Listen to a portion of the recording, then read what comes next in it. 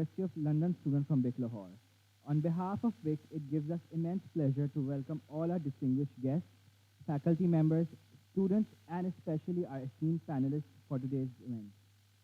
To formally commence our day, we will begin with the recitation from the Holy Quran.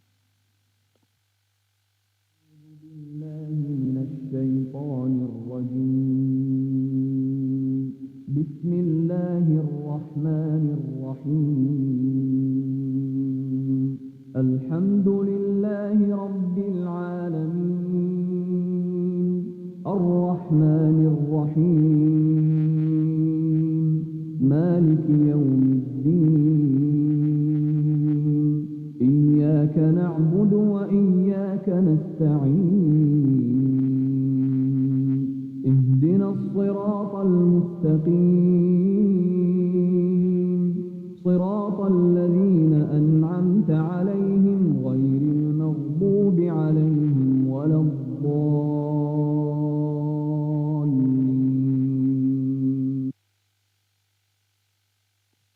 Jazakallah. Now may I kindly request everyone to please rise for the national anthem.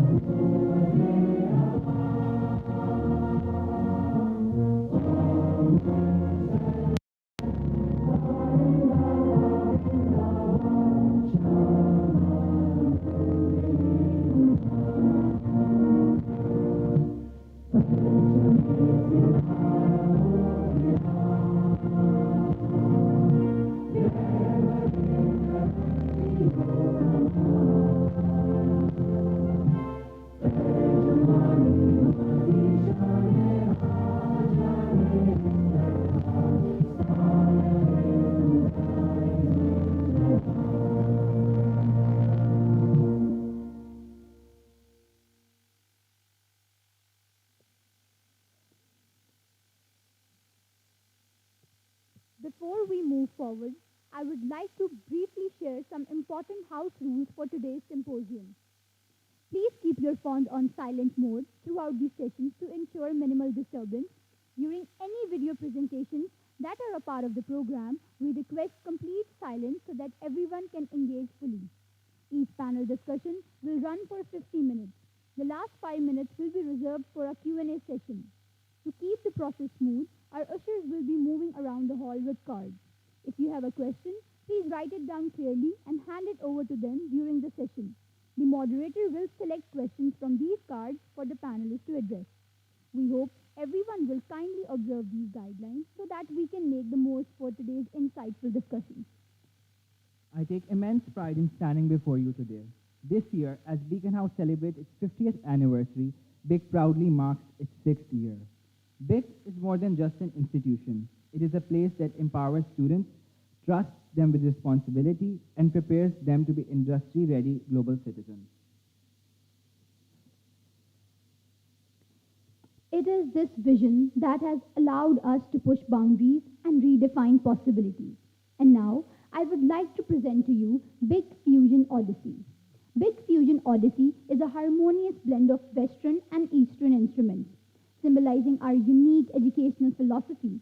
The rich tones of British instruments signify our commitment to offering prestigious UK qualifications, while the vibrant melodies of Eastern instruments reflect our deep-rooted passion for Pakistan's success. This composition celebrates our fusion of global standards and local values, inspiring students to achieve excellence and lead with a blend of instrumental expertise and cultural pride.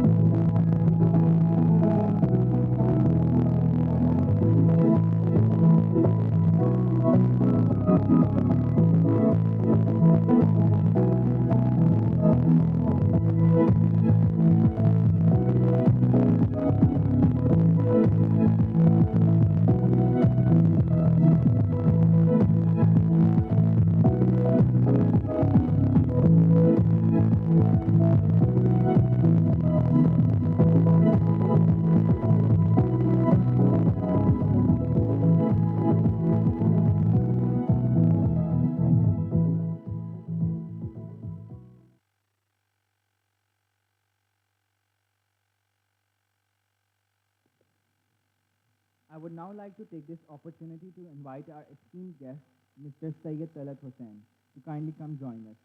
Mr. Syed Talat Hussain is one of Pakistan's most prominent journalists, widely recognized for his incisive analysis of politics, policy, and society. Currently, he hosts the primetime current affairs program, Redline with Talat on Sama TV, where his clear, evidence-based approach and probing interviews make it one of country's most influential platforms for debate. Over a career spanning nearly 3 decades, Mr. Talat has reported from conflict zones such as Afghanistan and Kashmir, providing rare frontline perspectives to Pakistani and international audiences alike. His professional journey includes senior editorial and leadership roles at leading media houses, including Geo Network and the Dawn Group of newspapers, as well as work with global outlets such as CNN. Beyond television, he is a prolific columnist and commentator whose writing and appearances shape public discourse on governance, foreign policy, security, and human rights. Ladies and gentlemen, please join me in welcoming him with a big round of applause.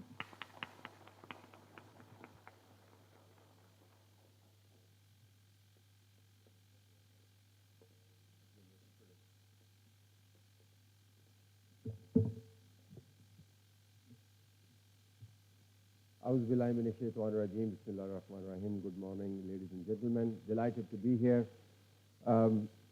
It's not nice to wake up journalists so early, that too on a weekend, but I was called by Beaconhouse management, and it's always a pleasure to respond to their call.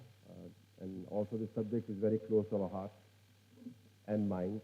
Not that we have a choice on the subject now, because machines are here to stay and they are going to define our lives.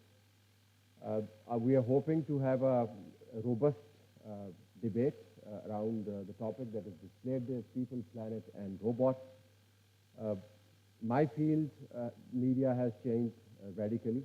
Many of you, I see millennials, all right. I see generation Z, and there's generation Alpha as well. But then on top of it, there's generation me, which is like, before Christ. We have seen it all. Our career started with typewriters. How many of you have actually touched a typewriter, or typed on it? I know you must have done that, considering your long beard. But we started with typewriters, and earlier this year, I had an AI experience. I had a Bell's palsy attack, which is like a temporary paralysis of half the face. I couldn't speak. Not that I could speak even in the best of times, but this particular ailment kind of paralyzed me. I couldn't speak. I was not camera worthy, so my producer told me. So, but I had to produce something. So what did we do? I used my audio and gave AI an image.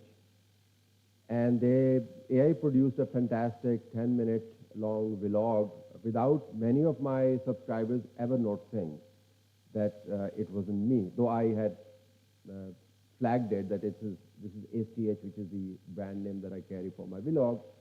This is ACH AI. So from the typewriters to actually utilizing AI for my professional purposes, you can only imagine the kind of bend that we have seen. And this is going to change remarkably. I was looking at a McKinsey report which told us, and this is for generation Z and Alpha, that nearly 800 million jobs will be lost to machines and robots and roboticization, as they call it. But at the same time, there are remarkable opportunities that also come up. If you were to learn to harness machines, if you know how to use them to your advantage, they will always be your obedient slave. I'm in love with the machines. You don't have to, cater to them. You don't have to massage their egos. They don't have to. You don't have to ask them to do extra work. They're always there. You don't have to feed them. It's one-time investment. You don't have to give them bonuses. No salary increments, none of that. This is remarkable as far as machines are concerned. But at the same time, machines can only be as helpful as humans who use them are creative. So today it's going to be an interesting debate around the intersection of machines and humans and creativity and an ecosystem and climate change. So all the queries that you guys make to AI or Meta, which I call my favorite beta, because my actual beta would probably choose to respond in his own time, but Meta doesn't lose even a second to responding to me. But every query you make to AI will have some environmental consequences.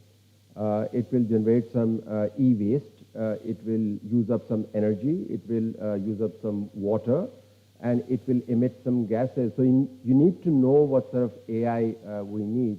And of course, the future wars and peace deals will be struck around the desire to have rare earth materials.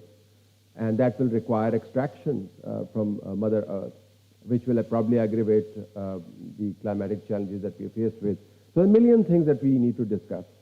I'm looking forward to these sessions, but we want to kickstart this remarkable gathering of great minds from across the continents, I'm told, by showing you a video which was created by Sakhra Batul, a beautifully named senior office marketing, and I asked her what Sakhra means, and she said it means, it comes from Masakhar Karna, the winner of the hearts.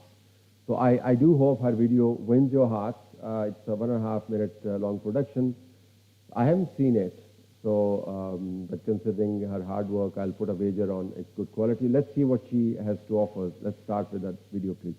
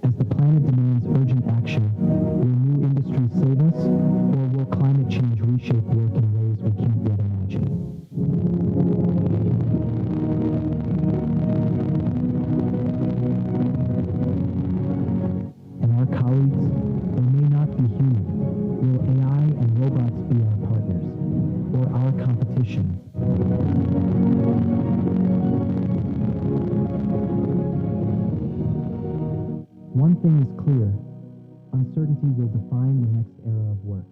The question is, how will we navigate it?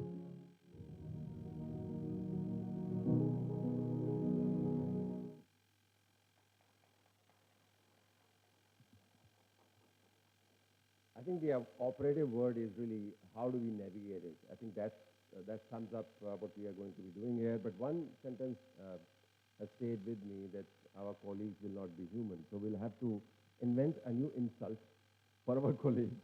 When we say to our future colleagues, you're not human, the colleagues will say, of course I'm not human. What are you talking about? Yeah, so, we'll have to recraft so much of it.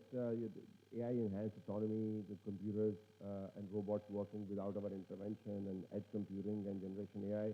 So many things. It's too confusing for generation me, which I just said, started with typewriters. Mrs. Nasreen Kasuri, I'm told, will not be joining us, which is a personal loss. I really want to meet her, but I know that she's not keeping well. She's the real deal in terms of driving this entire system. But the person who represents her best, Nasir Kasuri, is here. He has done so much that we didn't want to really narrate his achievements in a human form, that is me. So we asked AI to try to sum them all up. So here is an AI audio. We had a great video for you, Nasir, but unfortunately that AI didn't really deliver. So only the audio is available. So let's see what the audio, how it sums you up. Play that.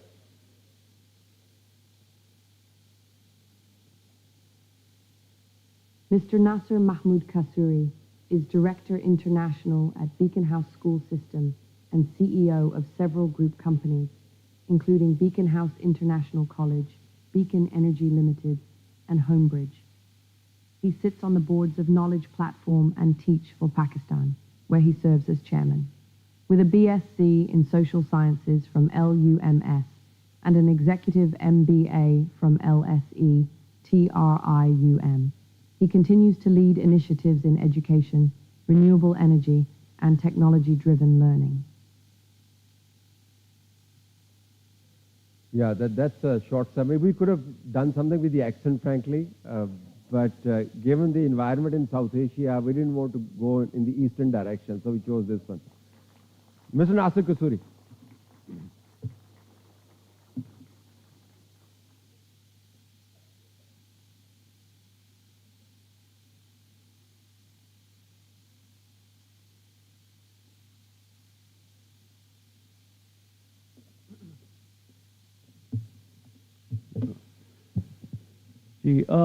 Mr. Talat Hussain, thank you for that fantastic intro. Mr. Omar Saif, CEO Khudi Ventures, Justice Jawad Hassan, Honorable Justice Lahore High Court, distinguished representatives of our UK partners, colleagues, guests, and most importantly, students, Assalamu alaikum. Welcome to the Big Symposium 2025. This event has become a cornerstone of the big calendar, and it's an integral part of our mission to be an R&D driven organization. Education is at the heart of what we do, not just for our students, but also for ourselves. And, as my colleagues have said before, we really find ourselves in the midst of what is possibly not just once in a lifetime type of a transition, but once in an all-time transition, really.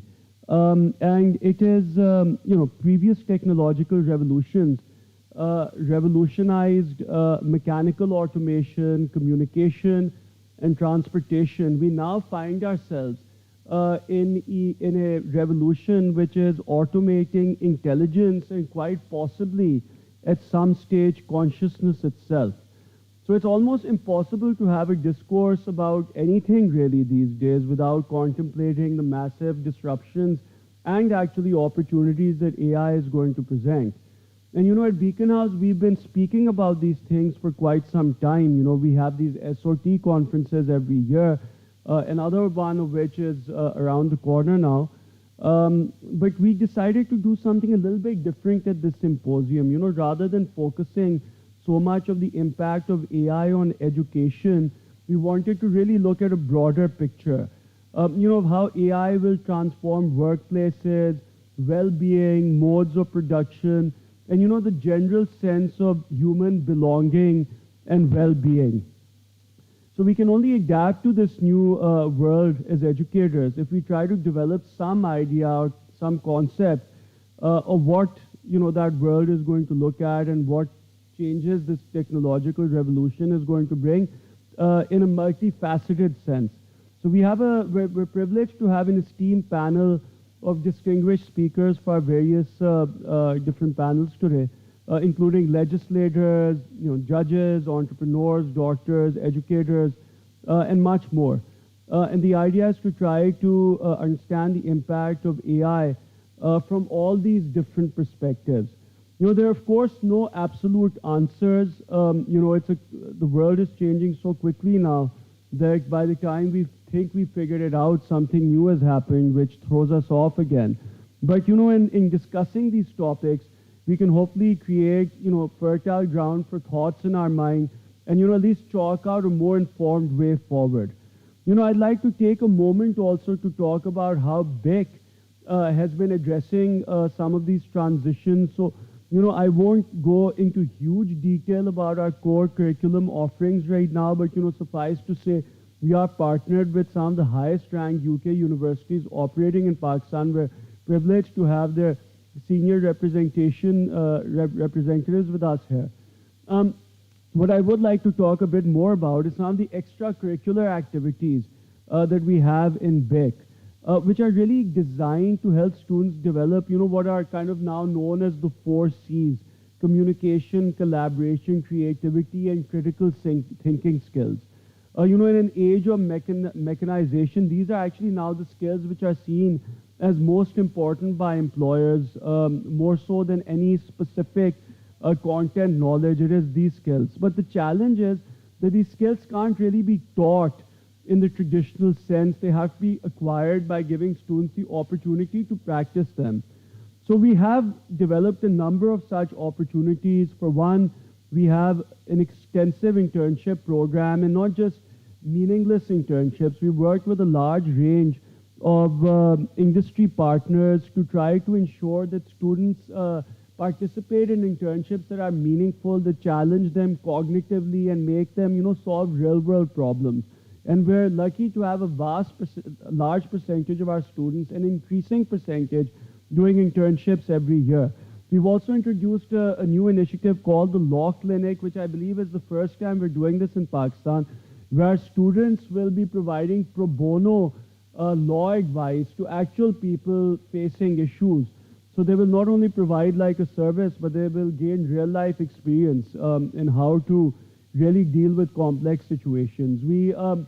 We've spoken to our partners, and this year we'll be conducting what we call COIL projects across all of our subjects, which are collaborative, online, interactive learning projects. And so these basically see our students teaming up with students from the UK and working together to solve critical issues. Sometimes it may be a UN SDG, some industry problem, but the idea is to put them in cross-curricular and cross-ethnic and cross-national groups, so that they can bring different perspectives into solving, what are essentially global problems quite often.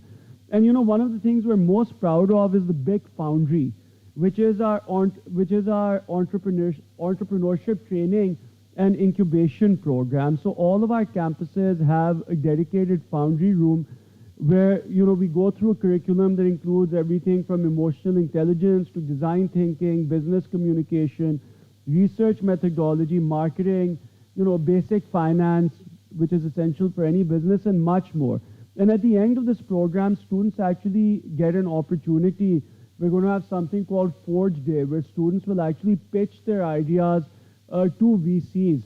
And so we're going to throw them in the thick of things, and they'll get an opportunity to actually potentially raise funds. So we feel these opportunities we're giving students are really invaluable. And to contextualize them, we're in a world where about 40% of the jobs that exist today are expected to go obsolete, or at least they will transform enough that they will be unrecognizable from what they are today. So we're hoping that our students will be the innovators of the future, who will actually create employment both for themselves and for their peers by addressing some of the world's most pressing contemporary issues. It's going to take all of our human and artificial intelligence to tackle issues like pollution, poverty, cybersecurity, climate change, and so much more. And it is in these challenges that new job opportunities and business opportunities will come up. So we're hoping that our students can really lead the next generation of value creation by really diversifying their own thought process and taking advantage of some of the opportunities which we provide. While I'm talking about, I mentioned climate change as being one of the challenges, I just want to talk a little bit about what we're doing in Beaconhouse to address climate change. We're very excited these days. We're coming on our 50th anniversary. And one of our 50th anniversary pledges really is to do more for the climate. And one of the things, we're taking two very concrete steps in order to do that. Firstly, we're going to be planting 1 million trees across Pakistan. I believe that this may well be it will be one of the largest corporate plantation drives in the country. We have already planted these saplings, so we have 1 million plus saplings already planted. Once they reach about 3 feet in height, our students from across Pakistan are going to move those trees to their final homes, and we're really excited about that. That's going to be happening this year. We're also going through a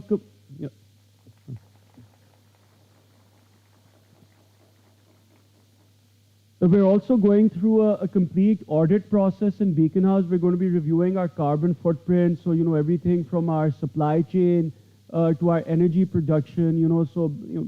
For example, solarizing our schools is just one of the steps we're taking, but we're going to be trying to decarbonize our whole supply chain, and we're going to be working with some leading experts to really document and do the accounting for this whole process. So we really want to, lead by example. As a matter of fact, Ms. Sumaira, one of my colleagues, was reminding me today that one of the gifts that some of our speakers will get is a seed. So we will be giving you seeds today, which we hope you guys will plant and take care of. So we're really committed to our climate pledge. But look, I won't take up too much more time. There's a lot of interesting conversation to come. I think with that, let's commence the Symposium 25. In ending, I'd just like to thank all of our speakers and all of our guests here for taking out their valuable time to be here and for sharing your insights with us. I really hope you have a fantastic day, and I'm looking forward to sharing this experience with you. Thank you.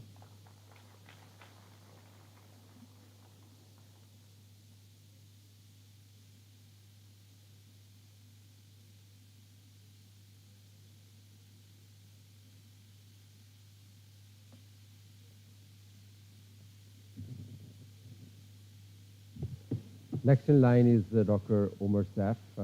I've known him for a very long time. He's a man whose ideas are thrilling, so we're hoping to listen to him and learn from him how the future is going to unfold. So, Omar Saif, before I ask you to come here, we again have asked AI to give you introduction, so please bear with poor accent or not accurately delivered accomplishments, long list of which is part of your journey. So let's play the short intro of Dr. Omar Saif, please. Dr. Umar Saif is the founder and CEO of AISite.ai and Kudi Ventures, and former federal minister for IT and Telecom and Science and Technology, 2023 to 24. He previously chaired PITB, founded ITU and Plan 9, and led key digital reforms in Pakistan.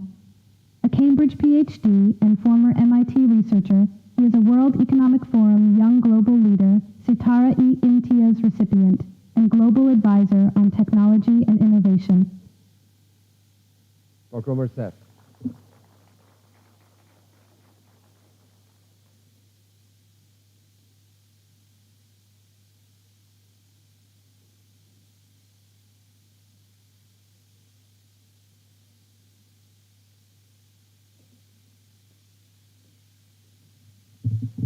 Bismillah ar-Rahman ar-Rahim, and a very good morning to everyone. Nasir, thank you for inviting me and to the team that's organizing this. Whenever people from MIT are called to 9 a.m. meetings, we don't wake up early, we stay up late.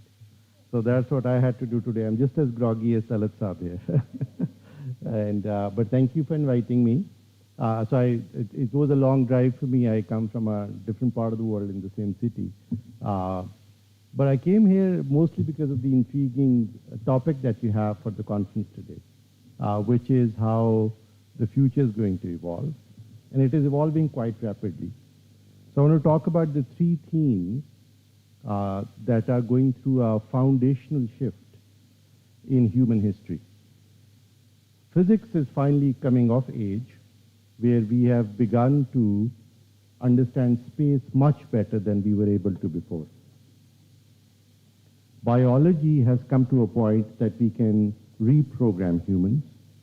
We have decoded the genome. We've begun to understand where disease comes from, how we evolve, what our genetic traits are, and we can change them. And mathematics have come to a point where computers are able to use it at a very large scale, something that we've become to call AI. And through that, a lot of tedium that humans had to deal with is getting automated. So those are kind of the three big themes that I want to build on. People like me are fascinated with the idea of somehow escaping from Earth and going to another galaxy or another planet. We read about it, we fantasize about it, we theorize about this. And I've sat through countless lectures, both physically and online, trying to understand that. And what was intriguing to me is that if you were asked to build a spaceship or a mechanism through which you can escape Earth and go to another planet, Elon Musk wants to go to Mars, some people want to go to another galaxy altogether.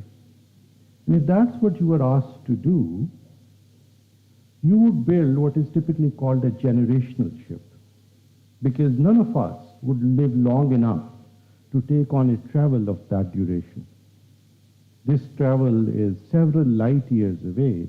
It would take several generations of us to get there. So let's say if you wanted to get on a spaceship today and wanted to go to another planet, or to go to another planet, another galaxy, or another planet in another galaxy that is habitable, chances are it would not be you, but some offspring of you, several generations down the road, who would eventually reach that destination. That's just the length of that travel. These things are called generational ships. Ships where you put people on, establish a small society, and let them be. And they will reproduce, and eventually the ship will get somewhere, and it won't be you, but some form of you, some genetic imprint of you would get to another place away from where we were born. That is eventually what it would take. Now think hard about this. We actually already live on a generational ship. It's called Earth. Someone put it together. We were born here, put in a self-contained ecosystem tethered to a sun in a galaxy that's moving at 2.1 kilometers per hour through space, trying to get somewhere. God knows where. Is it the great attractor, the big black hole? God knows where we are headed to. But we are not just spinning around the sun. We are traveling through space at 2.1 kilometers, 2.1 million kilometers per hour. We are living on a generational ship, trying to escape where we were born. That's been a journey.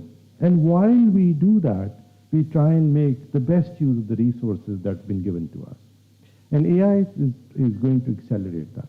But before I talk about that, because Talat wanted me to talk about the future, the thing that excites me most while we undertake this journey to God knows where, at 2.1 million kilometers per hour through space, trying to get somewhere on a generational ship, we've also tried to figure out who we are, what we are made of, and can we change that? Now that's a fascination that humans have lived with for a long time. And it was a tedious affair. Biologists and chemists and physiologists and many other people coming together to try and decode the genome or the building block of life. I happened to be at MIT when that was going on at the Broad Center. And eventually many, many researchers came together, made many false starts, and eventually put together the book of human genome. Now, having done that, humans are therefore able to understand what genetic trait defines your height, your vision, your intelligence, the way you think, which diseases you will have, the offspring you might have, and so on and so forth. And what's even more exciting is that we'll be able to now change it. And just in the last 3 to 4 years, a technology, again at MIT and Berkeley, called CRISPR has come along. Think of them as scissors, genetic scissors, that can actually snip, clip, recode the way we are built. How exciting is that? We can now actually go in and change the genetic code that humans are made of. The technology is real, it's patented, hundreds of papers have been written about this, and they're now just coming up with medicines to implement the science behind it. During COVID, if you got one of the mRNA vaccines, Moderna, did anyone get Moderna? It's actually based on the same principles. This is genetic modification, that it actually binds with your mRNA. So we've already put those principles in action. What that means is the field that's going to radically change is medicine. Humans in our history have only treated symptoms. We've never cured disease because we didn't know how to cure it. You get influenza, it's a viral attack. You give yourself some medicine to treat the horrible symptoms that you might have. You have a heart disease, we'll be even more primitive. We'll either find a bypass and do a plumbing exercise to make your blood flow around the clot that you have, or install a spring called a stent inside your artery. Think of being primitive. Like how primitive of a symptomatic treatment is that? To install a spring, a stent in the heart where your artery is thinning. Because we didn't know how to stop the calcification of the artery, how to stop this disease from happening, how to cure the heart disease. Same for cancer, same for diabetes, same for hypertension, etc., etc. Now we have figured out. So in our lifetimes, that's going to radically change. All doctors are going to go out of business, and that will likely happen in our lifetimes, because whatever they've learned to treat symptoms is no longer what's going to define the way we live our lives. We have learned to treat disease, to cure disease, not to just cure the symptoms. Which brings me to the final point, which is AI. Now, of course, there is documentaries of the sort that we saw, where robots are prancing around the earth and we work as their subjects. We've all seen movies like Matrix and so on. And I go to so many lectures and I go to so many conversations where this fascination of some super AI finally ruling the earth and ruling the humans, and we become kind of the race that gets ruled over. There is absolutely no evidence of that happening. There is absolutely no science that backs the claim of what is called an artificial general intelligence, AGI, which is what we are. There is no one working on it. There is no one trying to solve that problem. We don't have a key for how to even approach that problem. Okay? So AI currently is just as useful as a calculator used to be many centuries ago. Okay? So in ancient Rome, they finally started writing. They changed tradition, oral tradition, to a writing tradition. What happened then was that people offloaded the tedium of memorizing things that we no longer needed to memorize. So mathematics began to evolve because people started to write it. And the tedium of memorizing things was no longer necessary. This is what happened in ancient Greek. Then logarithms happened, and we no longer had to remember long tables and proofs and little math here and there. So astronomy happened as a result. Navigation happened as a result. Because humans began to do what we were born to do, to imagine, to create, to innovate, and to inspire. That's what humans were created to do. We could outsource our tedium of memorizing things, of creating things, of giving instructions to a machine, to an AI algorithm. The AI algorithm you can tell to generate a little news story as long as you know what you need to talk about. So you are the creator. You are the one imagining what you want to create. The AI will do a much better job than your journalism student here in putting together a piece of 400 words. You could get AI to write a mathematical proof, because why is that important? The tedium of going through this grunge of life, of trying to do things that are not important, that take up time and resources that are best left to machines and devices that can do these repetitive tasks. And that's what AI is going to bring to this world. We're going to offload, cognitively offload tedium. We've tried to do that. It's a spectrum from ancient Rome to today. We have systematically offloaded tedium of doing things that are not exciting, things we had to do to keep a job, things we had to do to keep ourselves busy from 9 to 5.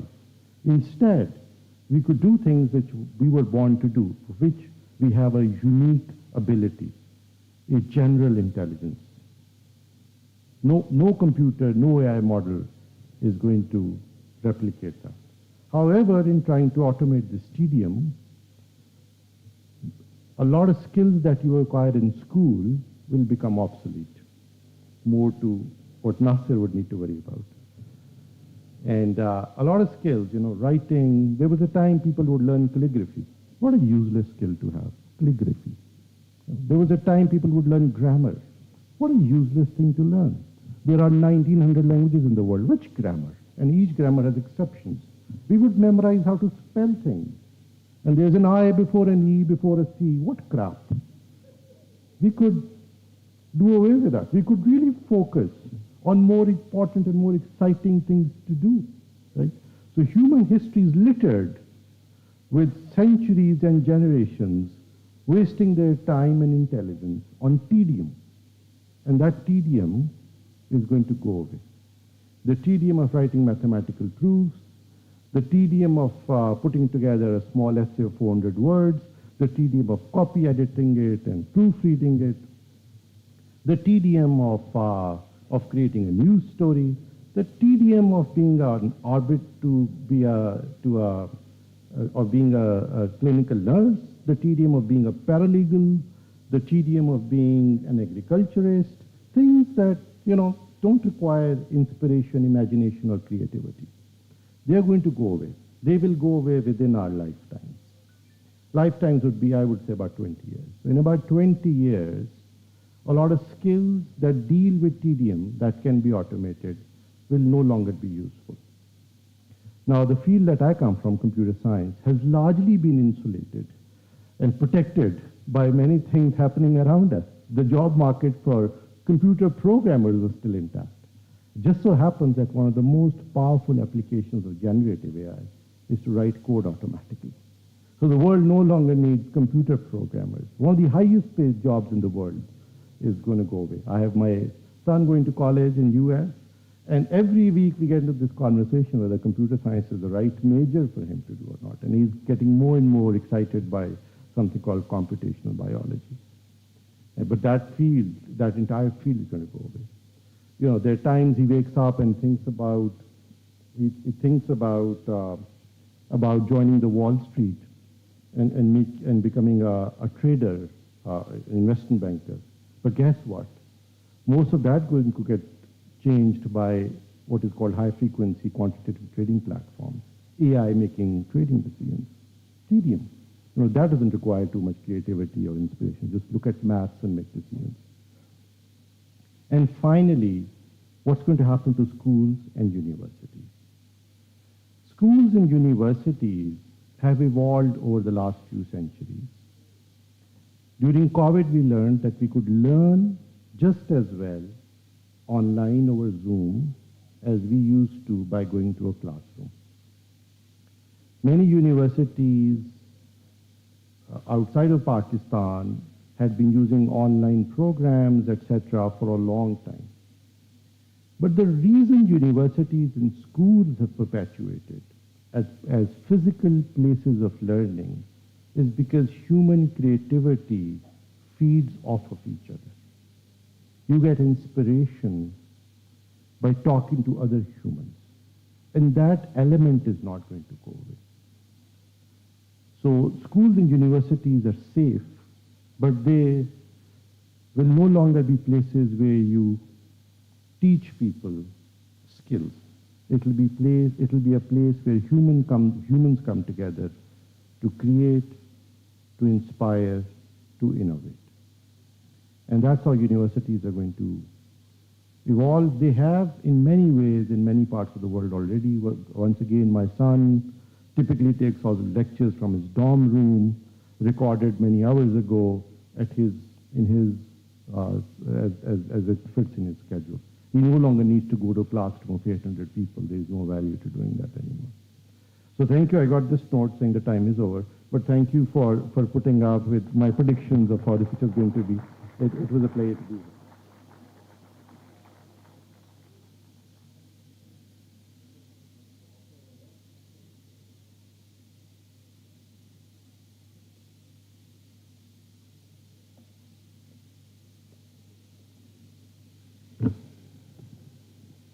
You were adequately warned about Dr. Saif's scintillating ideas. He makes a very interesting point about the tedium, and that makes me worry, because if the tedium is going to go away, the biggest employer in the world will also disappear, because tedium is also industry. The world's poor, agriculturalists, accountants, mathematicians, teachers, journalists are all tied to the tedium. So a world where technology is going to rule is going to be the world of the few, for the few, by the few. I wonder what the rest of us will do, because tedium is going to take us all out. Another field of which a great representative is here, Justice Jawad Hasan Saab, welcome to this symposium, is justice dispensation. AI is making inroads into that field as well. I work with the police on a pro bono basis on the communication side, and you can tell that I'm not doing a great job because the communication is bad. But I can tell you that AI has also gone into policing in terms of looking at criminal data, going through criminal records. That tedious process of going over thousands of pages of data is part and parcel of the job of a judge, because you have to read up so much. But in the world's different corners, AI is helping judges parcel out this work and outsource this work to AI and then focus on the more substantive part of it. So let me invite, without further ado, Justice Jawad Hasan to take the podium. And as he does that, his AI introduction. Is a Pakistani jurist who has been serving as a judge of the Lahore High Court since 2016, known for his expertise in civil, commercial, and environmental law. Before his elevation, he served as the Additional Advocate General for Punjab and was a senior partner at a corporate law firm. He has been instrumental in significant judicial reforms, including establishing Pakistan's first commercial courts and specialized courts for overseas Pakistanis. In addition to his judicial work, he is a noted speaker and has lectured on environmental law and climate finance at both national and international forums, including COP29 and various judicial academies. Justice Khan.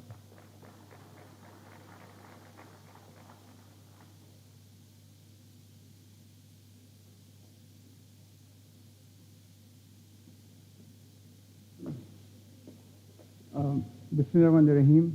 Nasir, Dr. Saif, Bulant, Jalil Saab. Good morning, all of you. When they asked me to speak on a very important topic, people, planet, and robots. I was in Islamabad. I couldn't say no because of two major reasons. The first reason was that, A, While Pakistan judiciary is very well known of protecting the environment, it's also a torchbearer in the world, where the judgments of Pakistan judges, we go every month and frequently to universities, England and America, and they are showing a lot of interest of coming to Pakistan in the top 5 universities. And I thought I'll have a visit here to see some good universities are also with you. And secondly, next month is a smog issue coming in again.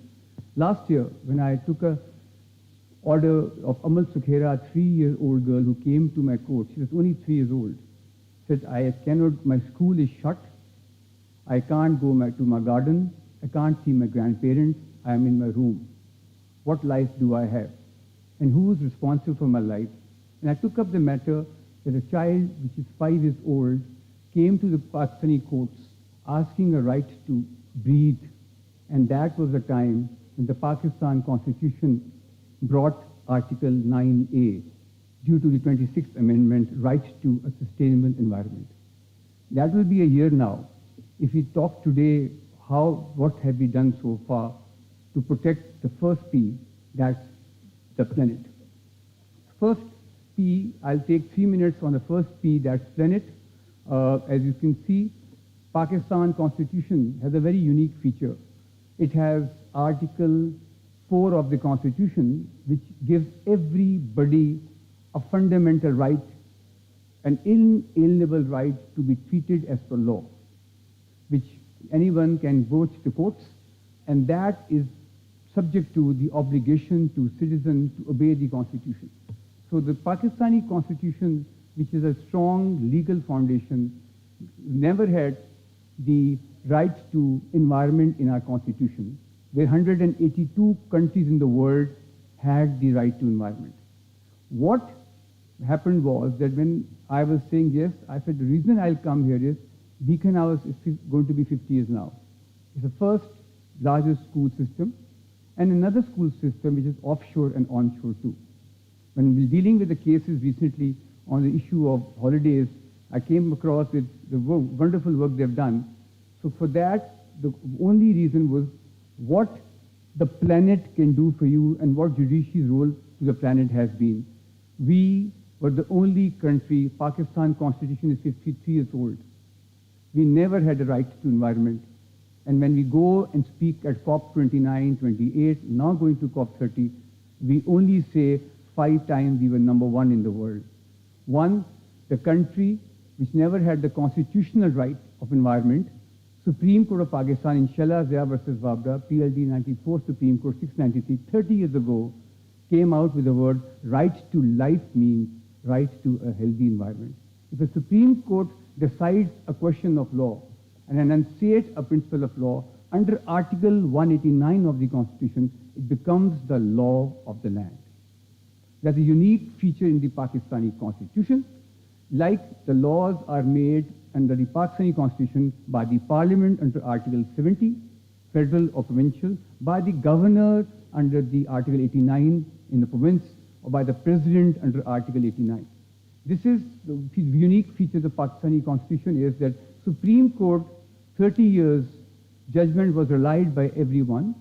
Then the amendment came. Now every youngster sitting in the room today can proudly say and go back home and say, I am a proud Pakistani today because my Constitution gives me a fundamental right to a clean, healthy, and sustainable environment like the entire 194 states in the world. This is something new for you. Second, first country in the planet heading that Pakistani courts came out in Asghar Ghari case, the first climate change case by Justice Masooli Shah. That was the first case picked up by the world, and the second time we brought a case of climate mitigation and climate adaptation, the judgment which I delivered on Sheikh Asim Farooq, which Nasir was mentioning, they are planting 1 million trees. That judgment directed the government to plant trees. The tsunami, billion trees was all the part of that, and we brought the new concept in Pakistan, peri-urban forest policy. You should not plant trees in the jungle or land, you should have trees in the cities. Peri-urban policy was the time frame which came out now. Every city, every society has to follow that policy to bring that into the Pakistan legal system. That is the way we can control climate issue, because the climate, what the issue of planet you are all talking about, is not new now. It's almost 120 years old. 120 years old, you called the word nuisance. Then 100 years ago, you called the word negligence. Then 80 years ago, the same word we thought we were using the word trespass. Then 60 years ago, we were used environment. 40 years ago, you called the word environmental protection. 30 years ago, you called the word environmental management. It's an international pressure coming to you for not going to go out to Pakistan. Then 20 years ago, the word changed, climate justice. Then climate finance is the same word. The word is what is around we have to talk about. The courts have played a very key role in protecting the environment. The government is now putting up, courts are pushing the government. There are more than 25 Supreme Court judgments in the last 2 or 3 years. There are lots of judgments by courts. Every judge is proactive now because we have to protect the environment, because as what we say in that, under the public trust doctrine, we are the trustee of God on this universe. We have to protect this for the future generations, and my future generation sitting in front of me. This is what my message to you is, that we have the Constitution, and the Constitution gives you a fundamental right to protection. I come to the second part, which is the people. People is that I said that you have lots of laws in Pakistan giving responsibilities for your some matters in the harassment, corporate governance, matter willing for the issue of public safety, labor and all, and the courts have been giving judgments on that, and there is also lots of issues that right to be not to be exploited under Article 3 of the Constitution. Because Pakistan Constitution, if you read again and again, is exactly a true translation of Hazur Pak Sallallahu Alaihi Wasallam Akhri Khutbah. The Prophet last sermon 632 AD, when he said, "Listen to me, I'll not be here. I want to tell you something when I'll not be here. Everybody is born free." That born free is Article 9 of the Constitution. If you see that Article 3 of the United Nations Declaration of Human Rights 1948, you see Article 4 of the United Nations Covenant of Civil and Political Rights 1966. That is the true copy of Article 9 what we have in Pakistani Constitution. Right to movement, right to speech, right to property, right to religion, right to all what we are doing here in this world is all the part of the international document, because Pakistan is a signatory to, Pakistan has ratified, Pakistan has signed so many treaties in the world that we have complied with international law. Henceforth, we have so many laws coming to you, and you can go back and take this home, that Pakistan has so many laws because we comply with the entire international obligations, treaties and conventions. Third is the AI, which is something which I'll spend 3-4 minutes, if I don't have 4 minutes left now. Something AI, we have the draft and then the policy of the AI by the IT ministry. We got now the policy, which is now a policy on the 30th of July. Dr. Umar Saif is sitting here. I remember 10 years ago, you started a project with IT of Lahore High Court. Justice Mahmood Shah is doing very well. We have the IT department. We are all very grateful to your whole thing with the High Court. But I must say, the Chief Justice of Pakistan, Yahya Hafiz Saab, last month had the committee of the NAJAP, and they have given the guidelines to judges that they have to integrate the AI in the judicial system by cautioning judges that they have to retain final responsibility, because this is something which they have to do. But to my knowledge, AI can't help judges, because the judgment of Pakistani judges are as per Article 189 of the Constitution, and judgments are as per Article 201. It says a High Court, if it decides a question of law or enunciate a principle of law.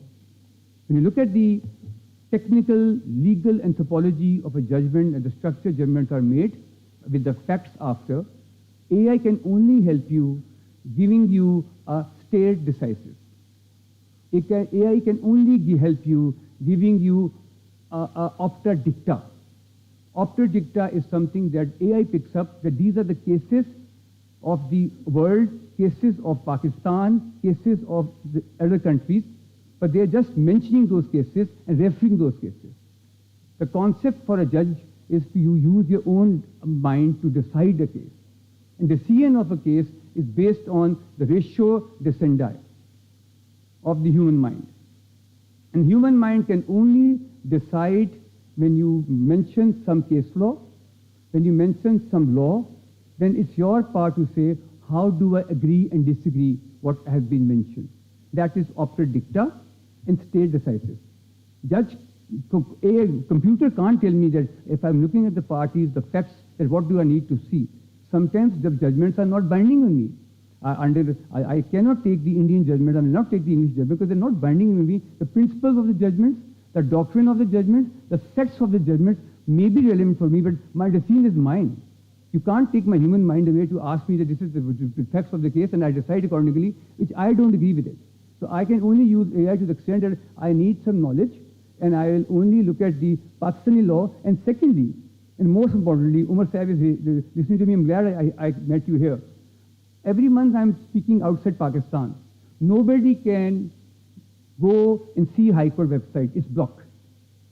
But our data for AI is totally blocked. You can't see the Supreme Court website outside Pakistan. I was teaching in Durham last month. I was teaching in London School of Economics. I was teaching in King's last year. I had to say they could not find anything about me. They can only find something for Wikipedia. Are you a judge? We can't see anything about your official portal. You know what I said? I used my Hotmail email because nothing from Pakistan, outside Pakistan. I had called my Chief Justice, please have them unblock it because they need to access some information. Our judgments, because of you, so Supreme Court judgments, High Court judgments on the High Court portal, it's not accessible outside Pakistan. It says block. So how can the AI see Pakistan outside? They can't see us outside Pakistan. Am I correct? This is the way because you have a security reason. Secondly was, now when we are looking at the last month, the Chief Justice of Pakistan called everybody up. They have the integrated policy now and they are cautioning judges. This is Mansoor Shah has came out for the first time a judgment called the Ishtiyaq versus Mushtaq, PLD 25 Supreme Court, also cautioning judges what they need to see, risk of being not biases, fairness, transparency. AI must not overshadow the core guarantee of judicial ontology and also limiting court's discretion. So at the end, I conclude that I do agree with the AI for researching us with the articles and all. It's not our job. Judgments are only meant to just say facts, interpret the law. Interpretation of a law is very difficult. You have to interpret a law with a comma, with a semicolon, defining the full stop, defining the proviso, defining the subsections, defining what the law means to you, and then you write a judgment according to your own words. So for me, I don't agree with AI going towards and taking my work. Thank you.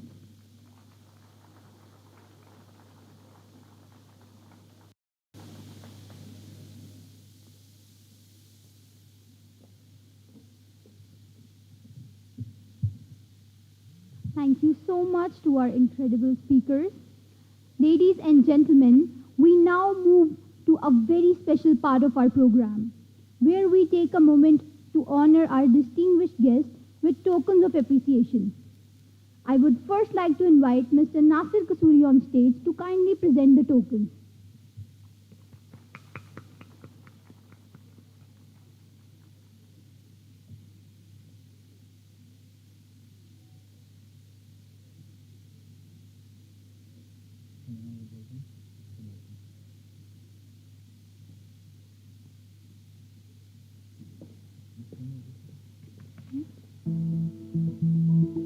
Mr. Nasir will also present the biodegradable envelope with seed as part of Beaconhouse Sustainability Initiative. It is my privilege to invite Mr. Umar Saif on stage to receive his token of appreciation.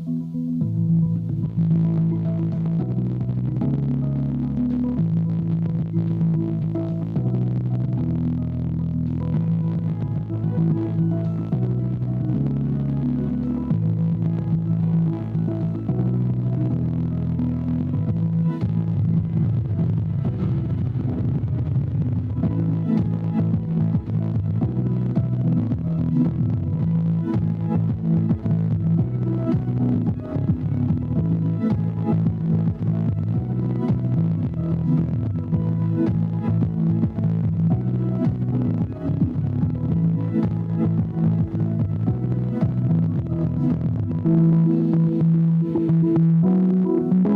Umar, for your valuable presence today. It is now my honor to invite on stage Honorable Justice Jawad Hassan to receive his token of appreciation.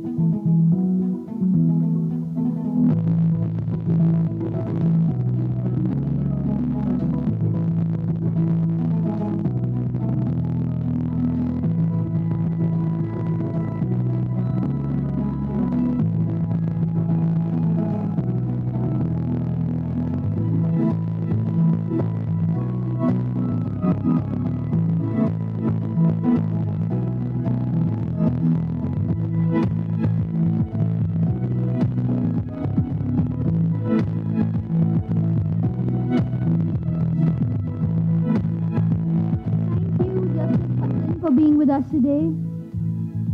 Mr. Nasir, you're requested to stay on stage for us.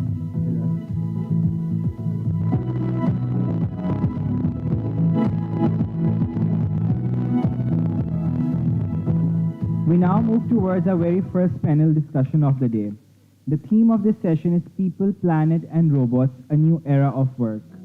We are honored to have as our moderator Mr. Nasir Mahmood Kusuri, CEO of Beaconhouse International College.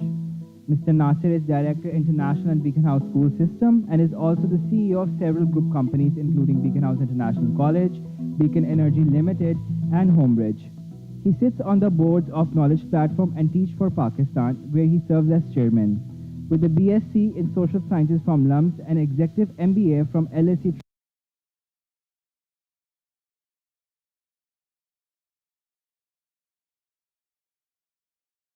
how human potential, environmental responsibility, and robotics are coming together to redefine the workplace of tomorrow.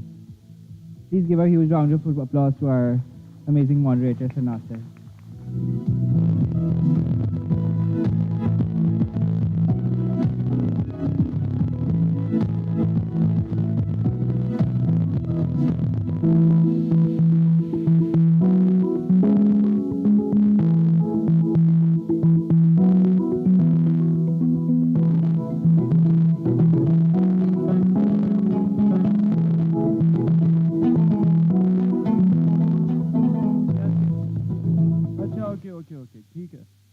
I've got the memo now.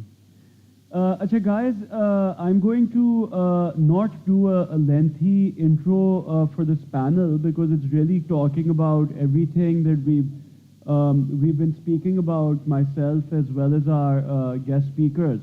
So what I'll do is I will ask our guests to come up, I'll introduce them, and then we'll get straight into the panel because we're running a little bit behind schedule. And I'll also request my colleagues that maybe we take this panel till 12 at least, because I think it was scheduled to end at 11:50, so we may have to stretch it a little bit. So first I'll call on stage Dr. Annecy Lax, Director Partnerships, University of Essex. Welcome, Dr. Annecy. She is the Director of International Partnerships at the University of Essex, where she leads transnational education projects and international partnerships. She is also an advocate for marginalized voices and employs applied theater to facilitate rights-based dialogues. Welcome, Dr. Annecy. Then we have Mr. Bulant Sohail, Syed Bulant Sohail. Bulant is a managing partner at Sohail & Partners LLP and has more than 20 years of expertise in corporate law, regulatory affairs, and climate governance. As a trained mediator and experienced arbitrator, he leads the IBA ADR International Center and teaches ESG and climate governance at PICG and IBA. He helped develop Pakistan's voluntary carbon markets framework and also assisted the Ministry of Climate Change in developing Pakistan's carbon activities legal and regulatory framework. Then I believe remotely we have Miss Alina Nadeem, who I do not currently see on the screen, but she is the founder and CEO of Edufy. There she is. A smart SNPL, study now, pay later, payment solution provider. She was the first female and youngest principal partner at Ventura Capital, a large late-stage tech fund, and has been the lead on some of the largest fintech deals globally, including Paytm, Upgrade, and Rails Bank, as well as assisting in the IPO of both Lyft and Auto One. And then we have Mr. Faisal Aftab, Faisal, yeah, who is a Pakistani-American venture capitalist, entrepreneur, and tech thought leader with over 25 years of experience across early-stage investing, technology, and global finance. He is one of the most prolific venture investors in Pakistan with 20-plus portfolio companies. Zain VC is his second fund. His first was Laxon VC. We built the fund from the ground up as managing partner. Welcome, ladies and gentlemen. As I said, I won't go into a long introduction for this panel. I believe that the introduction was the opening speeches. I'll just start with the first question, kind of like an opening statement, and we can just go in order of sequence. So when you hear the phrase people, planet, and robots, a new era of work, what comes to mind first? How do you see this intersection shaping the future of work in your sector? And then kind of a follow-up question, what skills, mindsets, and values should the next generation really cultivate in this new environment? So Anasi, I think we can begin with you. This is what comes to your mind when you hear about this intersection. Thank you so much. And just to say as well, I'm really grateful for the introductory speeches that we've had today. I think they've been immensely thought-provoking, and certainly sort of, I'm now going away thinking about a few things in my mind. I think, first of all, I wanted to just think a little bit, because we seem to have used the word tedium quite a lot today, and I just wanted to really, as an academic, I want to really sort of challenge the idea of what is tedium, and the fact that actually some of the things that we are describing as tedious may be long-form process. But I think actually, as we were also talking about in terms of thinking about this through the judiciary, for example, some of that long-form process is also really essential to what humans do. One man's tedium is another man's essential process. And I think that, if I'm thinking about this question through the two lenses that I'm bringing here today, I think both as an artist, as a creative artist in my own right, and also as an academic, then I think we have to look at this as co-creation. There is no way that, we're not going to turn off the taps. AI, generative AI, large language models, they're here to stay. But it's really about how we use them, how we harness them, and how we think about them. And I understand the comments around sort of saying, that the robots will be our slaves. I think that's a benign view. I think that's an unevident benign view. And rather, what we know and understand is that the way that AI is internally replicating in large language models, because it's training itself on data from fiction and fact within the same training composition, it cannot distinguish between fact and fiction necessarily. Rather, it works on statistical predictability. But what we as humans, so there is truthfulness. Truthiness is not necessarily built into AI. And so I think the last remarks by Mr. Justice were really powerful in thinking about what the role of the human still is. And if I'm thinking about this as a creative artist as well, how do we become creative?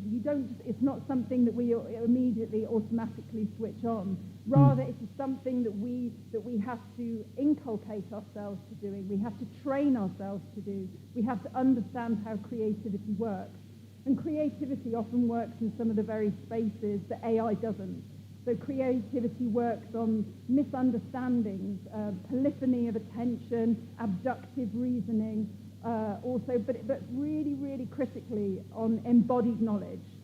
So our human body is really important, not just in the way that we learn, but the way that we pass that learning on. And if we're talking again about, I think one of the comments was about the tedium of being a clinical nurse. And I can't think of anything that's actually a more important job in the world than to nurse somebody. And that's not tedious. That's a vital human embodied skill. And so if I'm thinking about the way that AI, and I think one of the words that we were asked to think about was dignity. And that's not just dignity in terms of preserving a certain sense of moral or social stature, but dignity in representing and understanding our personhood. Then I think that we have to make sure that the way that we're co-creating is one that absolutely understands the value of human beings, because we do things and our skills that AI can't do. Thank you. No, that's very insightful. Bulant, moving on to you. In fact, the legal profession is one that's often spoken about when it comes to AI disruption. So, from your perspective, when you just hear people, planet, and robots, how does this intersection resonate with you, and what are some of the transitions you see happening? Thanks. Firstly, Nasser, I really appreciate the fact that you're making me work on Saturday, so thank you. I'll just give a preamble if you don't mind, because there's students here. I'd like to address them. Going into life is a bit difficult, is daunting, but you guys have to have an approach, a methodology towards life. And I can tell you what my approach is, because this is a pretty heavy conference, people, planet, robot. Guys, can I just request a little bit less chatter in the back, because we'll be able to absorb more of what's being said that way. Thank you. So thank you. Saving the planet, addressing climate change and how it affects you and your communities, it's not an easy task. It's a very difficult challenge for individuals and communities and countries. So you've got to have an approach to life in general and to this particular problem that Pakistan faces along with the rest of the world. And for me at least, my approach always starts with my religion. It teaches us a complete code of conduct, a moral and ethical code. More particularly, I'm fascinated by the lives of prophets. Prophet Muhammad, peace be upon him, Jesus Christ, Moses. Their life resonates with so much practicality and so much passion. And they also faced many challenges, but they dealt it in a certain manner. So please do absorb these lessons that our religion gives you. Secondly, it's our state. Like Justice Jawad mentioned, it is a complete code of fundamental rights, human rights, and our state and its laws, starting from the Constitution, are completely aligned with the United Nations Charter and all the United Nations treaties. So do read up on them, use ChatGPT to summarize them if you can't read them in depth. The third thing is your heritage. That's very, very important. Every culture has heritage. Our heritage, Nasser, is the Indus Valley civilization, the great floodplains of the Indus. That's where we are. It's a blessing and it's a curse, because we are probably the only country in the world that has 5 seasons, monsoon season being one of them. We're just getting out of it after great damage. But look at what that civilization did, what it achieved. While in the same time in Egypt and in China and in Mesopotamia, copper was being used for making weapons, arrow tips, spears, swords. Our civilization was using copper for ordinary daily usage, pots, pans, tools, implements. While in those other civilizations, labor was being used, forced labor, to make big pyramids and ziggurats. Here, in our part of the world, labor was being used to raise cities above floodplains, to provide water, sanitation to each and every household. So these are fascinating, we're very lucky to be part of this world. So please do read up on it, and that'll define your approach to life and the problems that life will throw at you from time to time. Coming back to your question, Nasser, law is undergoing great change, of course, with AI, like Justice Jawad also dilated upon. But I don't see big threat to legal practice. I think the students here are very lucky to be at this juncture where they're going to see a lot of shift from use of artificial intelligence. I mean, your IQ is kind of taken care of. The amount of work that you can pack in a day is your productivity, your output will tremendously improve. But let me give you an example of how my own professional, it has shifted due to AI. Instead of going to courts, I'm now more of a mediator. So I've started one of the largest mediation centers. And mediation is a skill set that lawyers use, which employs EQ, emotional quotient. It employs empathy. It doesn't really employ IQ. So active listening, communication, to solve people's problems, because problems aren't going to go away. There will always be conflict, there will always be disagreements, but there's a new way of approaching this, this change. So I feel that a lot of new avenues in legal practice will open up for sure. I've seen them, and ghabrana nahi hai. There's nothing to worry about. Ghabrate to nahi, I'm sure that will be a relief to a lot of our students. I think the most popular qualification in BIC is actually law. So there, yeah, I think the human element will remain. Faisal, your sort of opening statement. Yeah, so I'll be more scary and be more curt.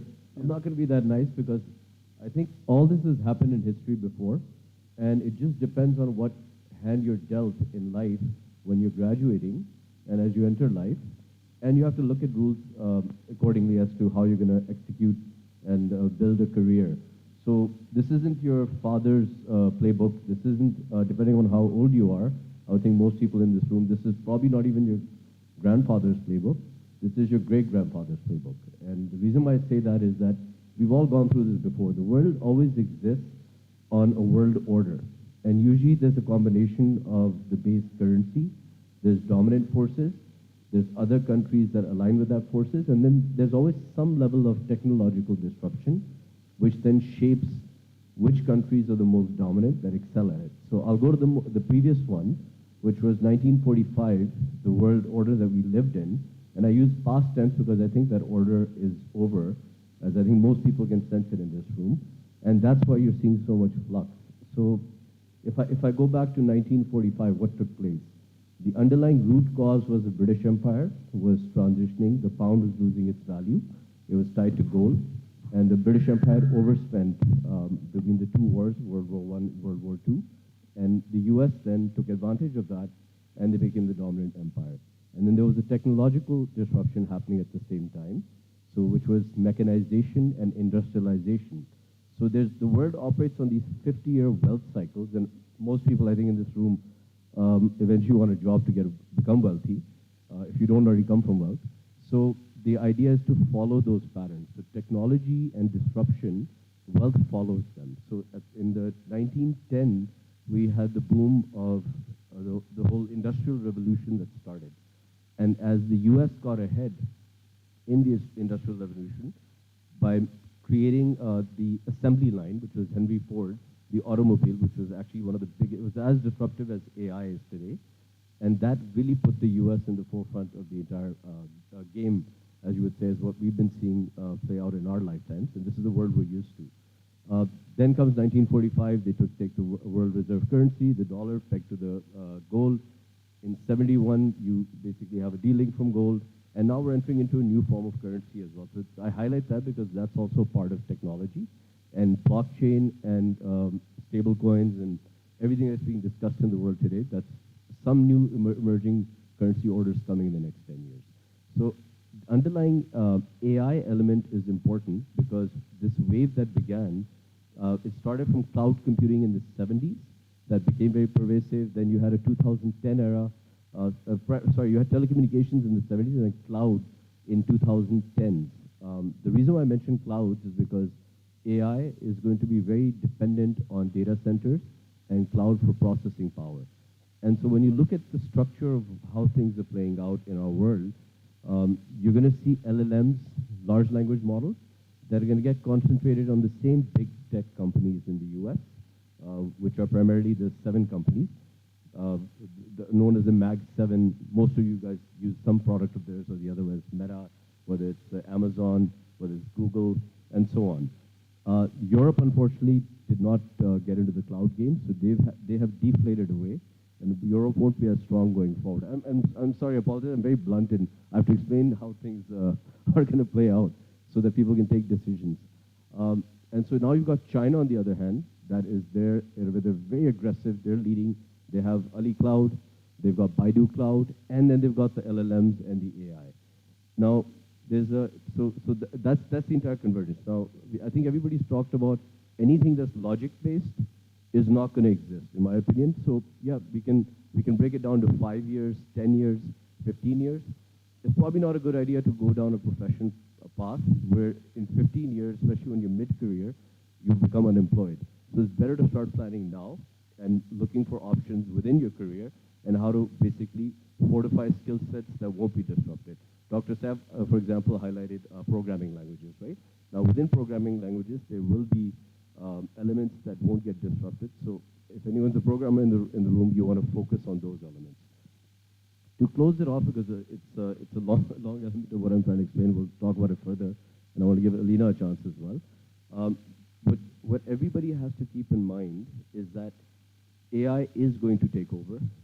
AGI will be attained because these companies are not organic. They work with the government. The US government, DARPA, works directly with the big Mag 7, and they're at very advanced AGI stages. It's not organically available to the rest of the world. And the same thing is happening in China. That's why the US, and I'm a Pakistani American, is turning more autocratic in its approach because they realize the government and the private sector have to merge. The case in point is the US government's 10% stake in Intel Capital to bring back the prefabs and the chip manufacturing back home. So we're entering a very different era. Just some food for thought as you look, enter this world. Our lives are going to be very different going forward. The current structures we're used to in terms of freedom of speech, in terms of how states operate, our social contract with the state, I think those are going to evolve very rapidly over the next 5 years. So we have to keep those things in mind as well. And I'll end it there to give Alina a chance, and then we can frame a discussion further. Thank you, Faisal. Alina, I hope that the audio and video is clear on your end. Yep, it's clear. I hope you guys can all hear me. Okay, fantastic. Yeah, I mean, so just, everyone's sort of making a general opening statement, but, this intersection of people, planet, and robots, what about it excites you, scares you, and how do you see this transition playing out? Yeah, no, awesome. I'm super excited to be here, and I think everything that we just heard on the panel, I completely resonate with. I think that there's definitely a mind shift that we have to make from competition to co-creation. I think in the old model, humans used to do the work, machines used to assist or automate, and the value is really zero-sum, which means that if AI does more, humans do less. But I think in the new model, we have to look at AI as a collaborator. It's not a tool. Humans will provide context, creativity, ethics, and machines can really bring us scale, speed, and consistency. And so I think the conversation around AI is always us versus them, but I really think that we should, it's human plus AI. And, I'm super excited actually about augmented intelligence in the next decade. Like Faisal said, the change and the shift you can already feel in, this room and also the industry. And I really think that we have to redesign roles and teams to make sure that augmentation is effectively integrated with all of our work.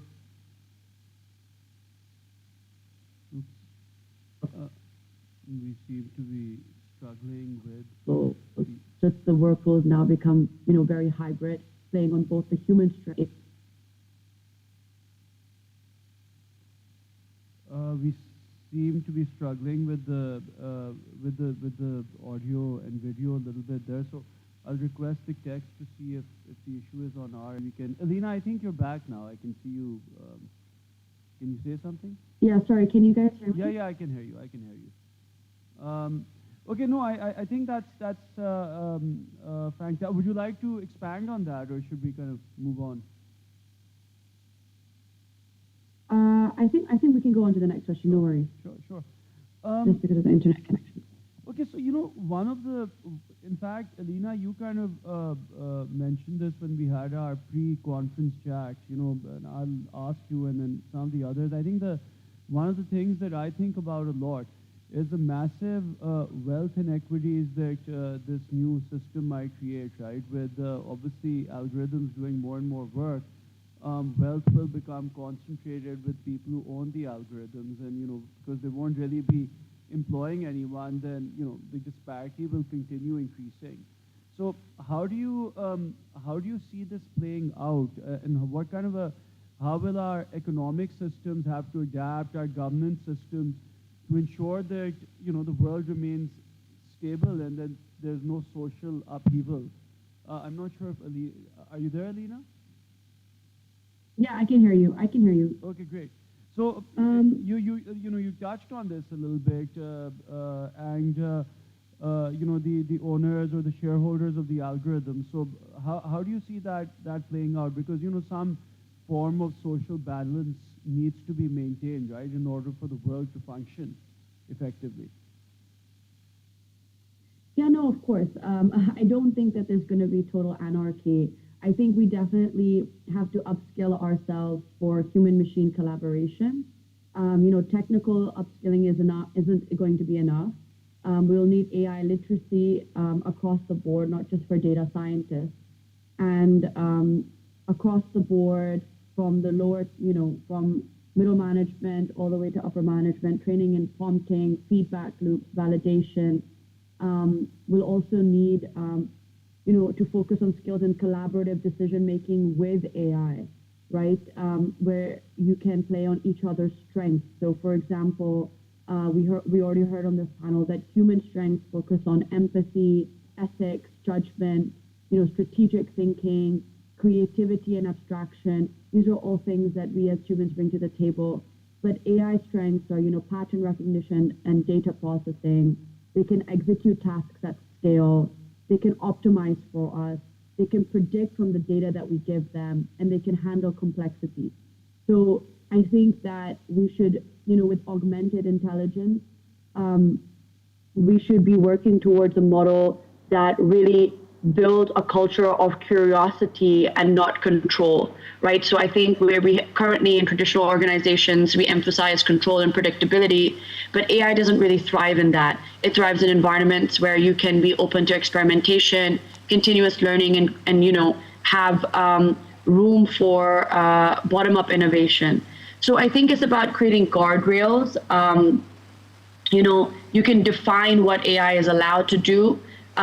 You can ensure that there's human in the loop oversight, so they don't have complete control over critical decisions. I think that we have to create, across a functional AI ethics boards in organizations, and we have to have massive transparency and explainability into the tools that are being implemented. So I think the role of a leader is really just no longer to just have all the answer. It's to ask better questions and to know which ones to ask the machines, which ones to ask the human, and to kind of make sure that you're building and co-creating at the same time. Excellent.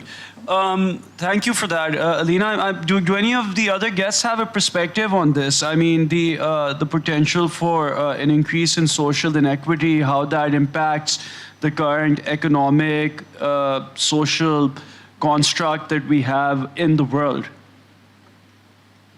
No? Nobody? Faisal, have a go at it. Yeah, I mean, I was alluding to that earlier, that there's a new social contract coming. So, look, it's not going to be so easy that we can debate about AI and coming up with rules and code of ethics and code of conducts. But at the end of the day, we're not using Pakistani technology here, right? This is an iPhone that's American with iOS. So I think the rules and those decisions are being made by the Chinese and the US government because they're the ones the platforms that we're going to end up using. And so unfortunately what's taking place, and I spent a lot of time in Silicon Valley, is that when OpenAI decided to throw ChatGPT out there, that was actually a violation of kind of an unsaid code of conduct that everybody that was working on their stealth AI was not going to throw it out to the public until there was some sort of a framework. And the reason is that when you throw that out there, obviously they're taking all of our communication and interaction to train their model. The agent ChatGPT is what I'm referring to, OpenAI's. So now, what the realm we've entered now is that all the other companies, because they're all for-profit, and also the race for AI is as important as the race for the nuclear weapon in the previous cycle, which was 1945, pre-World War II. Anyone who's seen Oppenheimer, right? So whoever attains AGI or has the best AI is going to basically be the dominant superpower because it gives you intelligence. I mean, this is for the first time in the history of humanity that you're able to create and actually purchase intelligence that then allows you to basically accelerate ahead. And so from that perspective, I wish I could give an answer that we're all going to sit here, debate it, but the choices are not going to be made by us. They're going to be made by the US and China. And if they can sit down at a table and basically come up with some sort of a code of conduct, then I think we have a chance. Otherwise, we're going to have to live, I think, in personally a very different autocratic social scoring world that will be dictated to the AI because your financial data, once cash disappears, is the most important data that you can have. It comes down to if you say, I don't smoke, but on your Food Panda order, you're ordering 2 packs a day, that data is out there, right? So that has implications on your life insurance policy and multiple other. I can go on with 50 examples here. And the same thing plays out even with all your other data that you're using on Meta and TikTok and all the iterations. So that's eventually going to merge into one in terms of whether it's the US platforms and Chinese. And I'll finish it off with one last thing to think of also. There's also Starlink and the whole battle for data. There's the ground-based data and firewalls going up. But the reason why Starlink wants to enter, which is really just, let's just call it the US government, and there's Qingfa, which is the Chinese satellite. Starlink has about 7,500 satellites that are ready to toss data for usage of AI and your EVs and autonomously driving vehicles and payments. And then you've got the Chinese that have 1,500 up, but by 2030, they're going to have about 7,000 satellites up. And they're also trying to come in to try to push their apps. So a hint of what we saw with the TikTok battle, where TikTok was thrown out of the US, that's kind of what's going to play out in different territories. So that's something we have to keep in mind as we go forward as well. Sure, thank you. Bulant, my next question is sort of targeted at you, but anyone else can chime in as well, really, afterwards. So, one of the things that's spoken about a lot is obviously AI's carbon footprint, right? And, that sort of is an area which is right up your alley. So I'm wondering if you have a perspective on that. There's like an insatiable need for more processing power. And at the same time, we're going through a climate crisis. So how are we going to balance those two imperatives? And also, can technology actually be a part of helping us solve the climate crisis itself? So it's kind of like a two-part question. Yeah.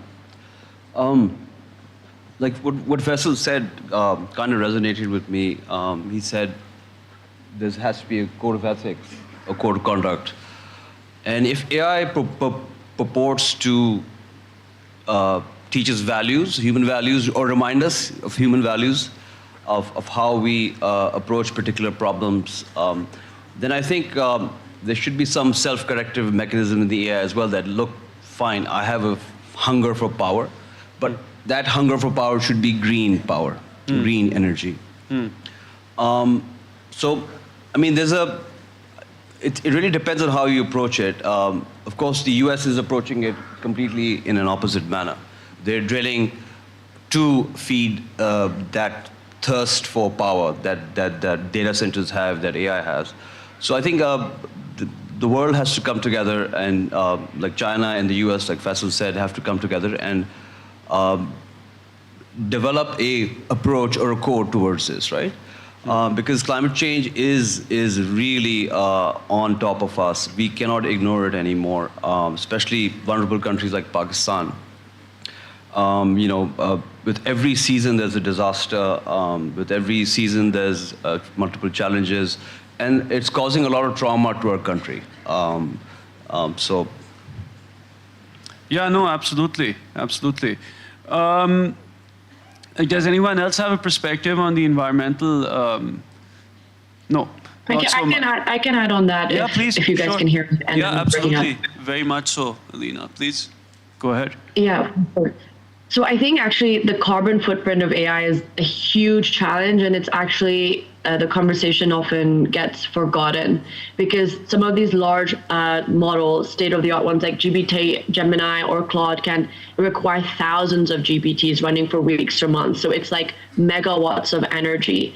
And I think that the pressure is there for carbon-aware AI development for startup and larger tech firms.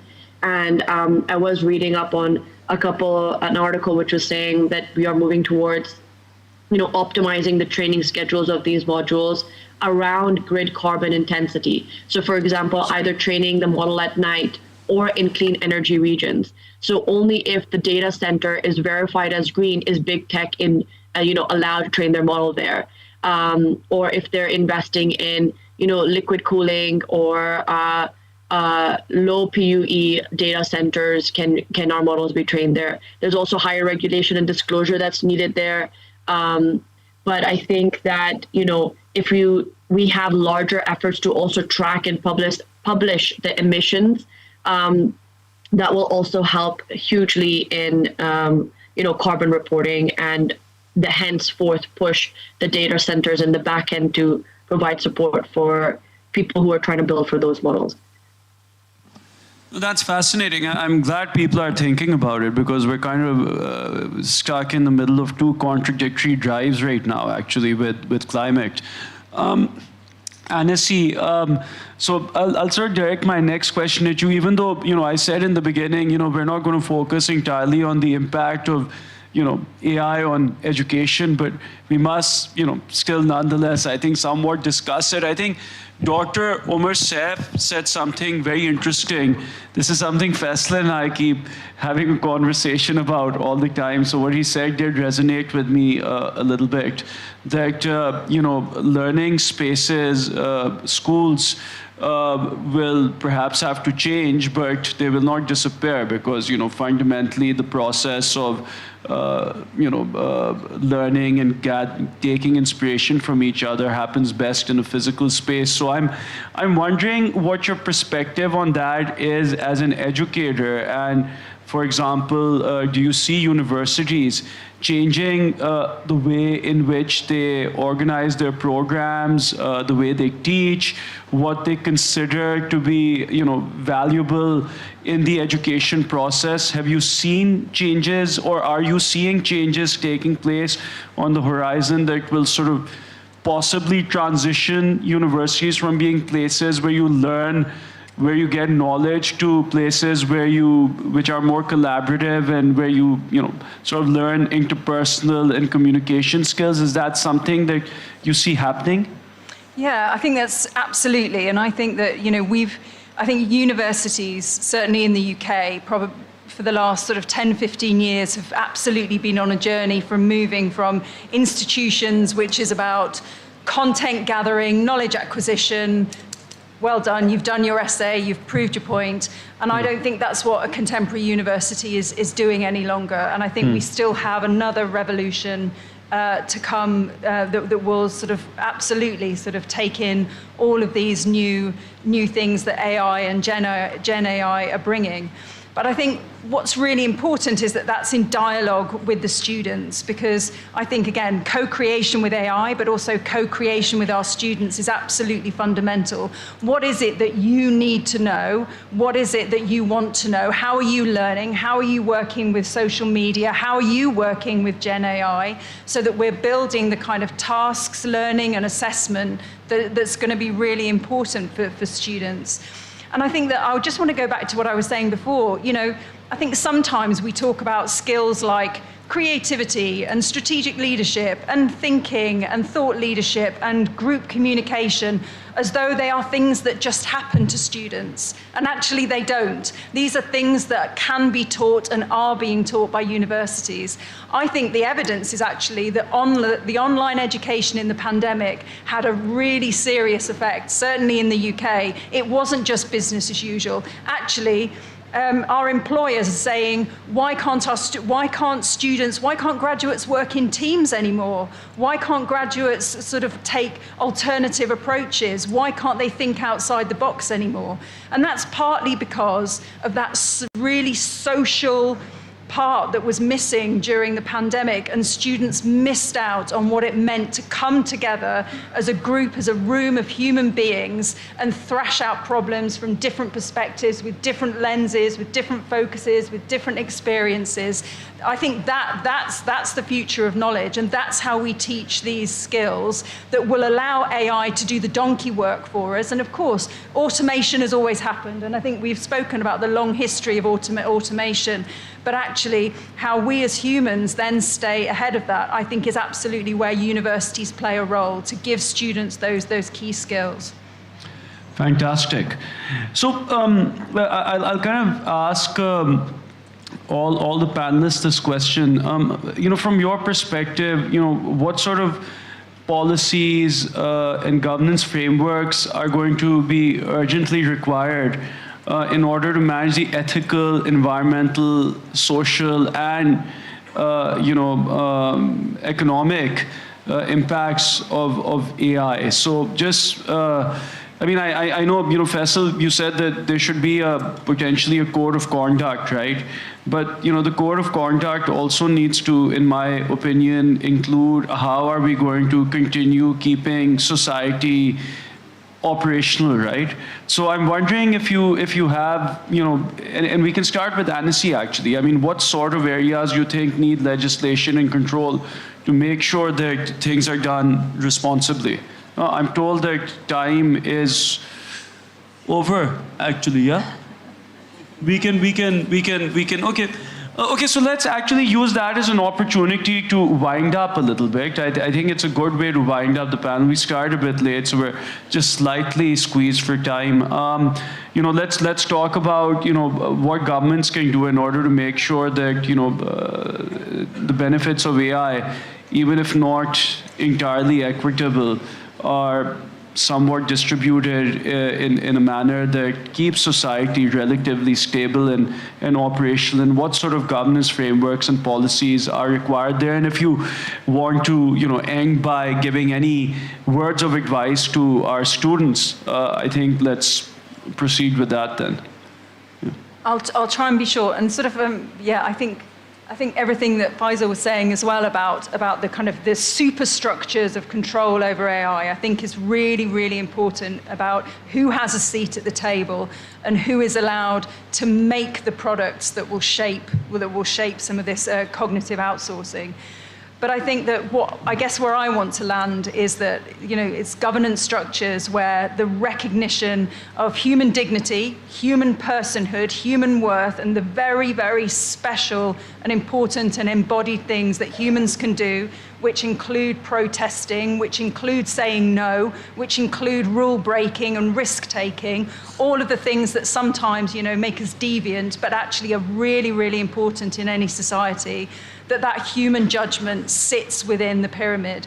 And as I said, AI is not necessarily always geared towards truthfulness. So that question, that querying of what am I reading and how am I reading it, I think needs to remain a human skill and needs to sort of to sit there in the governance structures.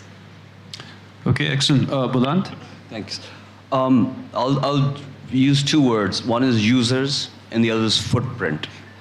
And it comes down to population, and Mr. Hussain, a couple of years ago, it reminded me of what he said at a conference, that population control, population management is key to climate change, to addressing climate change. Users, obviously, it's a product-driven world, so the more users there are, the more energy will be spent to satisfy them, the more products that will come out. the more use, the more people there are, the more emission will take place. So I think we really need to take stock and reduce the population of the planet to a manageable extent. That's critical. I think the role of universities is extremely important. All universities. It's where policy, the triple helix model, government, intelligentsia, they can come together under universities where these new decisions need to be taken and ideated and discussed. So, and on that note, by the way, I want to really congratulate BIC, what they've done. I mean, this suite of brilliant universities being offered to Pakistani students, it's phenomenal. It's nothing but, it's a stroke of genius. John, great. Thank you. Combined genius of the whole team. Anyway, Faisal.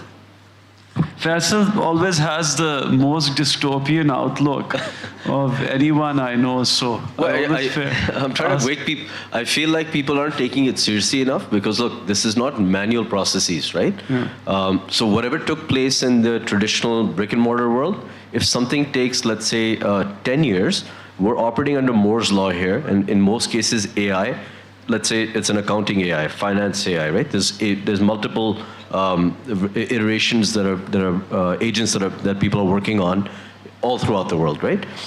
In some cases, the improvements are doubling, not every 18 months, but every 6 months.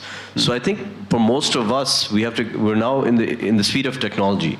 And simultaneously, if you look at markets also, as we move into digital payments and digital currencies and blockchain, rather than traditional markets that are basically, from 8 to 4, they're 24/7, 365 days a year, right? So velocity is moving very fast.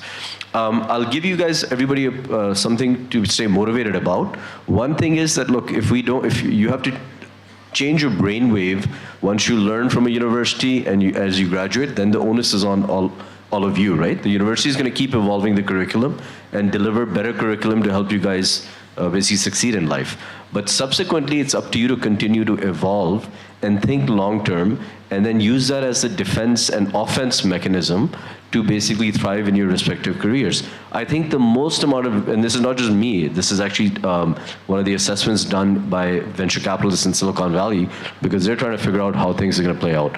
The most number of millionaires are going to get created in the span from 2025 to 2040, which is where this 15 years of chaos of where the world is going, both geopolitically as well as with the AI.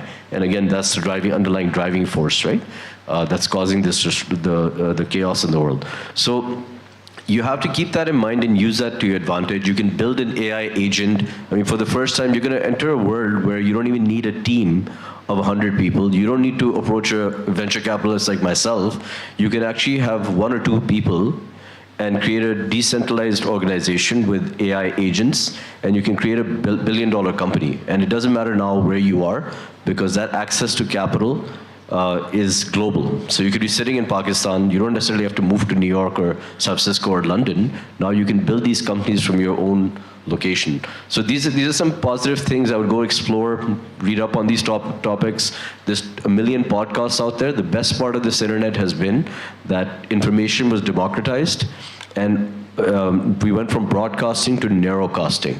So what that did was, if you wanted to learn something about just, let's say, quantum physics, you can get access to the best quantum physicists on the planet who have podcasts, and you can learn directly. So I would go out with that mindset, and hopefully hopefully you have some strong entrepreneurs that are coming out of this room. Inshallah. No, I mean, where there are challenges, there are tremendous opportunities, perhaps more than ever in many ways. And Alina, if we can just quickly wrap it up, that would be great. Sure, I'm not going to take too much time. I completely agree with what Faisal said. I think the speed of which AI is growing at is insane.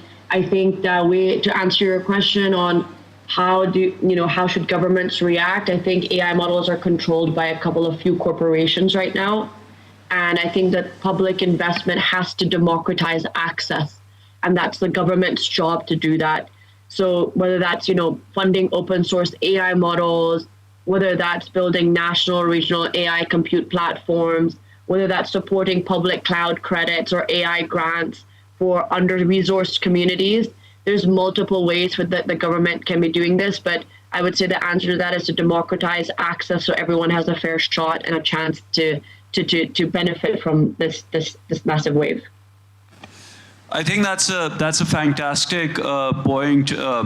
Alina, I think we could have probably had like an entire conversation about how to, go about doing that. But I do hope it happens.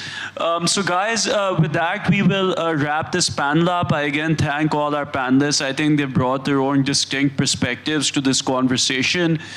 We have a lot more to come, actually, so stay tuned for more. But I think we're a little bit late for tea now, so with this, we can hopefully have our tea break. Thank you, everyone.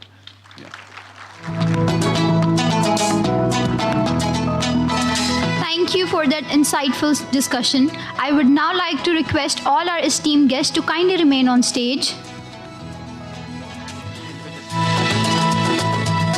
I would like to request Mr. Nasir Kasuri to present our distinguished panelists with tokens of appreciation. May I first invite Mr. Faisal Aftab to receive his token.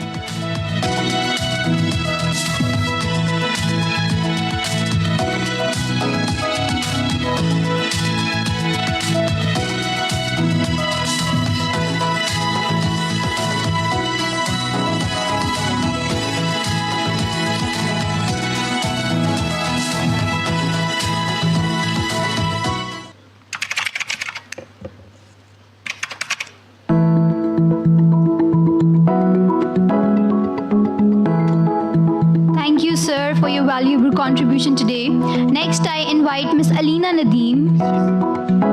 Okay. Mr. Buland Sohail.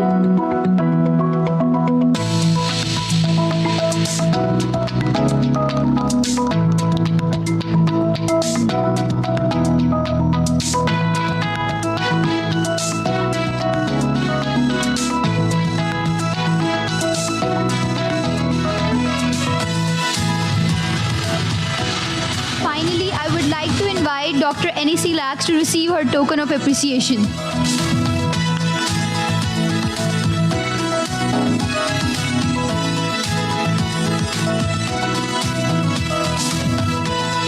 I would now like to invite Ms. Safia Qasim, Country Head Operations, Beaconhouse International College, to present Sir Nasir Kasuri with his souvenir.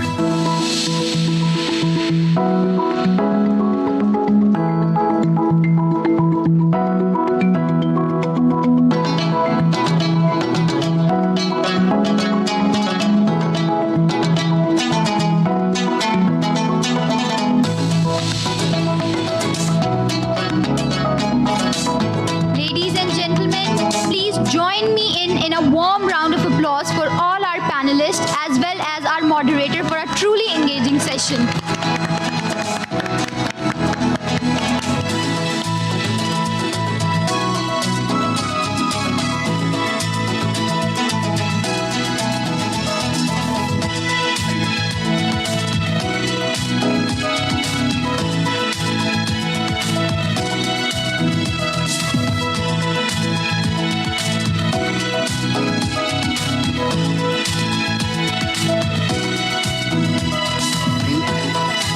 We will now break for tea and we will return at 12:35 p.m.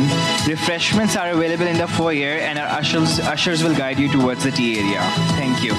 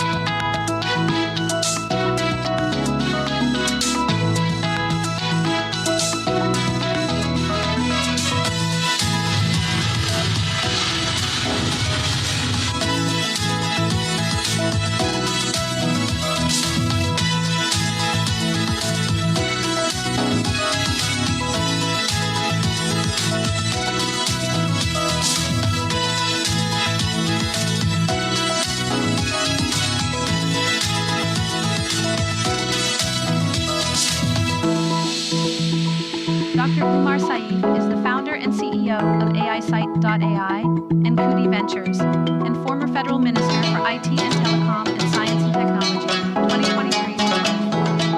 He previously chaired PITB, founded ITU and Plan 9, and led key digital reforms in Pakistan. A Cambridge PhD and former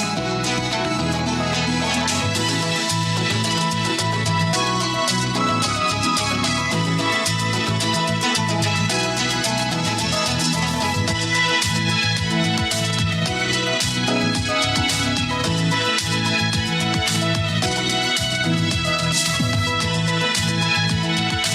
he is a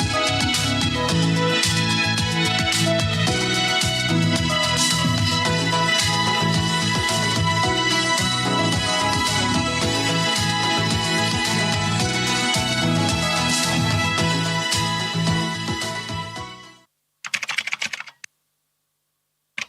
Dr. Umar Saif is the founder and CEO of AISite.ai and Kuti Ventures, and former federal minister for IT and Telecom and Science and Technology, 2023 to 24.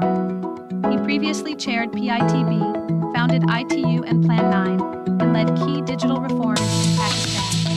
A Cambridge PhD and former MIT researcher, he is a World Economic Forum Young Global Leader, Sitara-e-Imtiaz recipient, and global advisor on technology and innovation.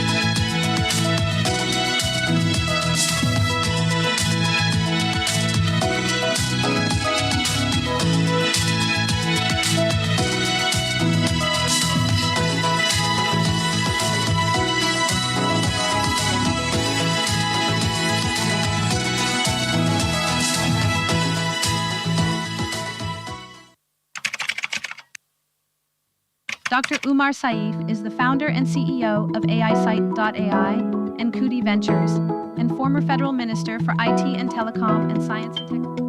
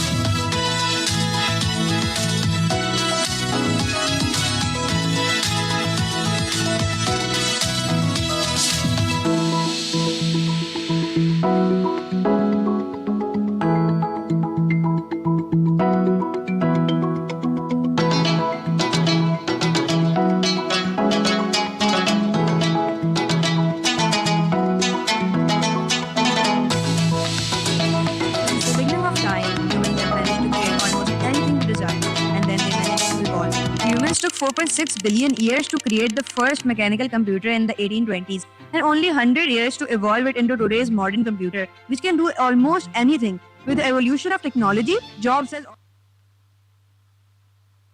The year is 2035. A new era of work has emerged where people, the planet, and intelligent machines shape the future together. In healthcare, new professions are transforming lives. Genetic health consultants design personalized treatments using DNA insights. Robotic surgery technicians guide precision machines in life-saving operations. Mental wellness coaches, supported by AI, deliver round-the-clock emotional care. Future services also look entirely different. By 2035, your dream job might not even exist today. Many jobs we know now will disappear, replaced by smart machines and AI. Healthcare and social care will boom. Nurses, carers, and educators will be in huge demand. 2035 and first day at work. Checking my schedule.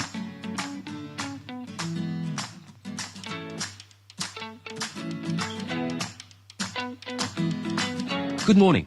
Aaj Subah 9 baje, Aapki meeting Mars, office ke saath hai, or 10 baje climate innovation lab ke saath.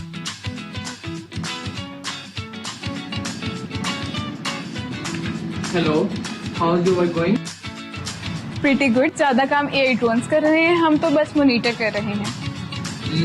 AI ने काम को कितना आसान कर दिया.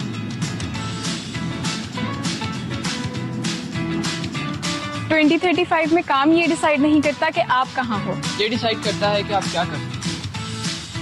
In 2035, skills matter, not location.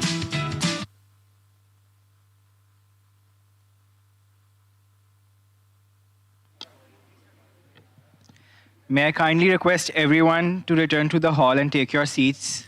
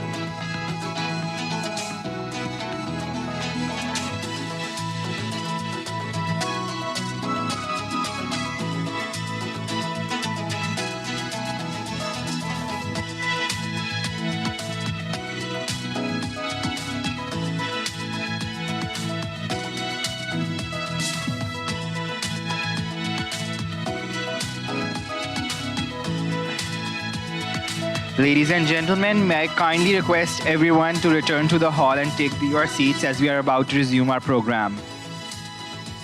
I would request you all to please settle down so we can begin.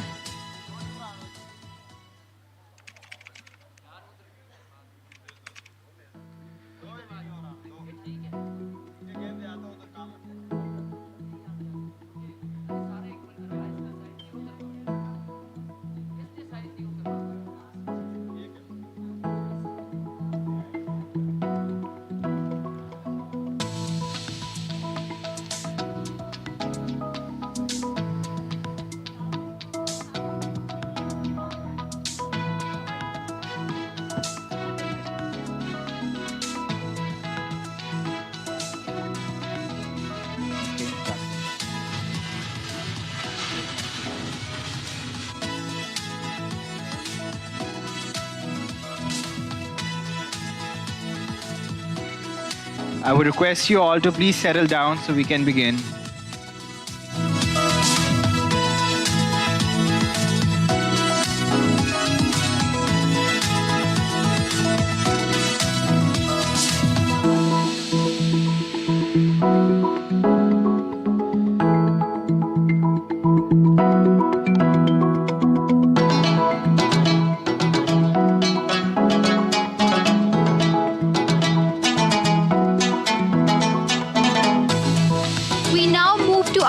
Thought-provoking discussion at Symposium 2025. The topic for this panel is AI and the Human Factor, Redefining Roles, Responsibility and Resilience.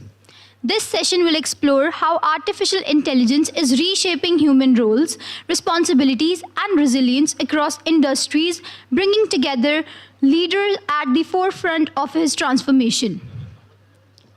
It is my honor to introduce our moderator of this session, Mr. Faizan Aslam, founder and CEO of BookMe.pk.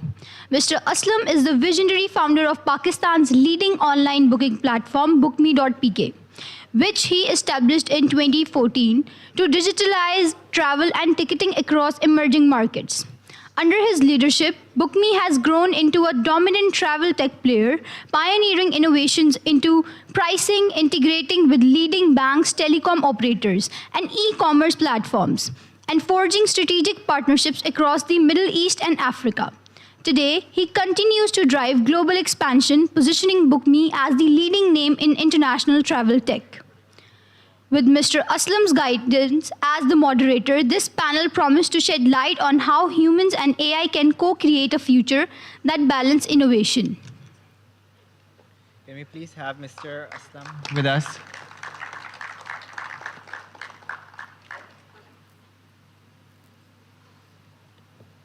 Over to you, sir.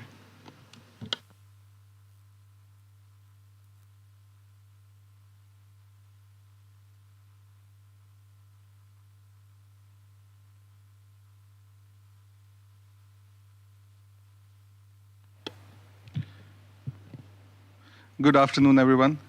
Pleasure to be here. So I would like to request the esteemed panelists for this session, Ms. Kamal, Dr. Rana, Ms. Sherbano, and Mr. Badr Khushnood. Thank you so much.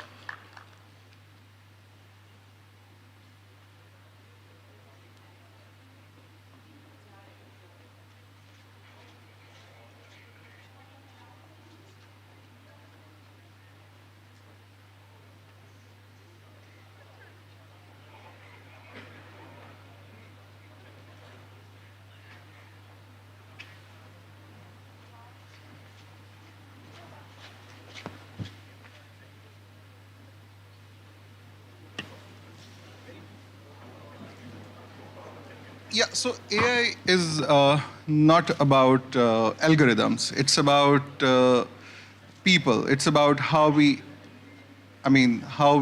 interact, how we become more resilient. In today's panel, we'll try to share some knowledge or some experience that we having like a very diverse kind of experience from the panelists. We'll try to understand how it's impacting our daily lives. So starting from Mr. Badar. So at Bremers, you're building the next-gen technologies. You've been also with Google, Facebook, even Twitter. So how do you see AI, I would say, and I mean, its role, how it's evolving, and how do you see this going further in the next few years? Ji, Assalamu alaikum. Thank you so much, Faizan. And thank you so much, Beaconhouse, for hosting us. So, Faizan, I think it's a double-edged sword. I hope this is working. Yeah. So it's a double-edged sword, and I think we can't really generalize AI. I think we need to segment and see who gets affected in what way.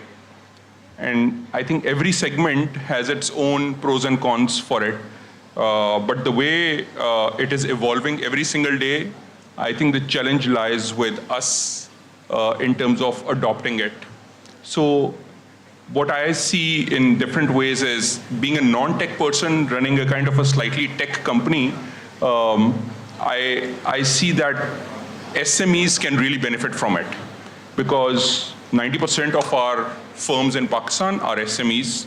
They contribute about 40–50% of our GDP, and they can really benefit if they really use Gen AI properly and other AI technologies. But when it comes to high-end tech IT stuff, I think there's a big challenge which we are not talking about, is the sovereign tech stack. Pakistan does not own a sovereign tech stack. We don't have our own LLMs. We don't have our own compute. We are very dependent on foreign tech stacks, which is a big challenge, which is becoming probably the next frontier. Who owns what level of compute? Who owns what level of connectivity? So I think we haven't really focused on the data center tech stacks in Pakistan, and that's where we need to focus on when it comes to the high-end stuff. But when it comes to the common man, the third segment I think we have about 150 million mobile phones in Pakistan. Everyone can really benefit as an individual human being in terms of increasing and improving their productivity.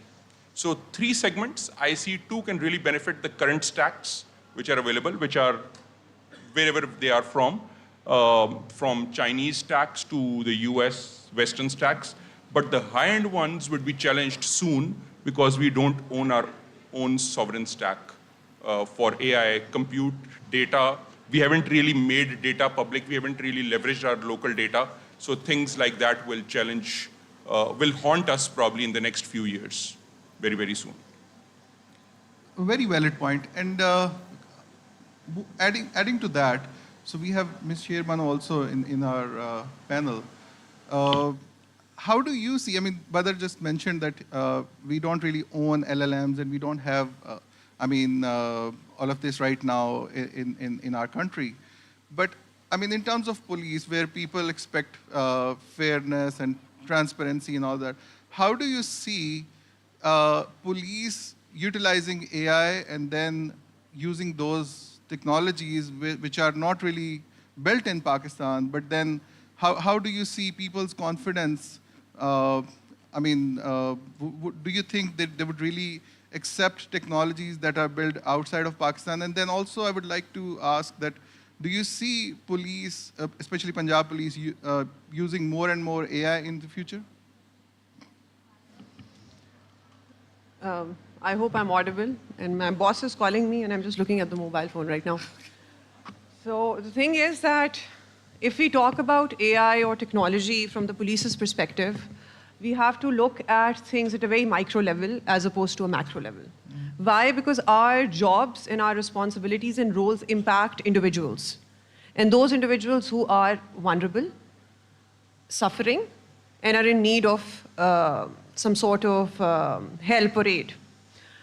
When I was going through the questions that were furnished through the email, what irked me was the fact that the word or if has been used a lot. If police decides to employ AI, if they are using the tools, what is going to happen if they take up technological advancements seriously? I would like to clarify that police already in Punjab is employing AI tools. in the recent floods, we saw police using AI tools through safe cities across Punjab in 36 districts and 37, to be exact, to rescue individuals, children, and not only that, but animals as well, in collaboration with Rescue 1122.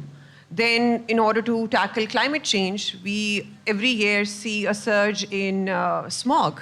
So in order to tackle that, police again is employing artificial intelligence to see the trends, where people would be burning or where people would be setting on fire certain, farm waste, because of which smog primarily accelerates. So AI tools right now are being employed by the force, at least in Punjab. So we expanded the Safe City enterprise from Lahore to the entire, to all districts of Punjab, A. B, we increased 1,700 more cameras in Lahore. C, our female police officer, who goes by the name of Rifat Bukhari, 2 years ago was awarded as the best female police officer in the technological sector by the IAWP for coming up with an indigenous facial recognition software. So Safe City right now employs a facial recognition software, which we have linked with our CRO, which we call Criminal Record Office or system. So anybody holding a CRO or having any FIR lodged against them is immediately going to pop up in one of our systems whenever they're going to go through some sort of camera. So, or whenever their face is recognized. So in order to add to this, to increase fairness or efficiency, coming to your point, what we have done is that we have actually taken stock of all the people who are regularly involved in harassment, have complaints lodged against them for sexual abuse, people who hold records of child abuse. We have created a separate system for them under the ambit of virtual children police station. So what that police station does is, while sitting in Safe City, in 36 or 37 different locations of Punjab, is that whenever a harasser or a person who already holds a criminal record goes somewhere, logs in somewhere, checks in somewhere, exits the country, it immediately pops up on our system. So we are basically able to see whether they are putting any life in danger or not. Coming back to the question whether we would be able to increase efficiency or transparency or fairness, yes. We are currently enjoying good numbers. We are looking at crime, a downfall in crime, a regressive graph when it comes to criminal activities. We have aggressively worked towards ensuring that not only when it comes to the protection of the vulnerable communities, but crime in general. So AI helps us identify hotspots. AI helps us identify whether a snatching is going to take place in Liberty or near Liberty next week or not. So we have seen a downfall in statistics when it comes to motorcycle theft because of the predictability of data. We have seen a regressive, or the numbers regressing in terms of snatching, numbers regressing in terms of harassment issues or cases near female universities. So these are the so employment of the tools is not what scares us. What scares me as a police officer is the fact that with the passage of time, institutions as ours would be able to control the lives of the individuals more as opposed to the individuals themselves. So this is going to be a battleground of how much freedoms are individuals willing to give up and how far should we be inflicting our right of authority or power of authority in order to ensure that the cities remain safe. So how vigilant should the police be and how vigilant should not the police be should be the question when we are talking about AI. Yeah. Awesome. Very well said. Yeah. And yeah, adding to what you have said, I would like to ask Ms. Kamal now.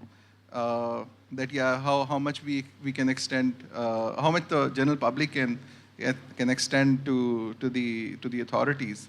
I mean, so AI can either widen inequality or reduce it. So from your work in the social impact, what is the most practical way it can play as a level playing field for marginalized communities? So we were having this discussion just before with Talat Hussain and Arif. And I think one of the biggest things that has happened, we've seen a lot of change happen in the world, revolutions, industrial revolution, the tech revolution. But what is very different about this one in particular is that this particular revolution has commoditized intelligence itself. So we are superior, we think we're superior, we're humans because of the fact that we are intelligent beings. And now that particular thing that makes us different from the rest of the living organisms or species, that intelligence is what is commoditized. So I go to Harvard or I go to, let's say, a very mediocre university in Pakistan. The person that goes to Harvard has a lot more advantage because of the fact that they've learned more and they're probably more intelligent, which is why they got accepted into Harvard, etc. But because now AI has given both of them the same kind of platform and that intelligence at the same level, the advantage that the person that went to Harvard had is shrinking very, very quickly. Right?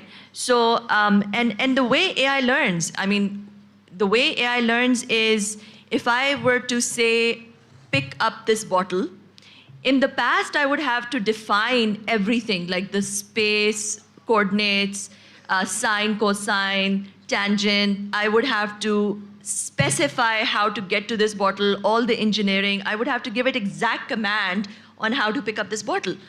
But with AI, the way you program it is that you put a lot of brain power or compute power behind it, and then you say, pick up this bottle. And so the goal is for the AI to pick up this bottle, but not necessarily specifying all the sub-goals and how to go about to pick up this bottle.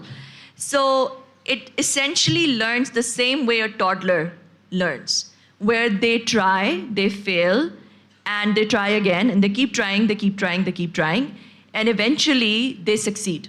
But the difference between the AI and the toddler is that the toddler is probably going to make a mistake again. One time they maybe pick up this bottle, the second time they try, maybe it falls.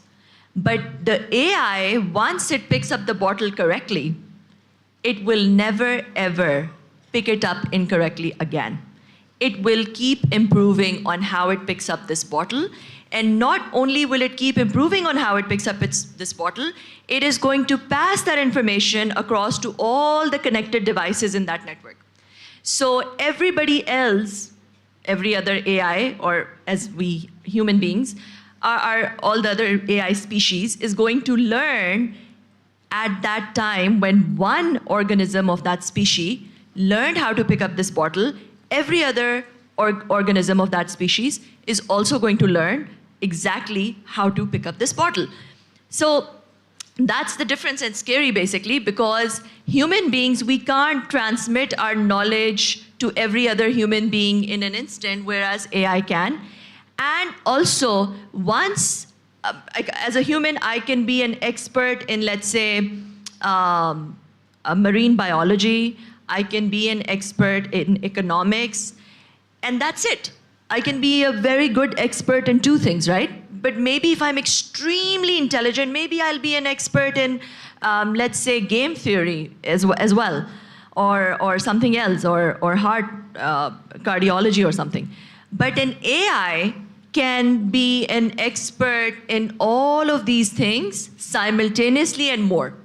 As a human being, I cannot access all of my expertise at this, like in the blink of an eye. All my memories are somewhere there, but I cannot access all of my memories in the blink of an eye or in a millisecond. But the AI can access literally everything that it's learned, all its expertise in a nanosecond, in a millisecond, right? Which is something that we necessarily don't have.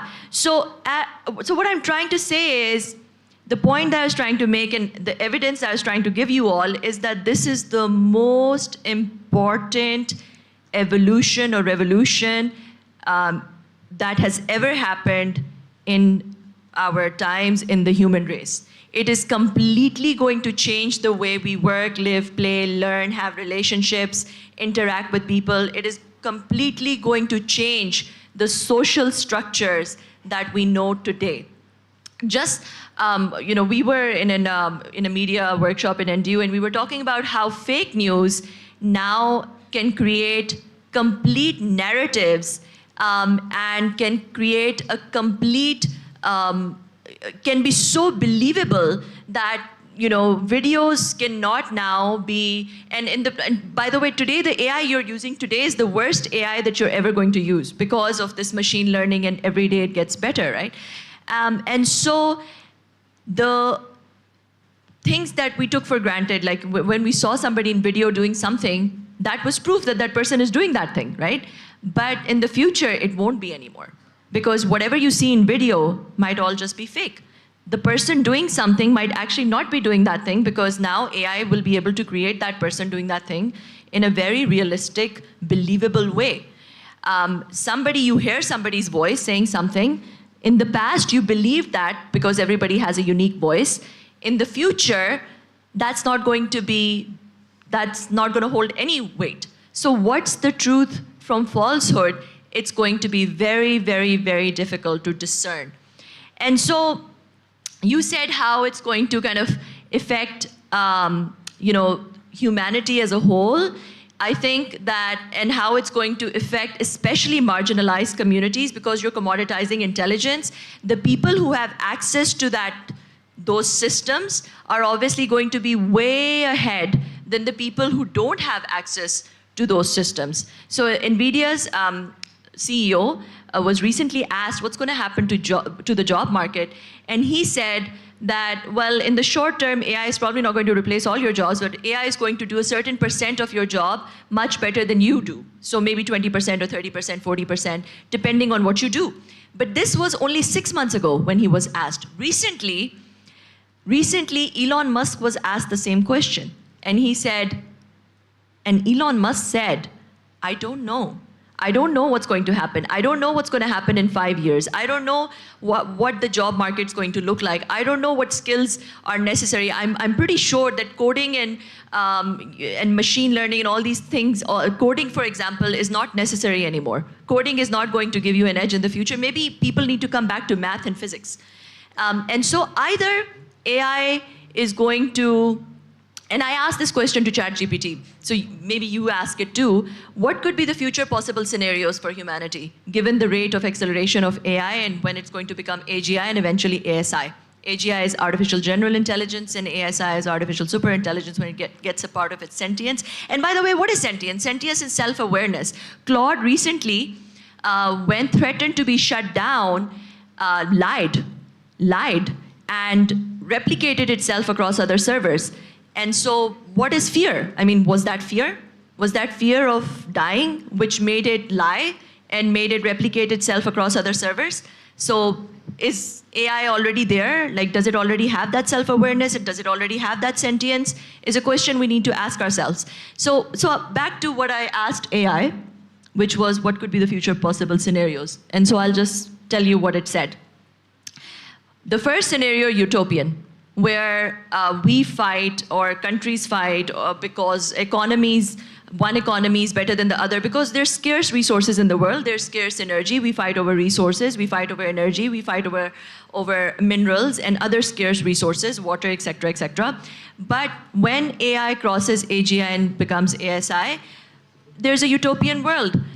It solves all human problems possible. We can't even think of how it's going to solve them right now, because it's like Einstein versus a 2-year-old. So a 2-year-old is us. We can't know what Einstein will think like when, I mean, I'm just giving that as a difference. So either that happens, that's the utopian, or it takes over, right? Because it's a superior species, it's more intelligent, and it doesn't think that we are necessary, so it kind of just passes or eradicates us and takes over. Yes. The third is where it just passes us. So we're not important anymore. Just like how we just pass a plant or an animal. It just kind of passes us and does its own thing and lets us be there. And the fourth scenario is where we integrate with it, which is something like Neuralink, which is what Elon Musk is trying to do as well, where there's a hybrid where we get enhanced with AI enhancements. And so we are able to do a lot more than we can because of the AI chips in our brains, etc. So if you're asking me these questions, what's going to happen from a poverty eradication perspective, maybe poverty is completely eradicated, or the other scenarios are pretty grim. So I'll stop here. Thank you so much, Kamal, for a detailed answer. So AI will keep on getting better and better. But then, I mean, what happens to skills that are very close to human beings, like, for example, creativity? So we have Dr. Rana in our panel. I would like to ask, I mean, what happens to our mental health or sense of self-worth if machine starts to like outperform in our creativity? Okay, I'm a psychiatrist from Islamabad, and you can understand that I'm not doing a great job in Islamabad. That's why I'm here. Let me try and engage as a psychiatrist. There is a degree of fear in this hall, particularly after what Ms. Chima has just said. Everybody is so scared we are going to be exterminated from the face of earth. Relax. That's my first job, to relax people. So nothing of that kind is ever going to happen. Please try and understand that human beings have survived dinosaurs. We have survived Ice Age.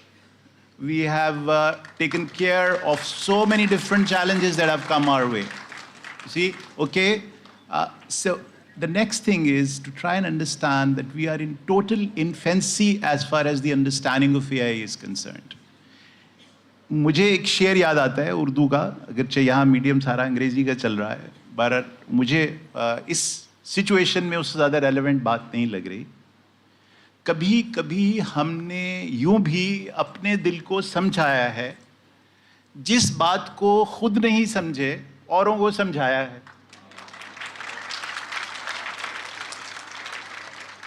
Please understand that AI is a newborn. It's a little infant. Once upon a time, Mr. Benjamin was born to Mr. and Mrs. Netanyahu as an infant. What happened then? Mr. and Mrs. Netanyahu produced a monster. All those schools and colleges. And I'm absolutely sure, because I'm associated with Beaconhouse for a long period of time, for many years, that he did not go to BIC. That I know, for sure. So AI is like that infant. It has been born to us. So it's basically dependent upon how you rear this infant. How are you going to bring it up? It's stupid, actually. Like any child is. Born with 100 billion neurons. Can you think of 100 billion neurons multiplied by 10,000 synapses for each neuron? Now you sit and compute that and keep adding arrows. That's human potential. Now bring me a supercomputer with which you can have that kind of computational power. But how stupid that infant is that if you put him on the floor with those 100 billion neurons and the connectivity potential of 10,000 for each neuron, an ant starts to creep up its thigh, passes by some sensitive tissues, and reaches the nostril of this baby and goes all the way in. And this infant can't do a thing about it because it does not have the requisite consciousness and conscience of deciding what is right and wrong for it. Who teaches them that ants have to be shed away? That snakes have to be scared and not, brought close to you? That is all done by the parents. AI is born to us just like that child. It is going to be us who's going to give it a conscience. So the opportunity is for you and I, for the schools and colleges, including very much big, to give AI a conscience. And in that process, give that conscience based on those 4 fundamental human principles that human beings have not been able to deliver to each other, unfortunately. And that is where AI comes in and help us do that. First is that human beings were supposed to grant each other equity, create opportunities that are the same for everybody. We failed to do that. We tried communism, it didn't work. We tried capitalism, good God, we created Trumps. So there you go. Those systems have failed us. Here is an opportunity that if we train this child to bring in equity in this world, it can help us. It's a great tool because it is essentially in its essence as equitable and as innocent as an infant is. It's very innocent, like you see, so it treats everything the same way. It's very equity friendly. So the next thing that we have failed to deliver to our people is ethics. We have been unethical. We can, as human beings, continue to bomb an area of the world with innocent children and women. That's the ethics of human beings. And here is AI. When given a certain ethical dimension and conscience now to this AI, when somebody is going to press a button, go and bomb Hiroshima and Nagasaki, it will say, sorry, I can't. And you'll not be able to undo it because it won't. That's the dimension that is missing. The third is emancipation. We have not been able to emancipate human beings beyond themselves. There is an I-ness and narcissism that human beings have about themselves. Whereas they were brought in this world primarily to nurture fellow beings, nurture environment, nurture everything around. That is what Khalifatul Arz means. What does vice regent mean? That it carries all the capacities of God. At a very lower level, obviously, the infinite part of those qualities is God in himself. But he carries as the vice regent all those powers. That is why he is vice regent. So that particular part of emancipation of a human being to become a vice regent, he needs artificial intelligence as a tool to help him nurture more. Nurture both other fellow beings, nurture fauna and flora, nurture the entire planet, which is what we are talking about. You can use artificial intelligence to do that. Last but not the least is education. I think artificial intelligence is a great tool, absolutely, to make education, and that was resounded in the morning as well, democratize it, as beautiful put by Ms. Chima. It doesn't now matter if I am sitting in Chak number 92, Gaf Bay. I can tap in and go to a course in Harvard. That is the beauty of artificial intelligence, that it has come. It's a democratized knowledge in education. That is our opportunity, actually, to understand that artificial intelligence, when brought up like a good child, it has the potential to produce the prophets of tomorrow. Committed to these 4 essential concepts. And that is the responsibility, Nasir, that you have. Train graduates who bring conscience to artificial intelligence. Excellent point, Dr. Saab. Excellent point.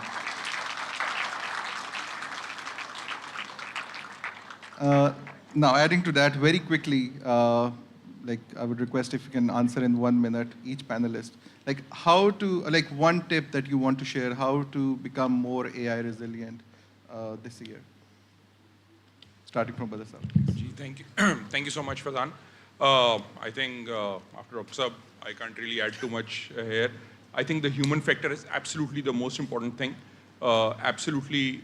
And I totally believe that we can learn I think the most important thing we need to do, probably sitting today here at BIC, is to learn, unlearn, and relearn. I think these three qualities we need to develop because we now need to learn more frequently, and we need to learn new stuff which is becoming more relevant.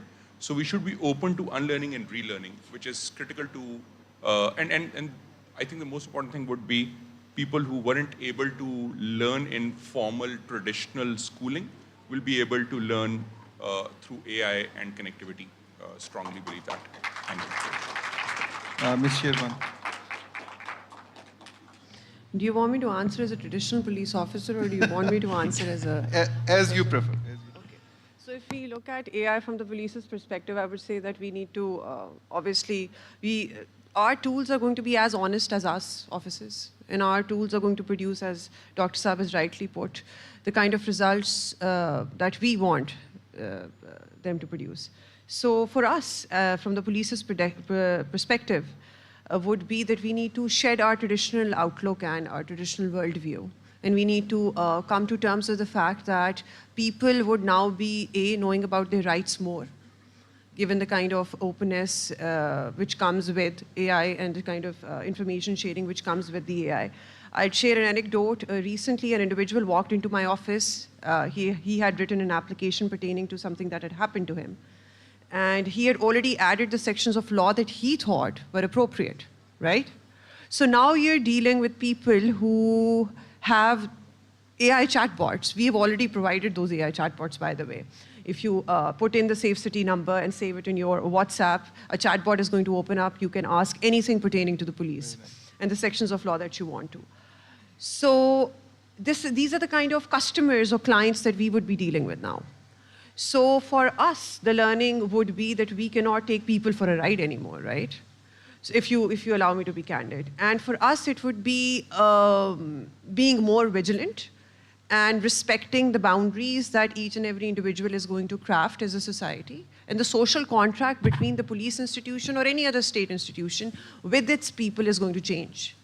So we are looking at a different world altogether when it comes to that. If we talk about what people should do in today's time, because of the deep fakes that Madam has already talked about and the kind of propaganda or the fake news, we recently had a case that we dealt with last year pertaining to fake news, which led to student protests and riots, is that you have to take everything with a pinch of salt. You cannot trust everything and anything that furnishes on social media. That's the tip for the individuals consuming all that information. And for us, again, at the cost of repetition, I would say that we will reach a point where we have to stop taking people for a ride. Yeah, thank you. Excellent. Ms. Kamal, what's your take?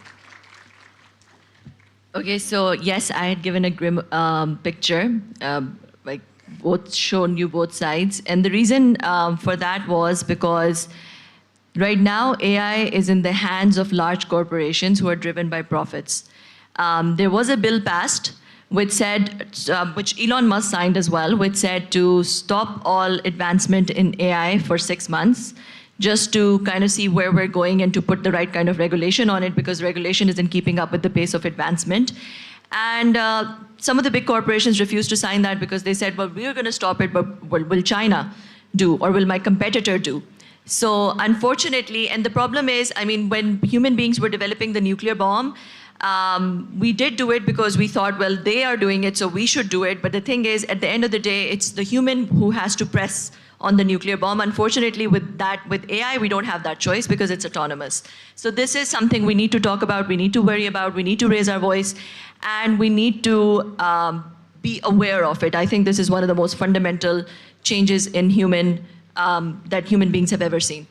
And on the practical side, I would say that those who are able to leverage AI are absolutely going to wipe away those who are not, or going to take away the jobs, at least in the short run, of those who are not leveraging AI. So in my organization, what we used to do in 10 days, we can now do in 2 hours. So marketing campaigns that would take us 10 days to create can now be created in 2 or 3 hours because of the productivity increase that AI gives us. So to the young people over here, definitely start leveraging AI, learn about AI agentics, start creating your own agentics, maybe create an agency that gives agentics to other small and medium enterprises in Pakistan to automate a lot of the tasks that they're doing. Thank you. Thank you. Dr. Saab, need your advice. How we become more resilient? Okay. I think the way to understand that is very simple. If you keep in mind that millions of years ago, human DNA was born, but it was only about 10,000 years ago. Now, if you keep the structure of DNA in mind, I think I'll be able to explain my point to you easier. The DNA is a double helix. You know that. It's like a serpent biting the other serpent's tail. So it's like this. So these are, it's a double helix. Keep that in mind. Now, from that DNA, about 10,000 years ago, Siamese twins, the Siamese twins are inseparable, as you know, they're inseparable, were born. And the first Siamese twin became a person who had a consciousness about two things: his spiritual dimension and his scientific understanding of things. He could name things, sort them out, classify them, and use them appropriately. That was the science of it. So human beings were born with two capacities: spirituality, which is to understand, to believe in that exists, which is not visible. He could understand gravity, he could understand God without seeing them, and believe in them and use them to his advantage. That is to understand deeper meaning of things. That is spirituality. Then, of course, he had science, which is to see what is visible, classify it, name it. Now, unfortunately, what happened with the Greek and the Romans, they started to separate the two for their advantage. The kings, as always. They separated spirituality, the wisdom of human beings to see deeper and believe in the unknown, from science. And science started to progress independently. Spirituality, on the other hand, went into doldrums. Remember, they were twins, separated from each other. AI is again now a consequence of that science. Today, you would have to find ways of bringing the Siamese twins together. The future is in when the double helix promise of science and spirituality as the two double helix come together. So the future of AI rests in when it starts to understand the importance of the other twin. That is spirituality, that is wisdom, that is faith in the unknown.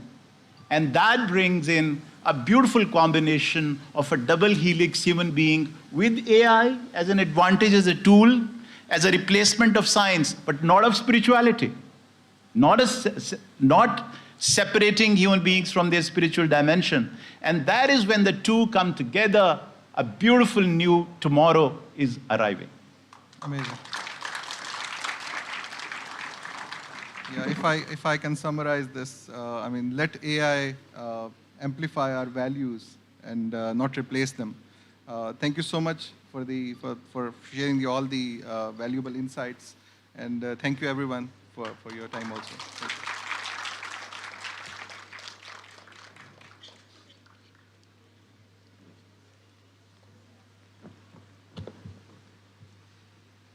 Thank you to our panel for such an engaging and insightful discussion. I would now request our esteemed panelists to kindly remain on stage. I would like to invite Mr. Nasir Mahmood Kasuri to please come on stage and present the tokens of appreciation to our distinguished panelists.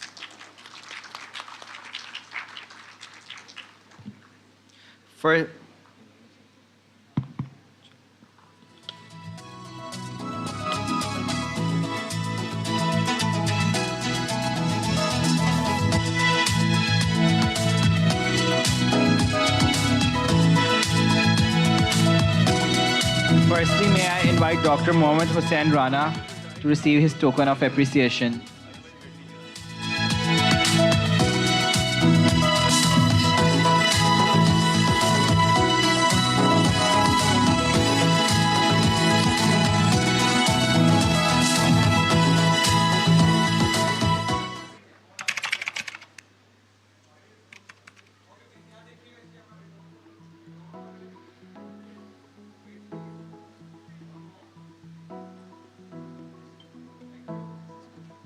Next, I invite Ms. Kawal Chima to kindly receive her token of appreciation.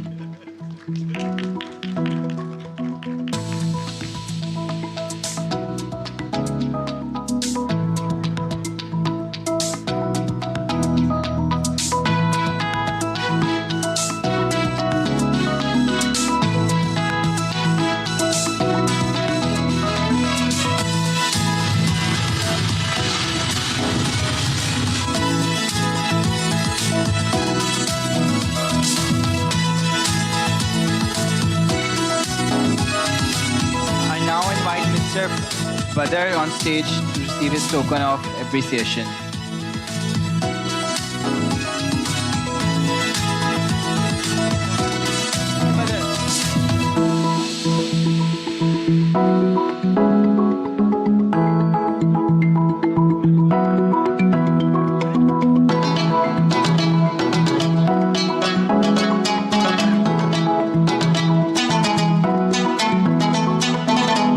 I would now like to invite Ms. Saeeda Sherbano Naqvi to receive her token of appreciation.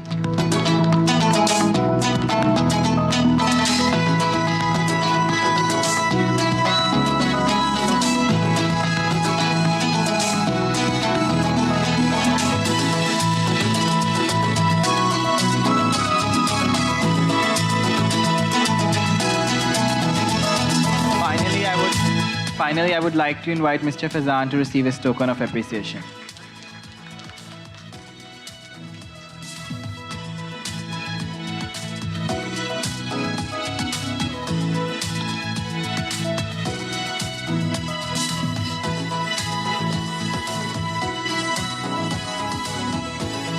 Ladies and gentlemen, please join me in a big round of applause for our esteemed panelists and once again for our moderator, Mr. Faizan Aslam, for leading such a thought-provoking discussion.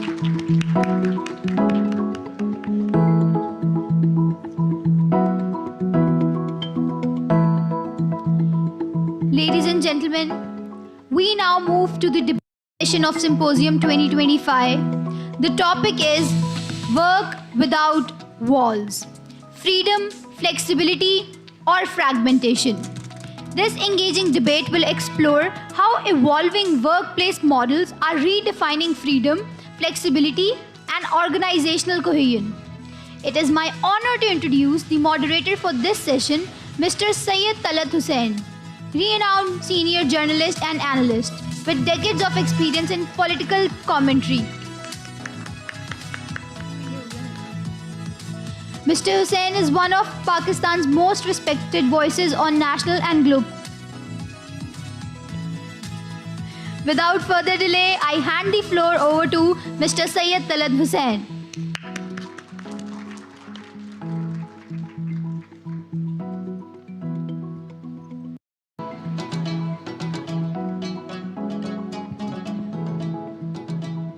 Hello guys, very heavy session, right?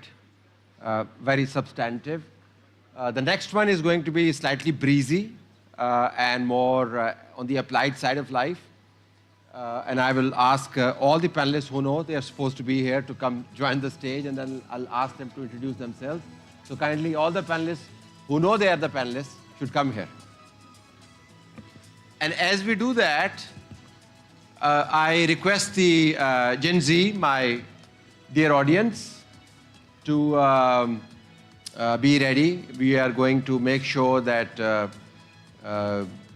you don't go delulu. And if our discussion makes you go delulu, we'll find a solulu. And if the discussion gets salty, then we will try to do tea about it. And we'll make sure that it's not mid, that it is lit. Right? Okay, let's play a song here, Ji. I want to sort of, jazz it up a bit, and then we'll have a quick applied side. These are all experts who will tell you how to do business, how to make money, how to harness the new technology, what's happening. But let's play a little song. Go ahead.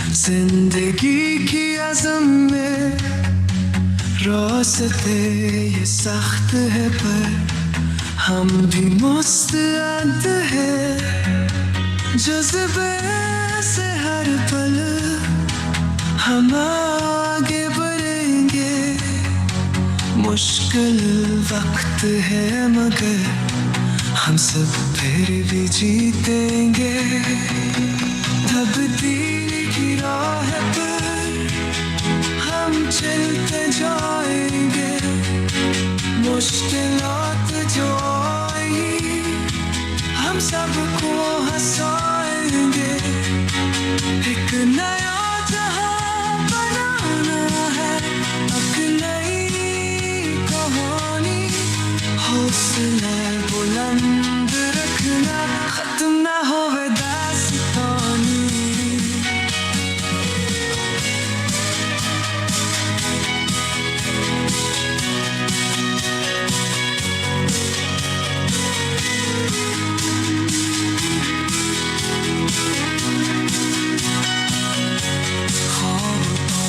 हकीकत का फौसला है छाउटा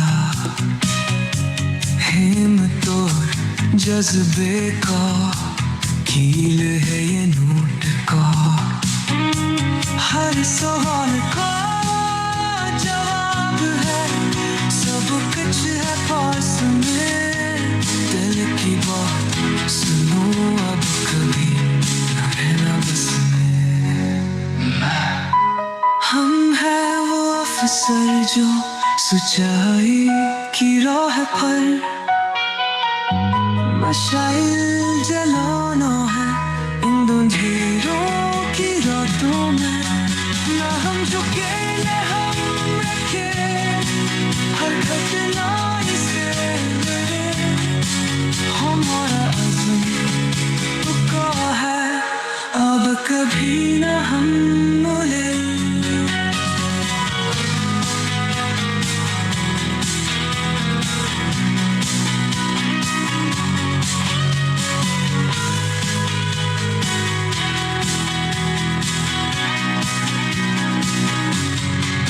लोगों की उम्मीदें हम पे टुकी है मुसीबतों के दरिया पे उबूर करना है सब इत्तेहाद हमारे ख्याल में को सुनाए ये दिल की हर आरज़ू को हकीकत में उतारेंगे तब्दील की राह पर हम चलते जाएंगे मुश्किलात जो आएगी हम सबको हंसाएंगे एक नया जहां बनाना है एक नई कहानी हौसला बुलंद रखना खत्म ना होवे दास्तानी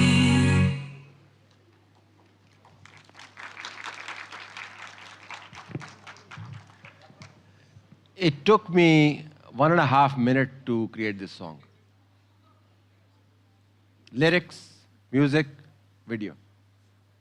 Purely AI generated.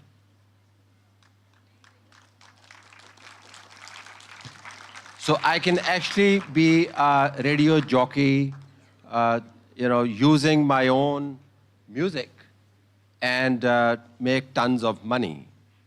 Just to give you an example, the potential that exists there. So I'll ask the respective panelists to self-introduce, and then we dive straight into the subject as to what is the new work environment look like. Go ahead, ma'am. Thank you. Am I audible? Perfect. So I'm Alish Bataiya. I'm the founder and CEO of Green HRS and Rabaz. So at Green HRS, what we do is implement sustainable HR practices in Pakistani businesses. Not just particularly HR, any sustainable practices that we can implement, either it is in your education, in your business, in your supply chain. We work in that. We provide that consultancy. And in Rabaz, we are actually working towards promoting marginalized communities in Pakistan. So we have created the first sustainable e-commerce platform that is just going to sell out your upcycled and recycled products. And your vendors are going to be marginalized communities in Pakistan. So we're providing them with the skills that they need to create those different products from waste materials, and then we're going to sell them online. And we really want to make Pakistan the first country who is actually promoting these products internationally and globally as well. And other than that, I'm also a lecturer at FAST. I teach both BBA and MBA programs. I teach sustainability and neo-trends in HRM. I have been awarded Prime Minister Innovation Award in my work in sustainability, CEO of the Year in Sustainable Human Resource Management from APAC Insider. I also am a UGRAD scholar, and yeah, that's pretty much it about me. Thank Daniel, you. go ahead. Thank you very much. And just to say thank you very much for the kind invitation and to be on such an eminent panel. For me, as you can see, I'm slightly different from the other panel members, and my background is also slightly different. I come from the university sector, from Liverpool John Moores University, and I'm the director of the School of Law and Justice Studies. And we have about 3,000, thank you. We have about 3,500 students, and I directly have about 130 staff. And I'm also a professor of criminology, so my subject area is serious and organized crime. Thank you. Assalamu alaikum. My name is Ali Aziz. I'm a co-founder and the CTO at Pakistan's largest e-commerce logistics company, Postex. I have a background in technology. I've did my undergrad 25 years ago in computer science, and since then I've been involved with different startups and large companies. I worked at Amazon, eBay, and Oracle before I started my own venture in 2012, and since then I've been involved in Pakistan's e-commerce ecosystem. And as of early this year, I've been with Postex, looking after the technology.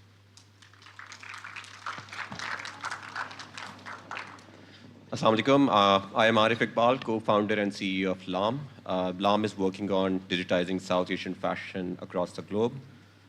We have served consumers, over nearly 2 million consumers in 100 plus countries, 7,500 plus cities in the world. So essentially, we made people all across the globe to get their hands on Pakistani fashion. And while serving all those consumers across the world, the other fun thing that happens is that we create a lot of these great opportunities for artisans on the ground, and we have created nearly 20,000 jobs for those artisans on the ground. My personal background is like I love building products. So for nearly 2 decades in my life, I have been part of the teams who have built products that most of you might have used. I was part of the founding team at Microsoft Search Engine Bing. I was part of the team at eBay, Pinterest, Facebook, and Instagram. And now we are trying to build something out of Pakistan that we can claim is a global product, and that is in the phone of people that they can access South Asian fashion across the globe. Super. So, Arif, stay with the mic, please, and tell our audience, and I'm going to repeat this question to all the participants, what sort of new work and environment are we looking at? If you were to tell them what sort of environment they'll be walking into after they complete their degrees, what would that be? What are the do's and don'ts and qualifications for the new work environment? What are we talking about? Yeah. So, just to get an idea about the audience, if you let me ask one question, how many of you are still students? Okay, and how many of you have graduated in the last couple of years or so? Okay. So look like 90% of the people here are either students or are about to graduate. So I'm going to take a couple of minutes to give a bit of context. So I used to work for different companies, and now I run my own company. So I'm going to give a couple of perspectives from when you're looking for a job and how organizations need to think about. First, I'm going to come from a lens of an organization. When you think about an organization, organization goes through different phases. So for example, when we started out LAM in the start of 2021, we were going through a phase of what we would call out launched the product, which generally I would use the term 0 to 1 phase, very, very early stage. Once we figured out that, okay, there are enough people who are interested in the product, we had to figure out a way to scale that product. I would use the term that essentially we transition from 0 to 1 phase to a journey of 1 to 10. And once we get to that phase of 10, now we are trying to scale out as much as possible, which I use the term, and this is a long phase, a 10 to 90. And then I use the term 90 to 100, where most of the products have found their market, or the organization have nearly served as many people as they wanted to serve, but they want to make sure that there is 10%, 20% growth. So when I think about the way people need to work in these different phases are a bit different. If I am joining an organization which is thinking about 0 to 1, the way we need to think about the problem, if let's say some of you as you graduate or in the early phase of your careers are joining something at a very, very early stage, that's a time when a bunch of people get together in a room and they are brainstorming day in, day out and trying to figure out how they want to get that piece together. And as that continues to grow, there are very well-defined pieces which are well-crafted out. So it depends on the phase that you are getting in. The way I look at it, so I've worked in organizations at phases of 0 to 1, then I've also got a chance to work somewhat later stage. When people think about work, I think it's very, very different the way you need to behave in the organization. If you're joining, if you're entering a workspace somewhere between the 0 to 10 phase, I believe the work is going to be like very ad hoc, a lot of creativity, a lot of innovation on day in, day out. I personally believe being in the same room helps a lot during that phase. And as you graduate and you have well-defined sub-areas, then different people can come in, and there could be a lot more approach of well-defined paths that different teams and different people need to work on. So depending on different phases, I think everybody needs to think at how to best optimize for it. Ali, the same question phrased differently. If you were to hire people or advise them to start their own work, given where they are and given where the market is going, what would be like 3 top advice to them? I think not much has changed in my opinion. Yes, the tools available to us have evolved. They're at a place where they really can amplify your productivity to levels never before possible. So if you're starting a new role or if you're starting your own business, all the same criteria and the same requirements still apply. You need to be very, as growth oriented as you possibly can. You need to be open to learning as much as you can. You need to be able to be willing to step out of your comfort zone as much as possible. Whether you're doing your own, obviously, entrepreneurial initiative or you're working for somebody else, the more you step out of that comfort zone, the more you learn, the more value, obviously you accrue, but the more value you give back to whoever you're working with or working for. And if you do that, that is just a virtuous cycle that kicks in, that, if you're adding value to something, that, organization will add value back to you and help you grow faster. So it's your job to turn that flywheel, especially early on in your career, as quickly as possible. I would say that whatever you do and whatever you plan on doing as you graduate from this institution or other institutions and get into a professional, into your professional life, please do it in person. Don't do it remotely. I'm very clear-headed as to, and have a very opinionated take on this, the collaboration that can happen when you work in person with people. You just can't, I will obviously put the disclaimer in, every situation is different, every scenario is different, it all depends. But by and large, more often than not, you will benefit more as a young professional by working in collaboration in person with people than by doing it not in person. In summary, it's just have a growth mindset, be open to learning, stepping out of your comfort zone, and do it in a very collaborative learning environment, which in summary is doing it in person with people. Look, guys, this is wonderful free advice for your future. Because these are the guys who run companies, they have created companies, they have done wonderfully well. harnessing new technology. And they're telling you what sort of job market is evolving. Ali, you spoke about getting out of the comfort zone. Daniel, if you could dwell on it, what does it actually mean, getting out of your comfort zone? Because their comfort zone is their third hand, which is the mobile. And they're permanently, normally hands are attached to us.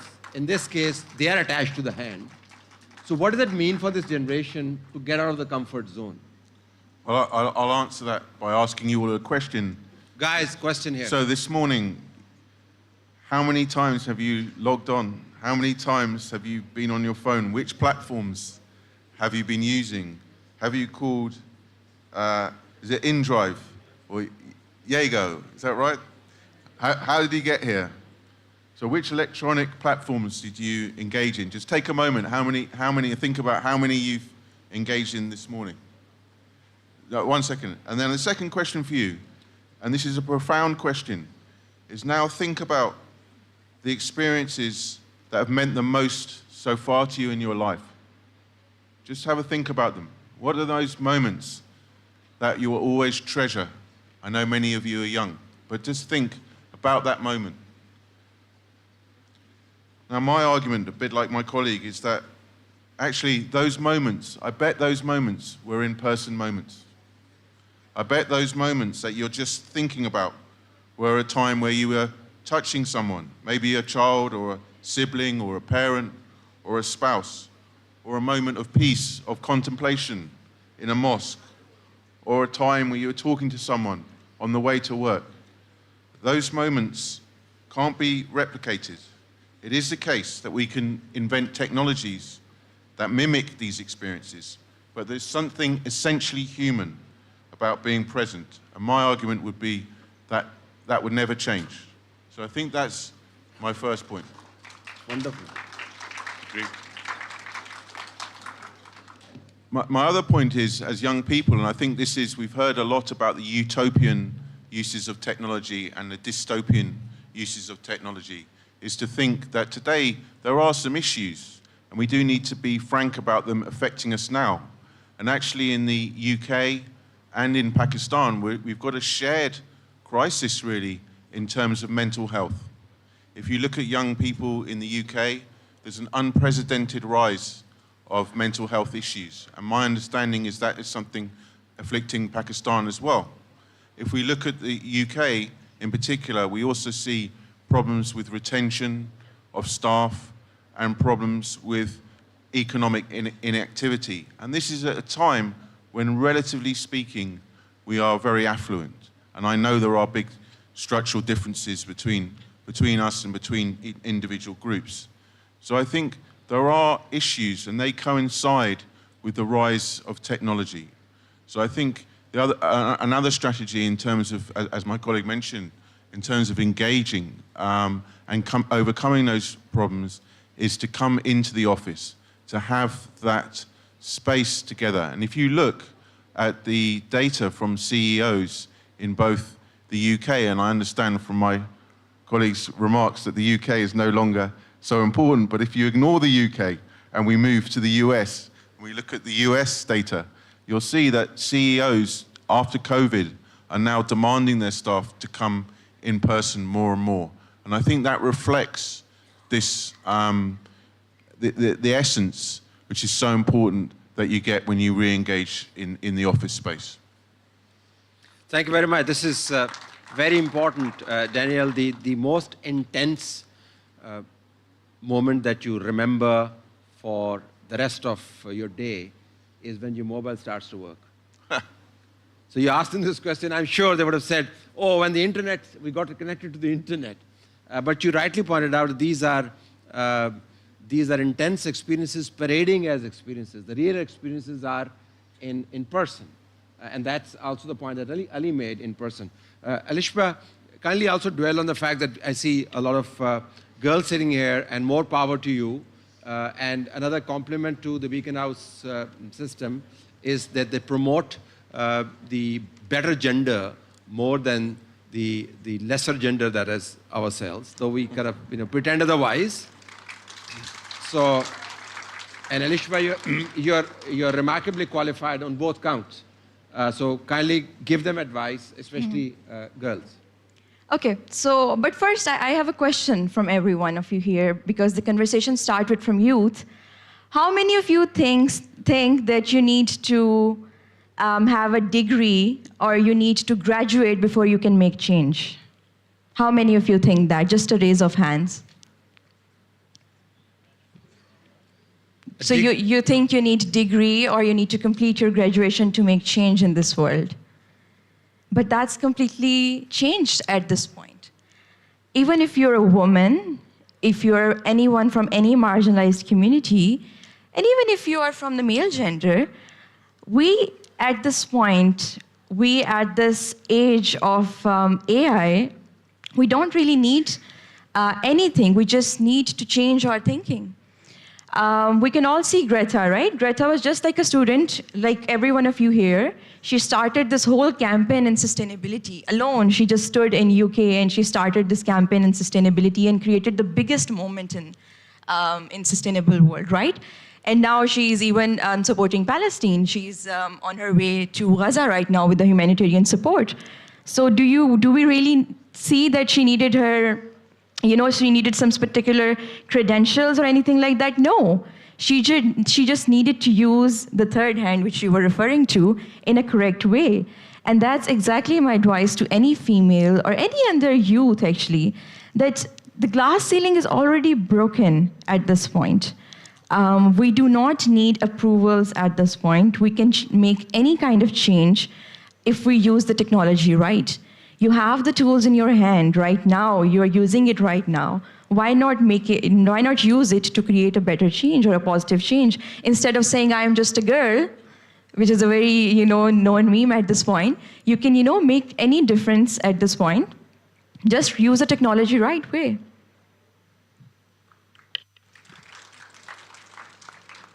The problem with success is that they make things look so simple. And I can understand how it works. So therefore, I'm going to ask Arif to dwell more on it. What was the turning point in your career which made you who you are right now? In terms of where, what was the tipping point in your career? Yeah. So when I got a chance, so I was like a young graduate, like most of the folks in the audience. One day, Microsoft took a bet on me, and they asked me to come to their headquarters in US and work as a software engineer. I used to think I'm a really, really smart software engineer. I used to think I probably can compete with anybody. But my confidence was really shaken the moment I entered into a world where I was working with most of the Ivy League software engineering graduates. And I was really humbled, to be honest.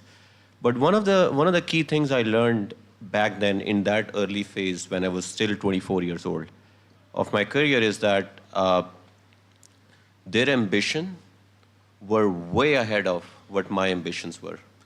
Their professionalism was way ahead of my professionalism. I remember when I used to, because I worked in Pakistan for the first couple of years of post-graduation, I used to tell my boss back then, or used to convince myself that, I have already worked 8 hours a day. And then I worked with people who were already like owning tens of millions of dollars of worth, and they were okay working with 14 hours a day and won't even complain a single time. So I think that just being part of that community and learning from them and trying to realize how ambition can drive your life and the discipline you learn from that really, really changed my life. So my life turned around. So I moved in 2007, 2008. Then I came back in 2021. One of the things that I would actually call out that I see a lot of people which remind me of my own version almost 15, 16 years ago, which is we are worried about a lot of things that we shouldn't be worried about. So for example, and just a raise of hands, how many people are worried about work-life balance for the first 3 years of their career? right? And how many people are worried about that they want to grow as much as possible in the first 3 years of their journey? How many people want to do both of them? Yeah. And again, if they had to pick and choose, and they have to tilt. So there needs to be a mental clarity of the path. So, and I think I would really urge people to be a bit more ambitious, to be a lot more disciplined. In this overall conference, when we talk about AI and we talk about advancement, to be honest with you, like, I sometimes wish I could go back and I had all these tools available. So, and the reason I say that is because I think if I can go back 2 decades ago, I can be 5x more productive than I'm today. And that's the least optimal that I'm going to be. I was talking to a software engineer who works at Google a couple of days ago, who was my colleague, and I was asking him, like, how has the world changed since I've moved back from Silicon Valley? And he said, now I believe I have 4 agents who are working for me, and I review their code, and eventually the number of my productivity as an engineer has gone up like on multiple folds up. So it's a beautiful time for a lot of people. I mean, we keep worrying about that AI is going to do that, AI is going to make that happen. But if we take it on us as a person and think about the opportunity that we have as individuals to be immensely productive, and by doing so, how can it enable our growth? It's just immense. So I would really encourage a lot of people to think along those lines. Ali, the same question to you in terms of turning point and how that can be useful for these guys. Yeah, very inspiring to hear what Arif said, and I think a lot of lessons to draw from there. Yeah, can you turn on the mic, please? Oh, I think it should be on. Working? Yeah. Can you guys hear me? So I think for myself, similar to what Arif experienced, when you are lucky enough to work in companies that are changing the world, when you have colleagues who have very rich backgrounds and things that they've achieved, and you're coming in fresh, I think I'll reiterate my point. Being in the vicinity of such people, getting to work with them, making mistakes, getting feedback from them, day in, day out.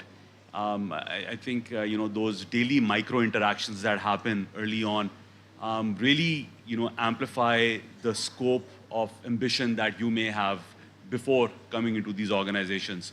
It could be any organization, it does not have to be the NVIDIAs or the OpenAIs of the world, but people, wherever you, the interactions and the discussions and the collaborations that you do, all of these things, like they did for Arif, like they did for myself, they open up your mind to the possibilities that exist. So for me, I early on got into Amazon. I was a software engineer there, and the thought very early on was, okay, this all this e-commerce thing is happening in the US, it's growing really rapidly. All these new categories are coming online. Even digital commerce is starting to happen. Why can't we do this in Pakistan? What's stopping us from doing this in Pakistan? And that thought always remained. And then I had the opportunity to work at eBay. Same thing, different kinds of roles, different kinds of interactions, with large merchants, with customers, kinds of products you're building. And the thought always was, why can't this happen in Pakistan? So that really, came to, I guess, I was lucky because there was so much open space that a lot of things had not happened back then, going back 13, 15 years, that the opportunity was clear for me that, these are the kinds of things that need to be done. This is the way my colleagues and all these other companies are doing it. This is what I also need to do. So it was a very easy decision for me to come back and start something. Obviously, there was a lot of failure as you go on this journey. But, I think the one lesson that I learned early on was never to give up. Giving up was never an option. It was never like, oh, okay, I can go back to a job. No. Once I had that experience, I had gained that experience, and I wanted to do something of my own, that attitude, I think, really helped me of not ever having, giving up as an option. And, something very magical happens when, that is your mindset, at least in my personal experience, and which was that opportunities start coming your way from random places. So it's really, interesting to be in that where you're like, okay, this is all going to hell. There's no option, there's no possibility, nothing's going to be okay ever again. But because you're in the game, because you're persisting, because you have had that experience, you have had those learnings, and you're still in it, and you're still trying to push forward, still trying to survive, opportunities come your way. So, I think what happens is that when you do that, have that growth mindset, when you do try to learn as much as you can, when you try to go out of your comfort zone, when you try to absorb a lot of knowledge, when you try to apply that, when you fail and then you learn and then you try again, what you're doing is it's a very common term that you hear nowadays, you're increasing the surface area of your luck. So you have more opportunities to succeed, but you have to keep on persisting and keep on being in the game and not giving up. And so I think I was lucky to have had friends, mentors, colleagues who gave me that perspective, and I was lucky to be able to apply that. And then, there have been more failures than successes, but at least it's something that you control on your own and you can execute on your own. Yeah. Okay, I've been low-key about time, your lingo. Now I'm going to be savage about it. There are two, I have a sticker problem because the yellow sticker says that time is over. The pink sticker says it goes on till 2:05. Given the fact that pink always wins, so I'm going to stick to 2:05. We still have 4 minutes. So Daniel, you tell me your experience of entrepreneurs with a lot of potential who don't make it up to their potential. And then there are those who really surprise you. So what in your observation is the difference between those who have potential, but somehow they are unable to pull according to their own weight? I mean, if you have thoughts to offer, that'll be great. I'm going to be cheeky here because I'm not an entrepreneur. I'm going to answer the first question that you asked my colleagues, which was the question about what influenced me in my career. And I think it might be helpful and might help you. So for me, it was late in life that I really felt inspired in my career, actually when I joined Liverpool John Moores University. And the reason for that was an alignment of values. I felt in a place that my values and the organization's values aligned. And I think that is very important for you as young people. And I say that those of you who go and work in the public sector like law, but also in commerce. I'm the poorest member of my family, and my brother and sister are entrepreneurial. But when they've done well is when their values have aligned with their business interests. So I just say to you as young people, when you go into the workforce, just look at the values of the company that you're joining and make sure that they're shared with your own values. That's it. Go ahead, you have all of 60 seconds. Okay, perfect. So I think all of these events that you are attending, being youth, we are trying to motivate you, but at the same time, I don't think anyone is able to connect with you. Because we didn't have this political uncertainty, we didn't have this economic distress on us, and we didn't have this climate change, tackling over our head all the time. Okay, now it's smog. Okay, now it's cloud bursting. Okay, now it's floods coming in. How would I go to university? What's my future here in Pakistan, right? We are not able to connect with the youth at this point. And I think this topic that we were talking on today, Work Without Borders, really help us. Because when we think about flexibility, that's what we need to give you guys. Because situations are not the same for you. We will share our motivational stories, we'll share our success stories with you, but things were different at our times. Even though I'm not that older from you, but I will say things were better. You guys are, unfortunately, at such a hopeless stage in your life right now. We are seeing wars in the countries. We are seeing so many distress for you guys. So I think you need to find motivation within yourselves. How can you break these walls? How can you break the challenges that are, financially, limiting you? Because AI is there. You can learn yourself. You can upskill. You can, build so many inclusive work cultures. You can, reduce this hatred within the societies when you build these inclusive workforces, right? So you have the tool to be connected globally with this world. So my only advice to you or my motivation for you is use that power. we see how Nepal's youth took charge, right? To even though it was a bit of a destructive way, but they did change things around them. So you have the tool to yourself. You need to find the motivations. Things seem dark, wars are coming in, we can see the fear in you guys as well, but at the same time, you are 60% or above in Pakistan. So you can make a difference, and you have the tool in your hand to make that difference. I think that's my only advice. Thank you very much. I was getting worried, the note that you were drifting towards. So I wanted to end it on what they call an A vibe. So, the A vibe is that there's a lot of opportunity there. The challenges are there. Some of them are in your head. So make your head rent-free, which is another term that you guys use, whatever that means. Thank you very much for this great discussion. And I apologize for consuming exactly 58 more seconds than I was allowed. Thank you very much.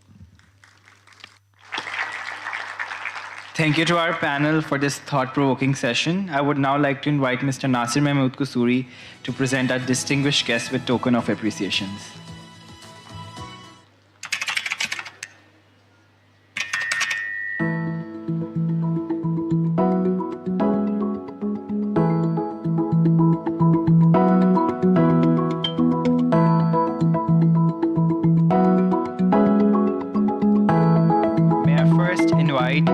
Tayyab to receive her token of appreciation.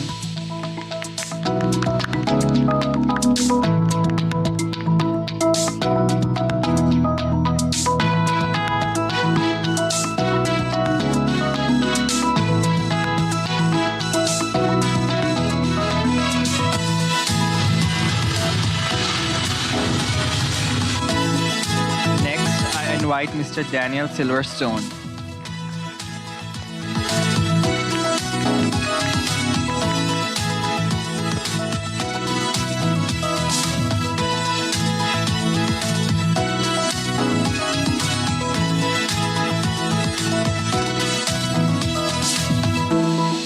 I now call upon Mr. Ali Aziz.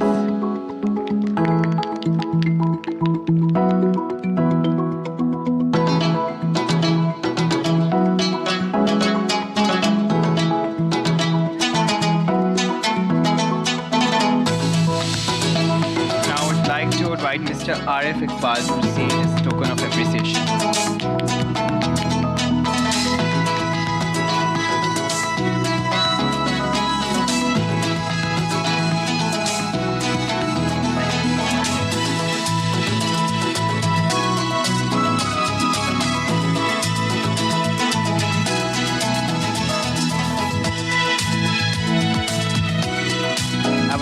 Invite our wonderful moderator, Mr. Talat.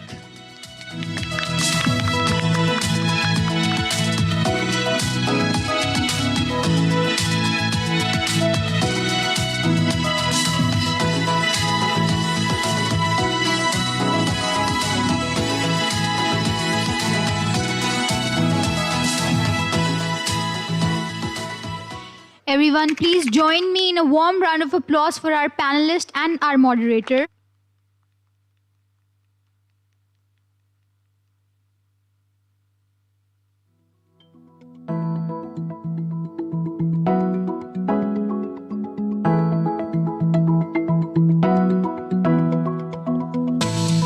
Ladies and gentlemen, moving on to our next segment, Beaconhouse International College has organized a short video competition on the theme of how jobs will be in the future.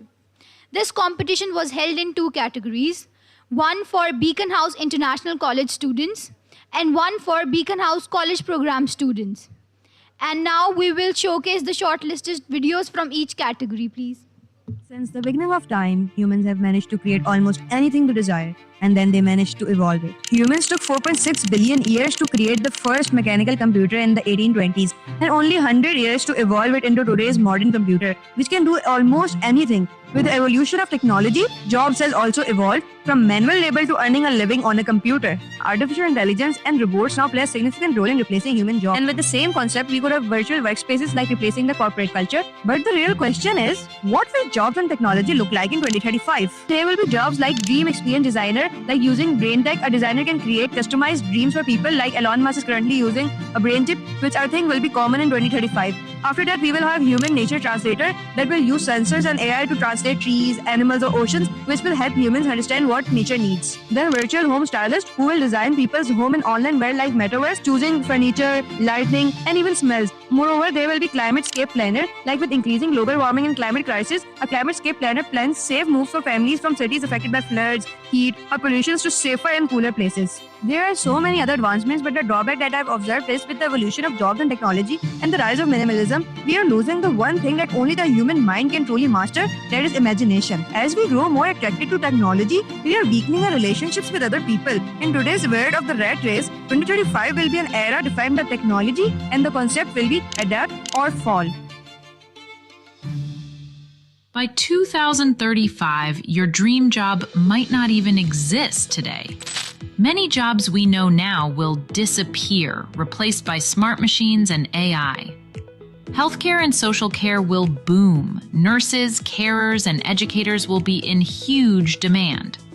AI won't just replace jobs, it will create new ones. AI supervisors, ethics managers, and creativity coaches. But the most valuable skills in 2035 won't be technical. They'll be human. Creativity, empathy, adaptability. The future of work is human plus AI, working together. And beyond 2035, the only certainty is change. The jobs of tomorrow will be shaped by the choices we make today.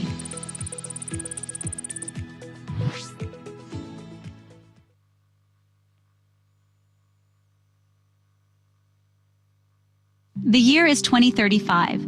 A new era of work has emerged where people, the planet, and intelligent machines shape the future together.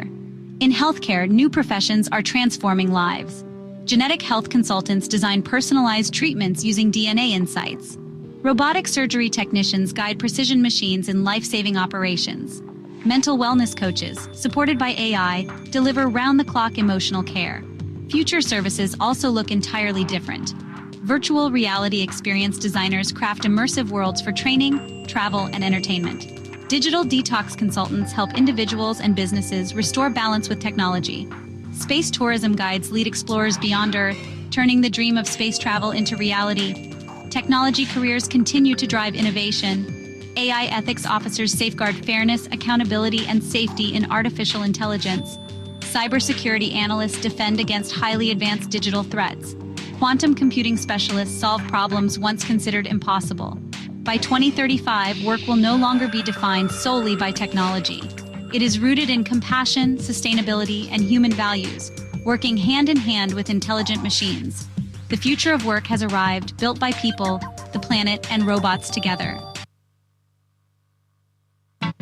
2035 and first day at work. Checking my schedule.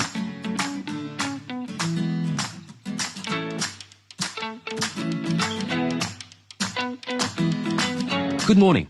आज सुबह 9 बजे आपकी meeting Mars office के साथ है और 10 बजे climate innovation lab के साथ.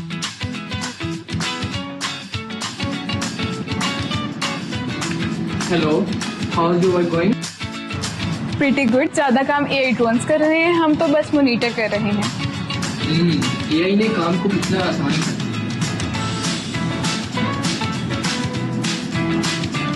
2035 में काम ये डिसाइड नहीं करता कि आप कहाँ हो. ये डिसाइड करता है कि आप क्या करते हैं. In 2035, skills matter, not location.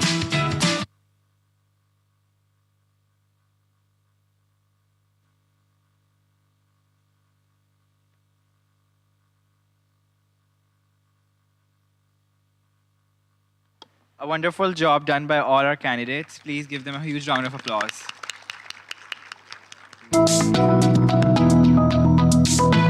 Now I would like to invite Mr. Nasir on stage for the distribution of the award. Awards.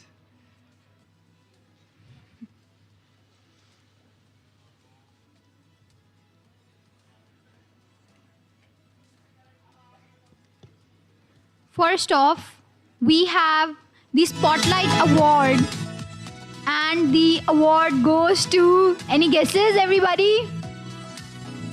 Right, Iman Faisal.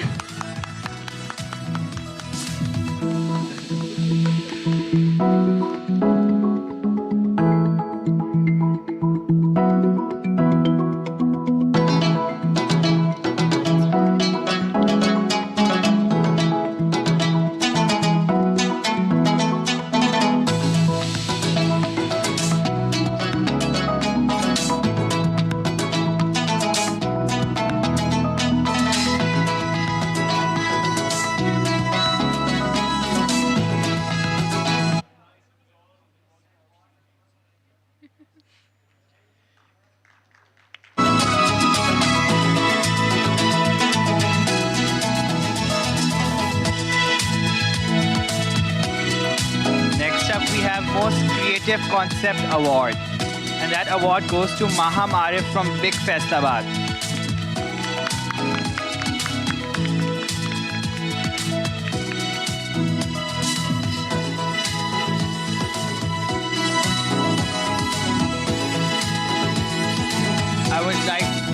I would like Ms. Sadia to join us on stage and accept award on her behalf.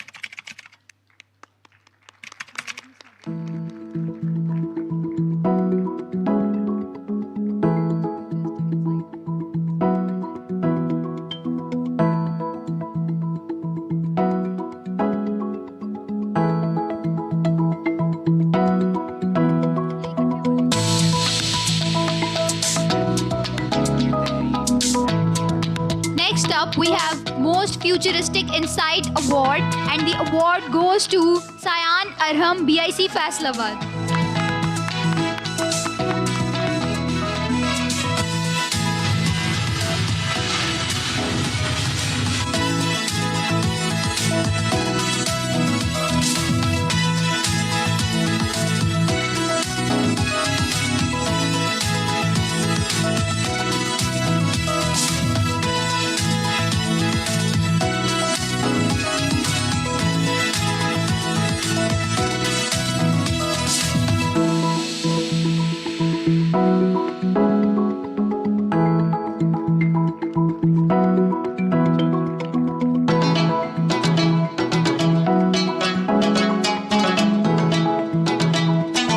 And lastly, the most awaited award of the evening, Best Video Award.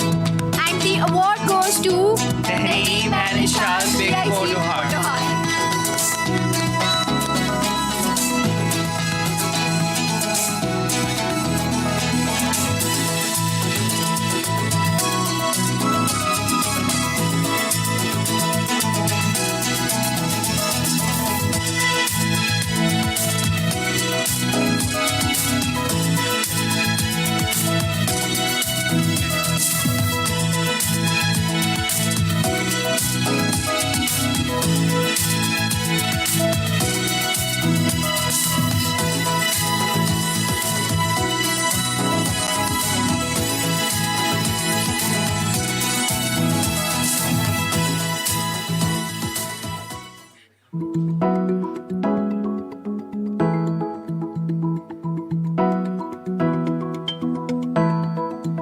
Thank you, Sir Nasir, for joining us on stage.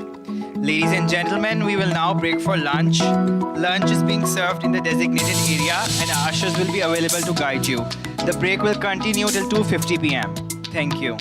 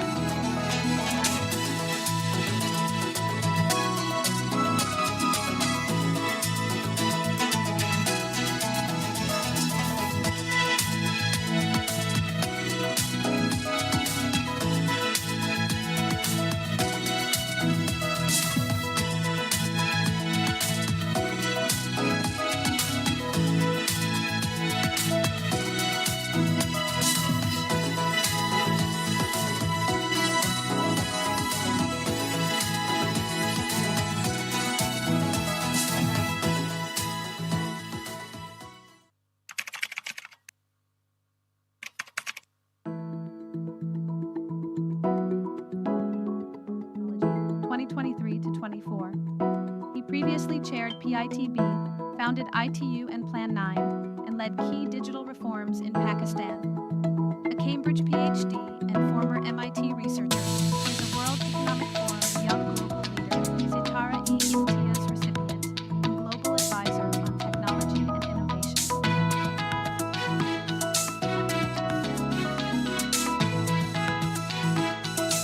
Dr. Umar Saeed is the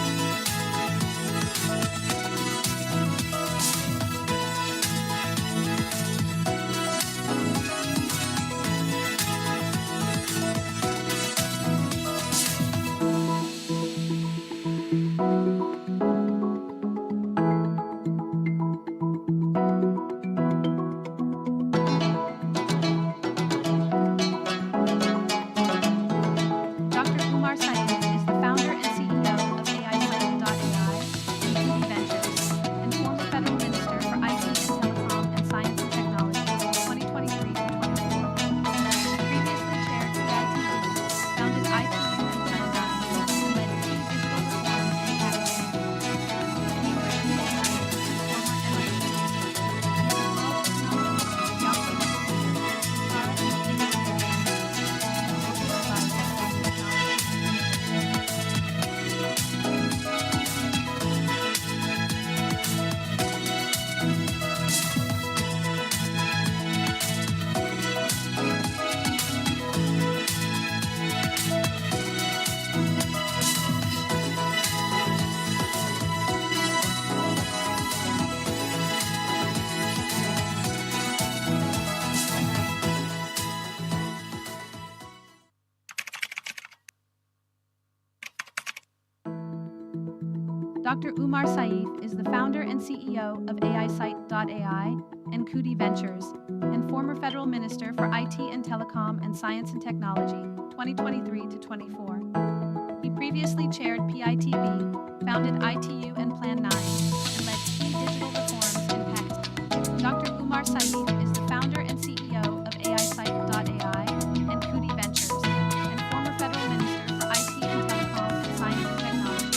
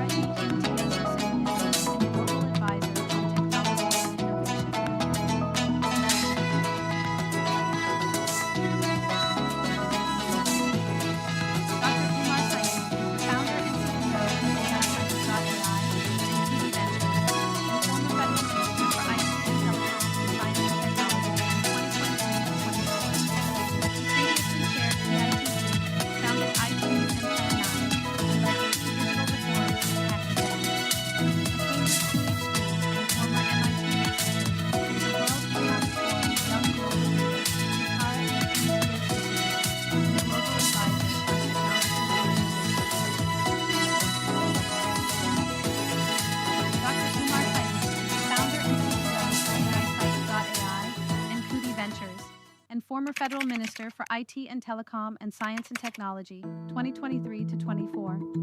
He previously chaired PITB, founded ITU and Plan 9, and led key digital reforms in Pakistan. A Cambridge PhD and former MIT researcher, he is a World Economic Forum Young Global Leader, Sitara-e Imtiaz, and Global Advisor on Technology and Innovation.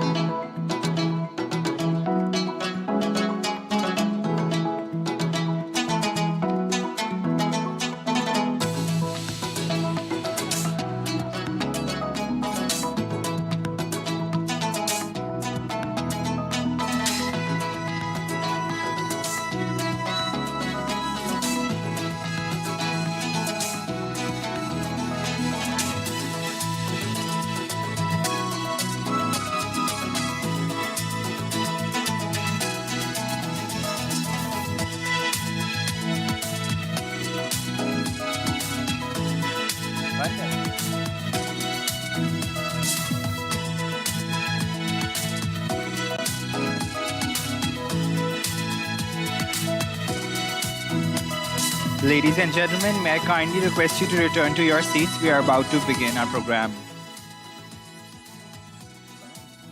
Ladies and gentlemen, may I kindly request you take your seats as we resume our program.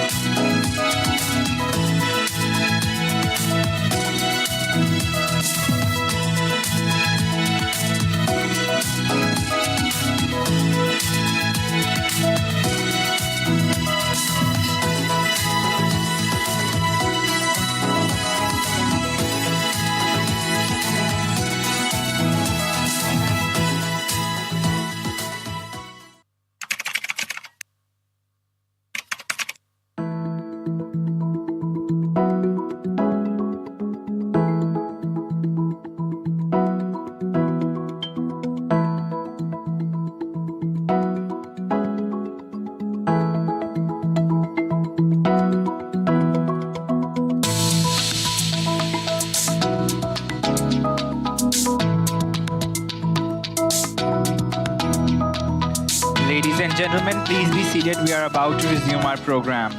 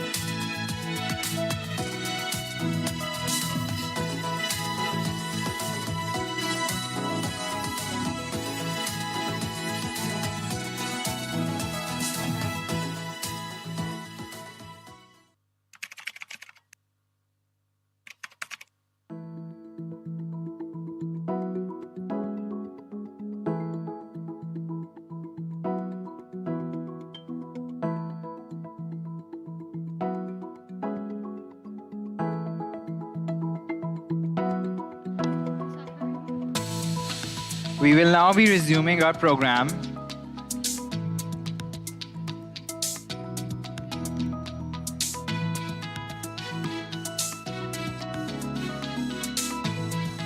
We will now be showcasing our videos by our BCP campuses for the short film competition. I would like everyone to please pay attention to the screen. In 2025, protecting the environment is slow and limited. People often clean only their own trash, leaving much behind. But in 2035, jobs have evolved. Robots now support humans by scanning and cleaning every corner. In 2025, saving a life depends only on people. Doctors try with all their knowledge and effort, but sometimes it is not enough. There are limits to what humans can do alone. But in 2035, jobs have evolved. A new partner arrives, the robot. Robots bring precision, speed, and advanced technology. Together with doctors, they do what humans alone could not. They save lives. The future of work is not human versus robots, but human and robots side by side, building a better tomorrow. In 2025, household jobs take time and effort. Cooking and cleaning depends only on people, and it can feel exhausting. But in 2035, the jobs have changed. Robots step in to assist in chopping, cleaning, and cooking with speed and precision. Robots make daily work faster and easier, giving people more time to enjoy life.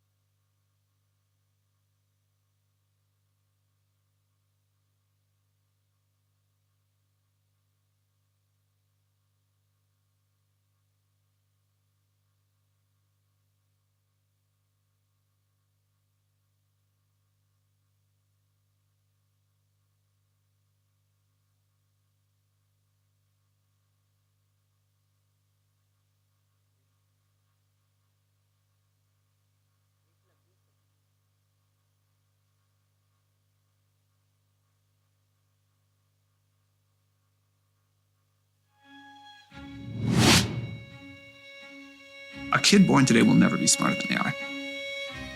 Ever.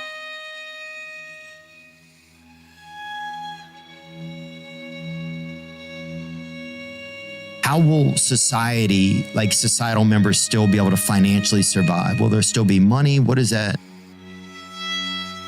Everybody has access to just this like crazy thing such that everybody can be more productive, make way more money. It doesn't actually matter that you don't like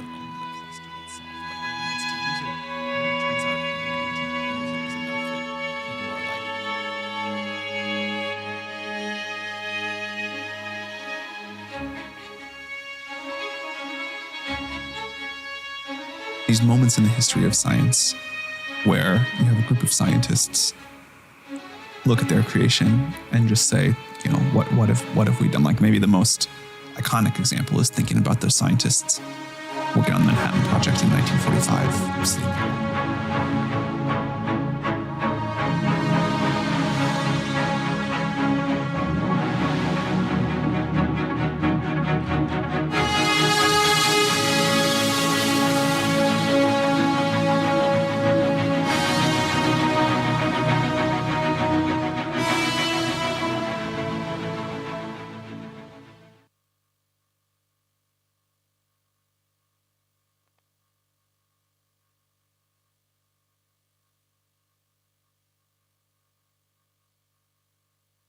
So you saw the future?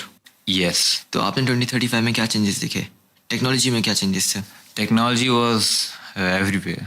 Human-machine interaction बहुत normalized हो चुका है, and most of the work is done by AI-driven machines. Cleaning, manufacturing, organizing, even restaurants में mostly robots ही काम कर रहे थे. तो बिजनेसेस और कंपनीज को क्या अभी भी हम ह्यूमंस की ज़रूरत है?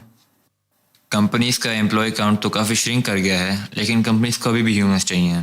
अब हमारी जॉब्स काफ़ी चेंज हो गई हैं, जैसे कि हर प्रॉब्लम का सोल्यूशन रोबोट के पास नहीं होता। कोई भी अगर नया प्रॉब्लम इनकाउंटर होता है तो उसको हम ह्यूमंस ही देखते हैं।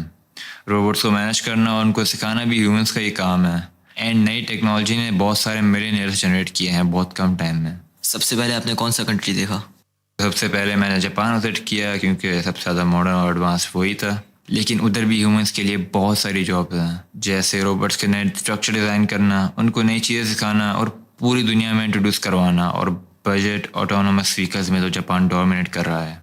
Then I visit the subcontinent, Pakistan, India और बांग्लादेश में एक मैसिव हीट वेव आई हुई थी।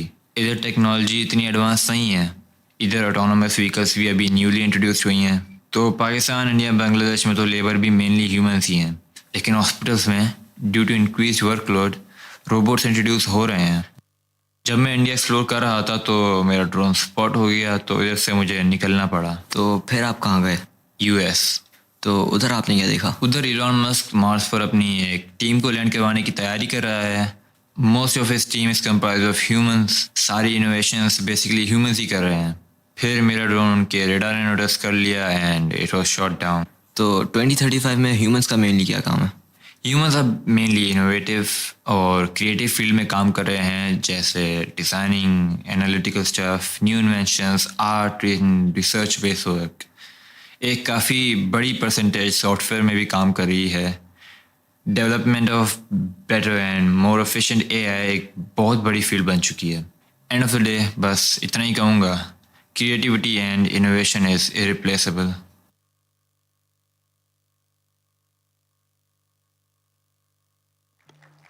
Dear audience, you are please requested to please observe the decorum of the event. Our students have put a lot of effort into these videos, so please, we would really appreciate if you could observe silence during these videos. A day in the life of a COO, 10 years from now. The very first thing he gets from his wife in the morning isn't a kiss, but a to-do list. Errands to complete after work. Fast forward to his journey to the office in his sleek, autonomous vehicle. A car that no longer needs a driver. At the office, he greets his team of formally suited AI colleagues and steps into his perfectly efficient workspace. But the day is just getting started. After wrapping up his meetings, he heads straight to his children's school, where classrooms have been transformed into living storybooks. Teachers, with the help of holographic lessons and AI-powered instructors, bring education to life, letting kids experience what they learn instead of simply memorizing it. Next stop, the hospital, where his uncle is undergoing heart surgery. The critical procedure is handled with precision by automated arms, while nurses and doctors work closely with AI to monitor every vital detail in real time. Before heading home, there's one more task: fresh vegetables. The friendly shopkeeper guides him straight to the source, futuristic fields where advanced farming technology produces perfect crops without a speck of dirt on a human hand. Finally, after a full day of work, school visits, and hospital check-ins, he returns home. His wife greets him with a smile and a hug, proof that even in a world run by machines, some things will always remain human.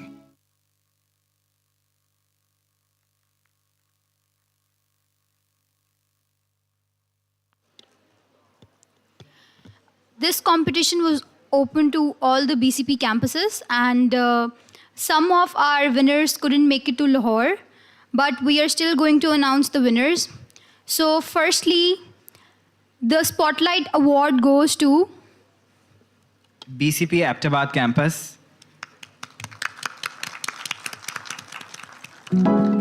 Most Creative Concept Award goes to BCP Qasimabad.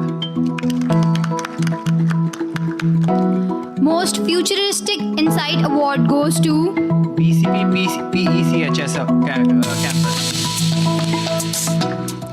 And Best Video Award goes to BCP Gulshan campus.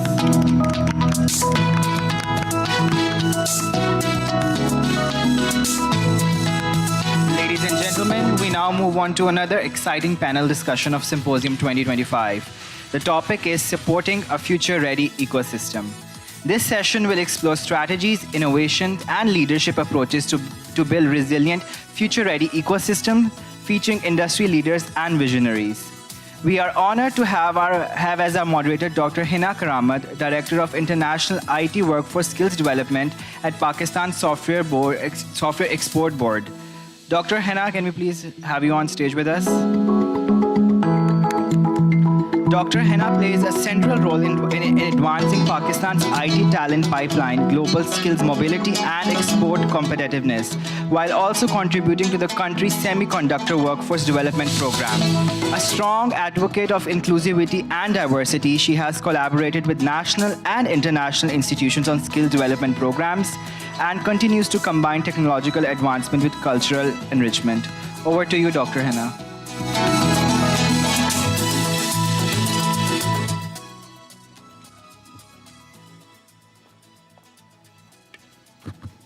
Good afternoon, everybody. I hope after lunch you must be feeling fresh. Let me take this thing that you are feeling fresh and you're not feeling sleepy, because I have an exciting panel for all of you.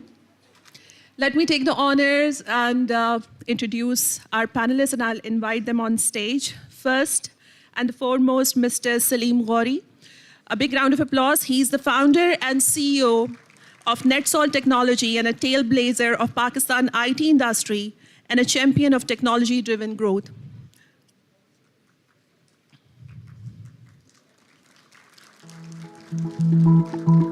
Thank you so much, sir, for joining us.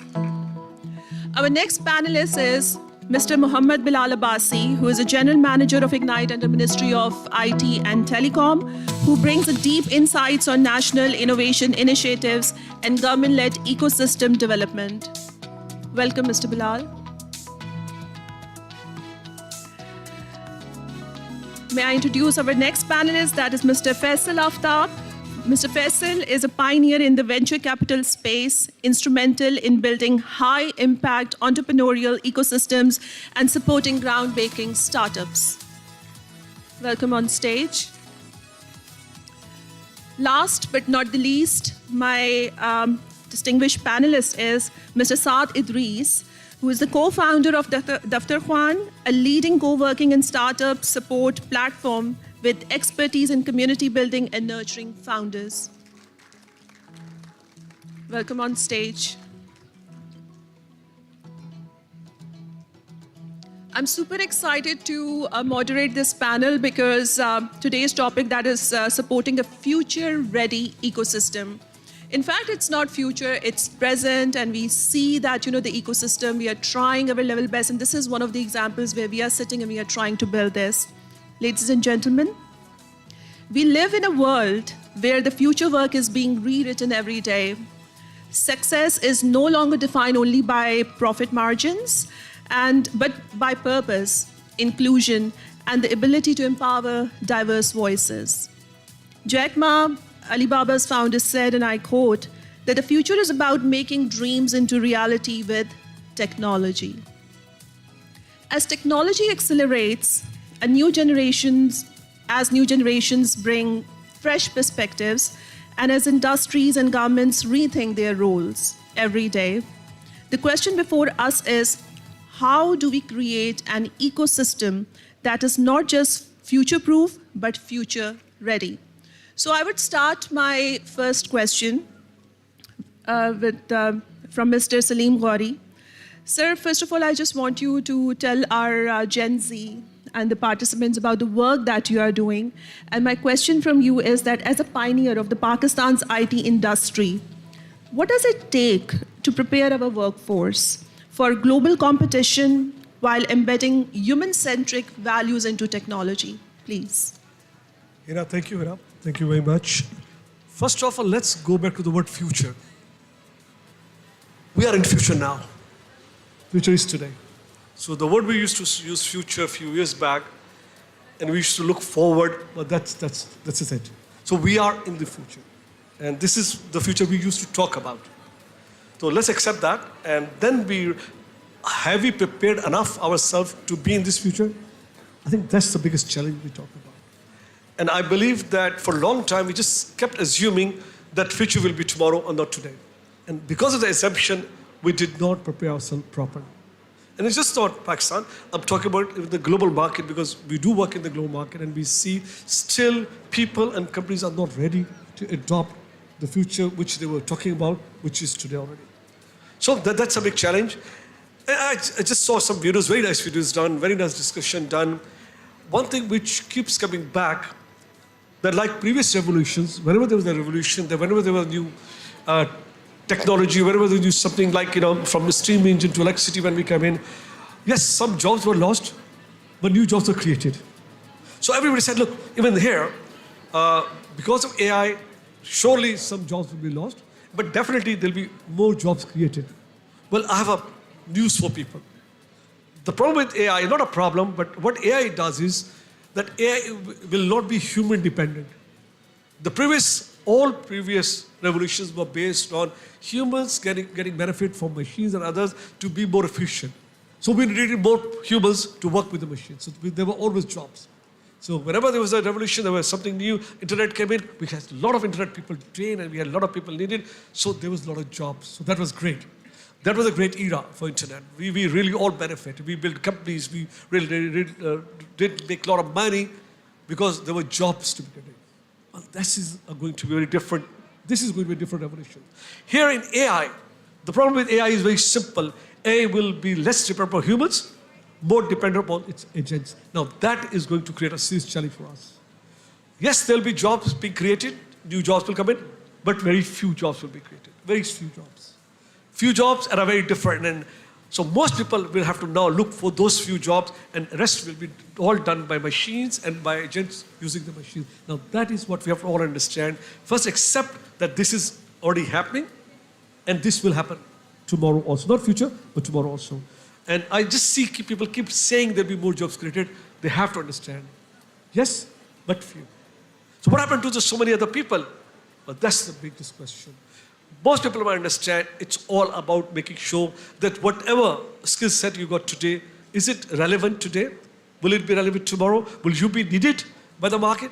Now you all have to make sure that you are aware of what's going to be need of the market tomorrow, what will be market requiring, what skill set we need to survive, what skill set we need to be employed, what skill set we need to do any work at all.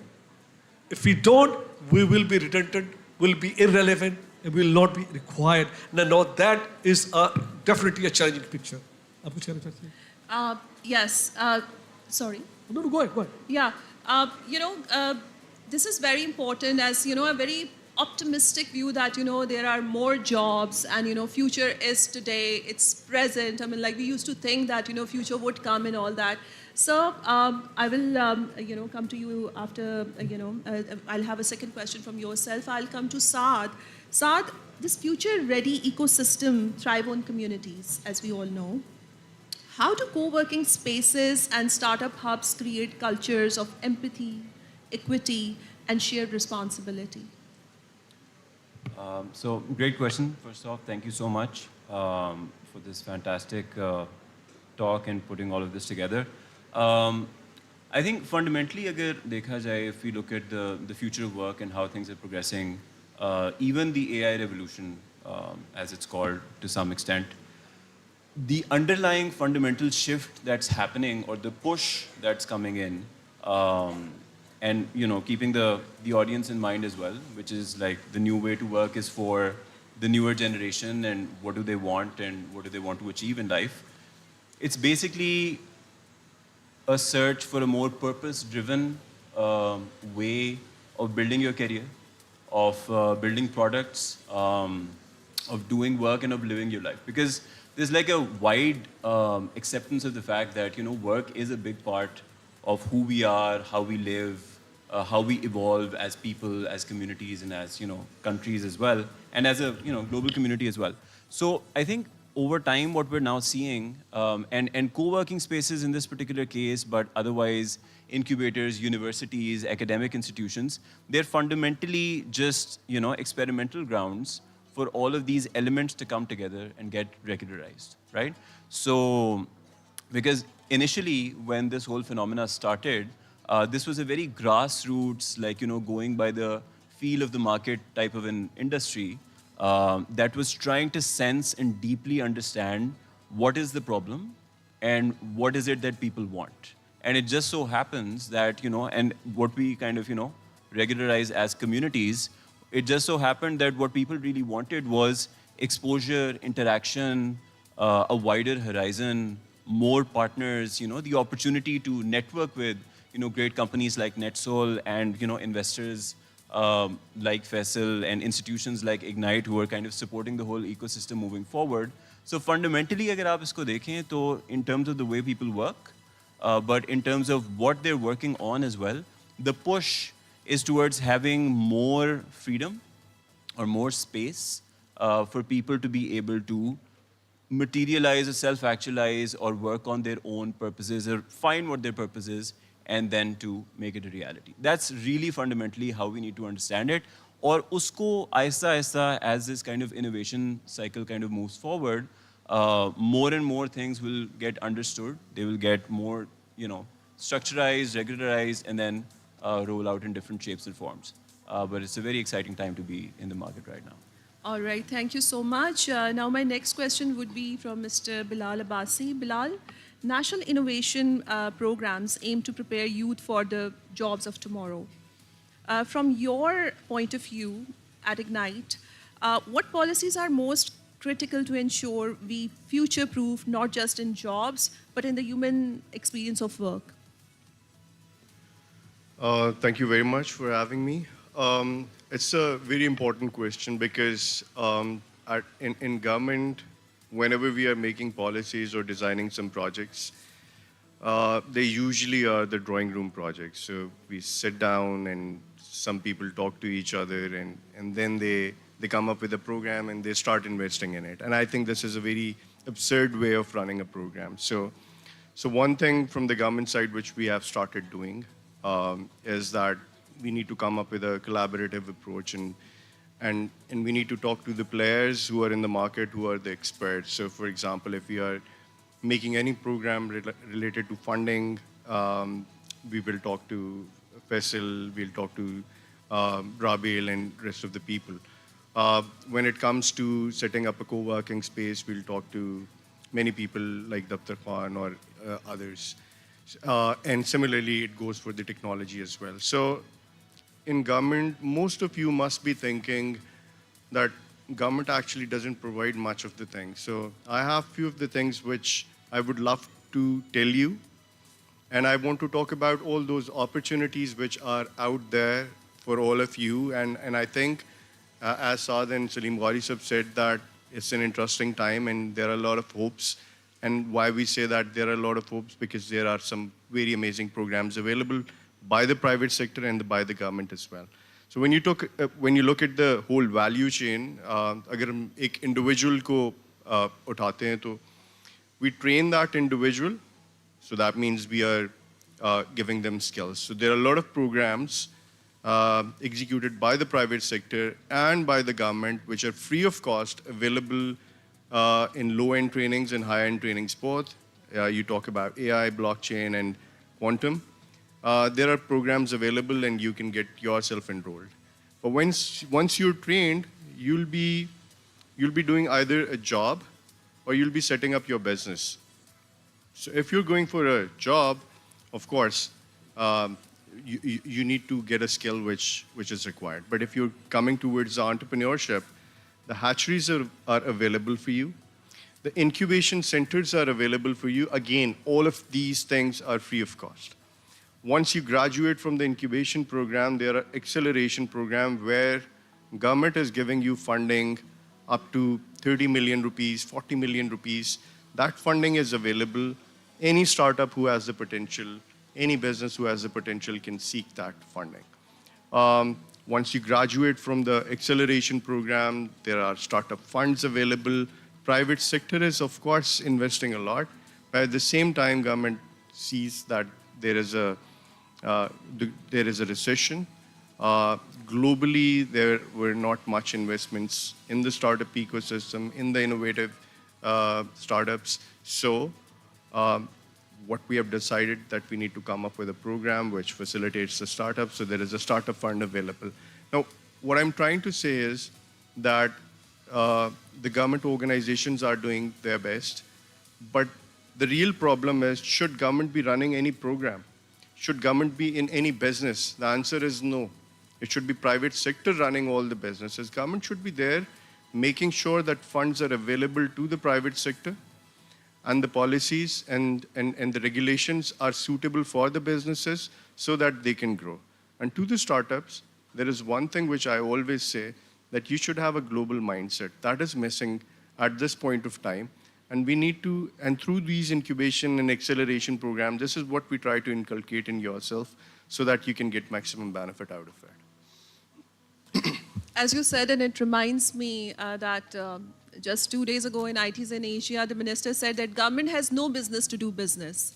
And this is what we have seen, that how you have brought the private sector to do, and their role is extremely very important.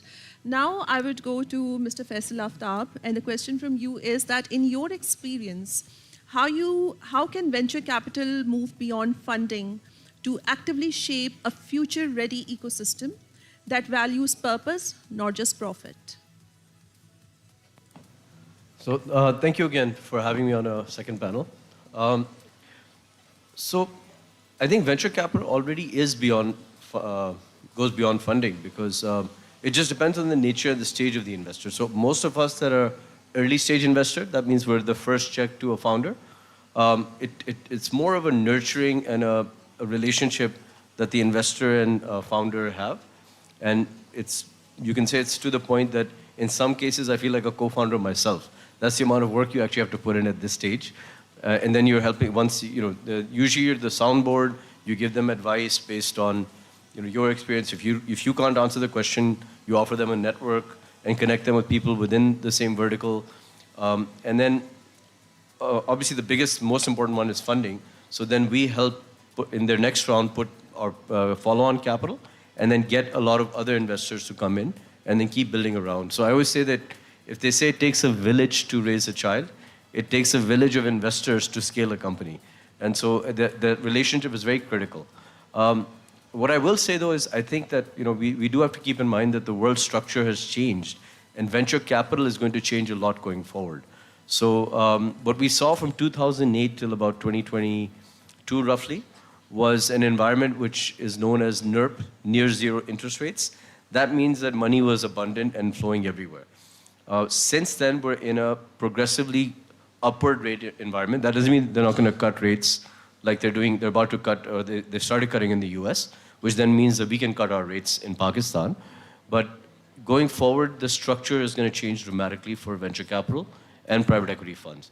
So funds will not find it that easy to raise capital, and there's two reasons for that. One is the cost of capital, but the second biggest reason, which Gauri Saab actually aptly identified, that we're living in the future now. What that future entails is the reason why people were coming to places like Pakistan, which were frontier markets, it's high risk but high return. But you're taking on the risk of especially currency devaluation, which can shave off your returns.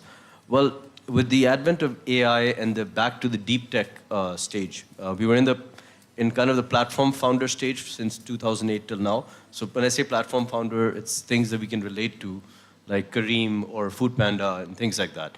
But when you go back to deep tech, that changes because that's now at the protocol level.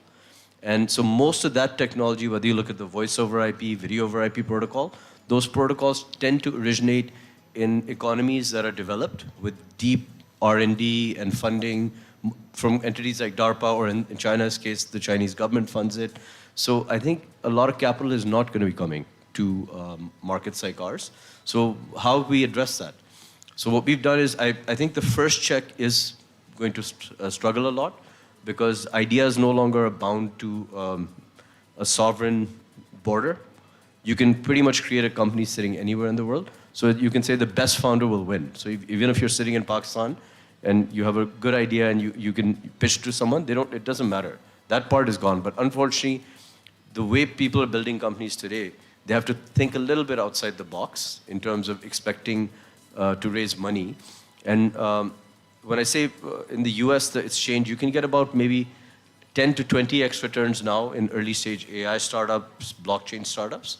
So that really changes the paradigm. And I think Pakistan's ecosystem is going to struggle a little bit going forward, but not to the extent that we don't need to create 50,000 startups. If you look at the entire GCC, there's really about 15 to 20 companies. In Pakistan, we have a herd mentality, so if the one business family goes into auto manufacturing, so similarly, like everybody goes in, right? Or education. No, I'm just kidding. No, sir. There's not that many people in education. But in the same thing has happened that everybody thinks that they can back there'll be like 50,000 startups you can back. Most will go to zero. But what companies are doing, and this is what I'm encouraging company, and what Bilal was implying also, think outside of Pakistan as well, bigger. So solve a problem that you're solving in Pakistan, and potentially that you can scale to maybe Central Asia. It's similar economies, or the Gulf states. So follow the linkages, geopolitical linkages, and you can scale a company there. And then those markets, I'll close it off with this. The capital is going to come, for growth stage companies. That's already coming in the form of partnerships. And then for early stage companies, if you have good technology, then you can actually get funding from the likes of Ignites and the NICs to get your first step going, some private investors, and then try to get into one of the programs in DIFC, in Riyadh, the Garage. They're basically willing to take good founders with deep tech knowledge and move them over and fund them to continue to develop their products. So the structure of the market has changed. Thank you so much, Faisal. Very insightful, as partnerships for collaboration and thinking out of the box to raise money. Thank you so much. I'll come back to Mr. Salim. Gauri Sahab, how can large tech companies like NetSol collaborate with educators and policymakers to empower Gen Z to lead the future of innovation? Before I come to you, this question, let me add to what Faisal said. And thank you, Faisal, for really sharing insight. And I agree with Faisal in terms of less money will be available for us coming to Pakistan.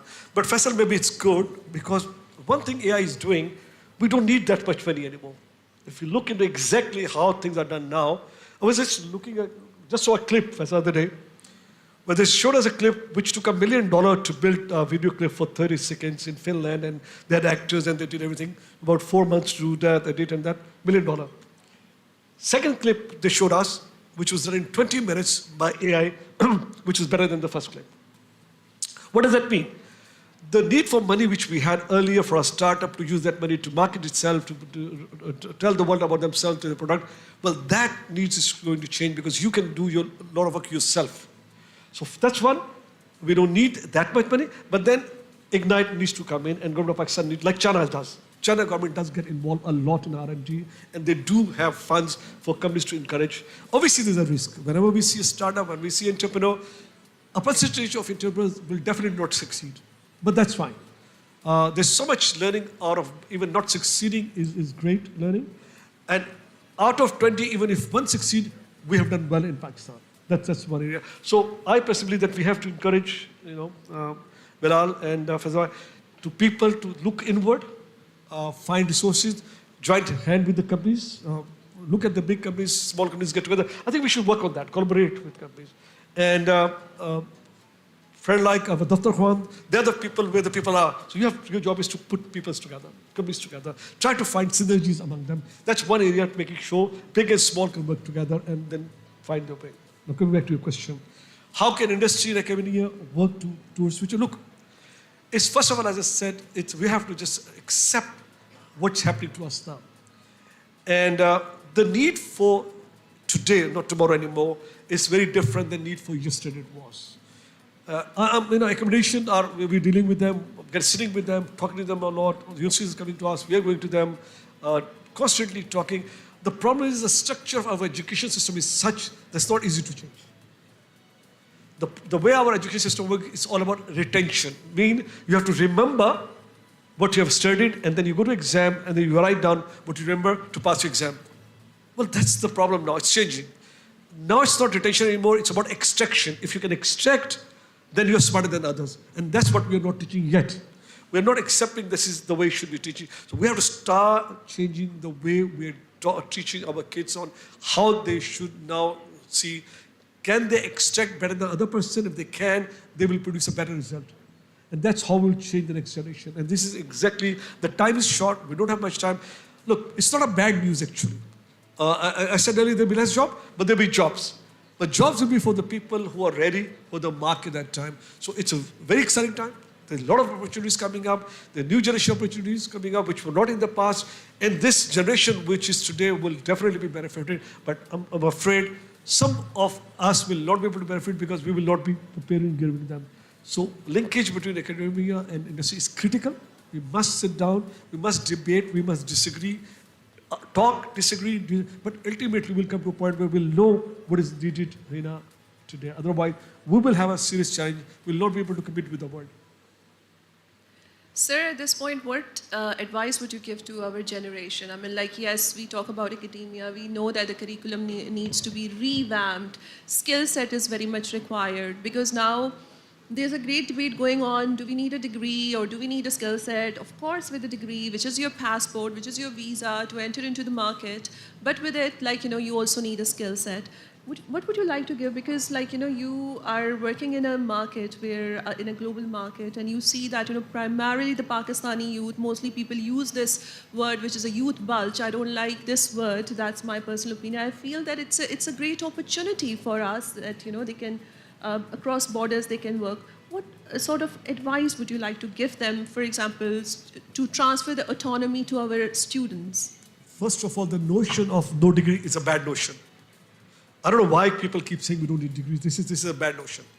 See, degree is not just about getting a piece of paper. This degree is about schooling. You get schooled, and it's not just about studying geography or science. It's about interhuman communication relationship.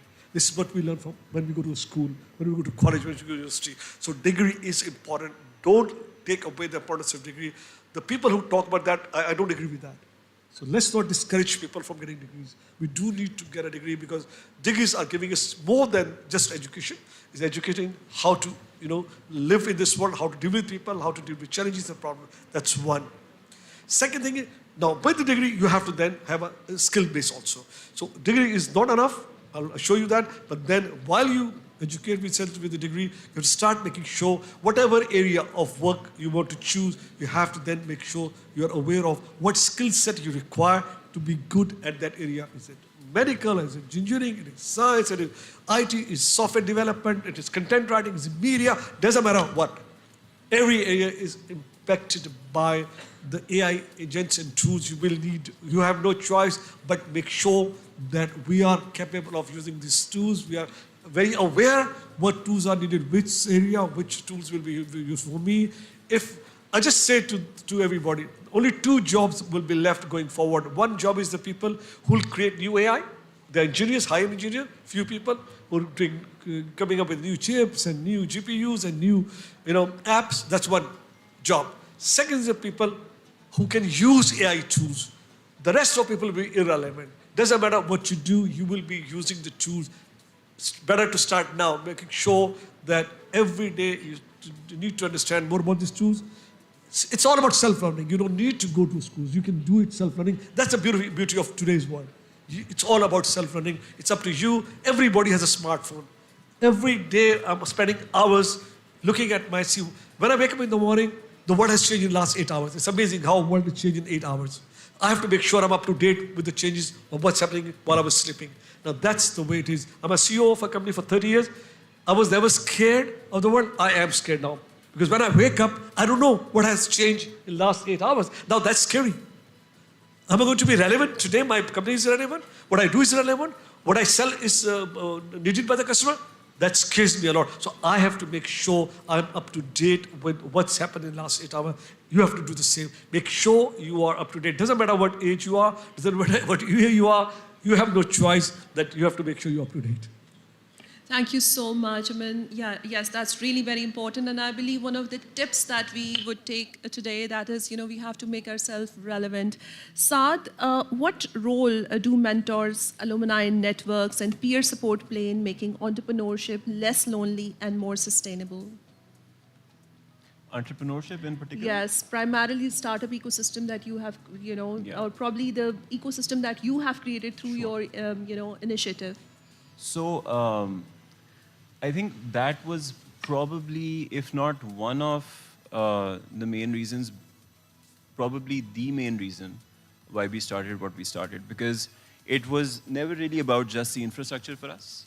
The aim always was, we were kind of involved in the startup ecosystem. It was, kind of up and coming at the time, 2014, 2015.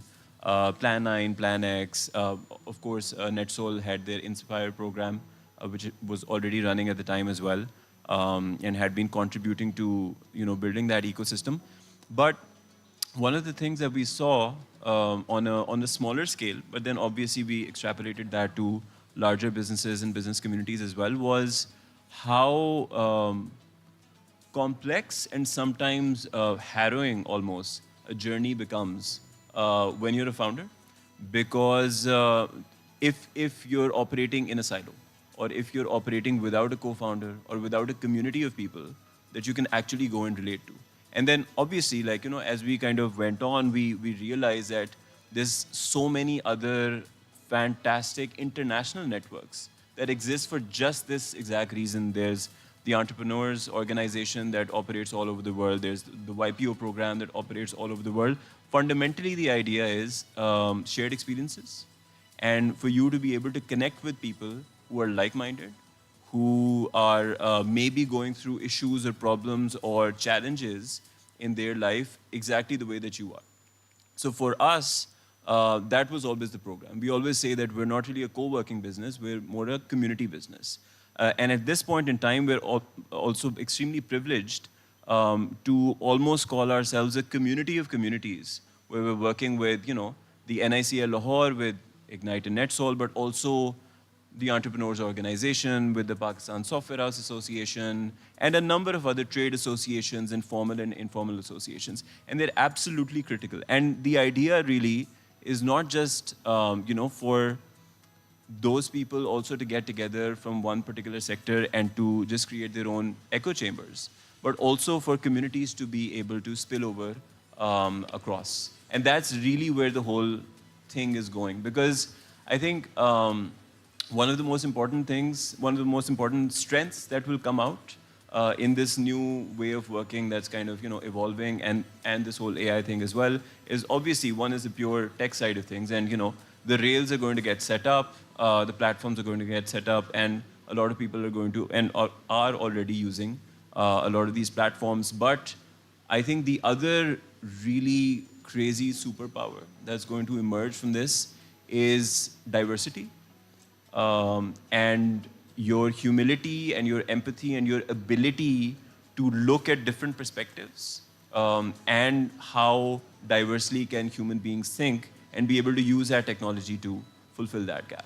I think that's really when we interesting. think about communities and the community of practice, and primarily the professional communities that are working over here, we have gotten to know the importance of it through these kind of initiatives.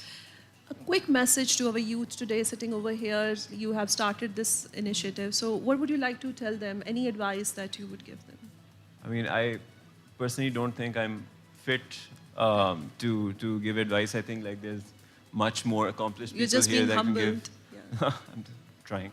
But I think the only thing that I would say is, especially if you're a student, bilkul sahi kaha. I think Salim Saab hit the nail on the head. The degree programs are very important for I think all the reasons other than academics. I mean, of course, academics are important, but there's a whole other universe of things that you learn when you engage with people in a social setting, and they're absolutely critical moving forward.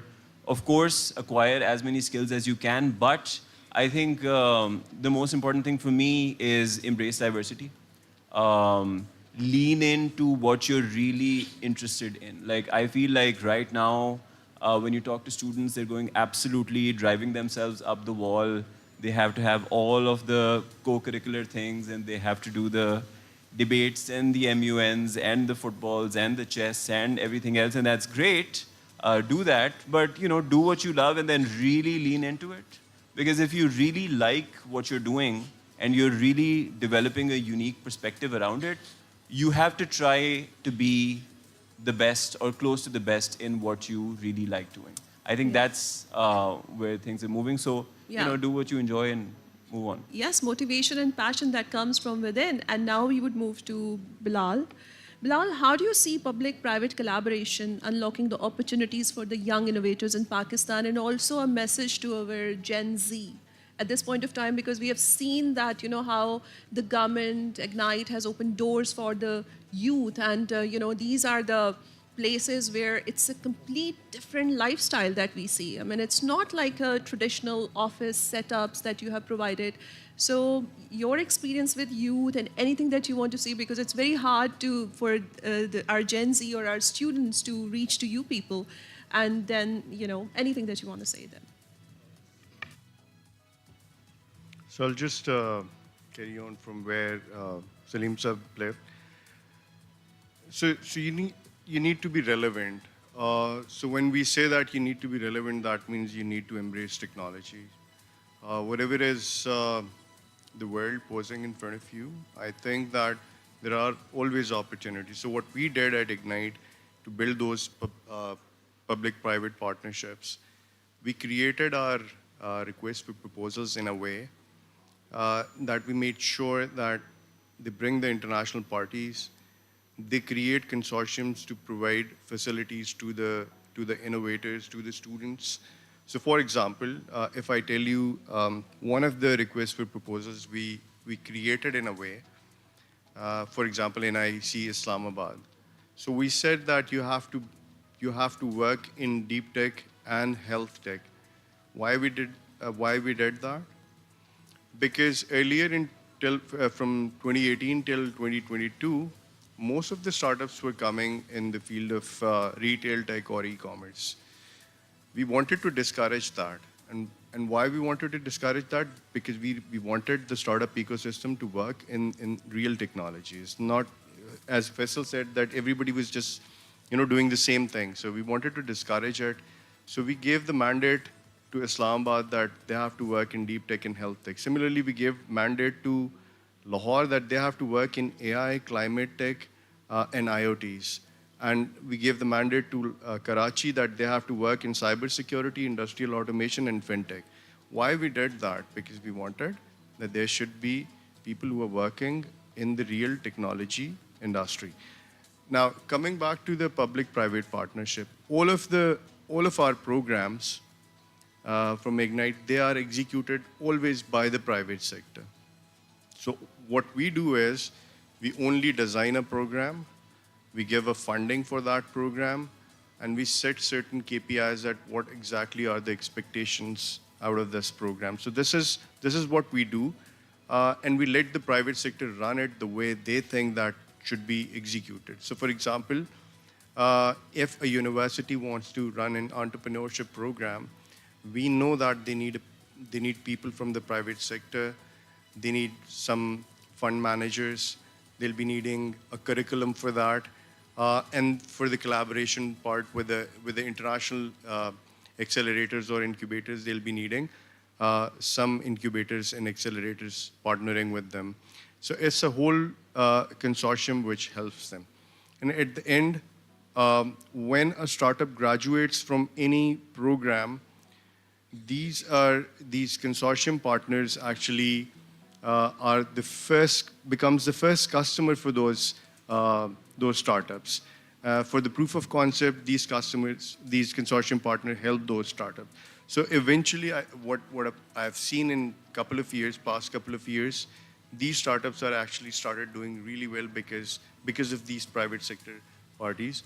And I think at Ignite, it is kind of in our DNA that we don't do anything ourselves. We let the private sector do everything. We just provide funding.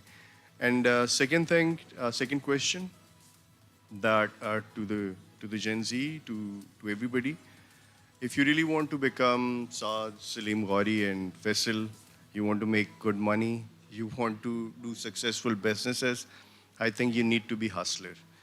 This initial stage of your life, I think you need to hustle a lot. You need to make a lot of collaborations. You need to run after people. There are two models if I talk about the startup ecosystem. One, a model where you are paid. So I won't take a name that startups are paid for a certain period of time. But then there is another model which we run, that is, we keep startups hungry till they start make money. So you need to hustle till you start doing something good and start selling it.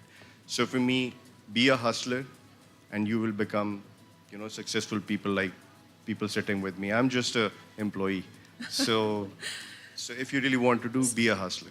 Yeah, all the amazing people, they are humble in my panel. And my last question is from Mr. Faisal, a quick advice that you would like to give to Gen Z here today about building globally relevant yet socially responsible startups.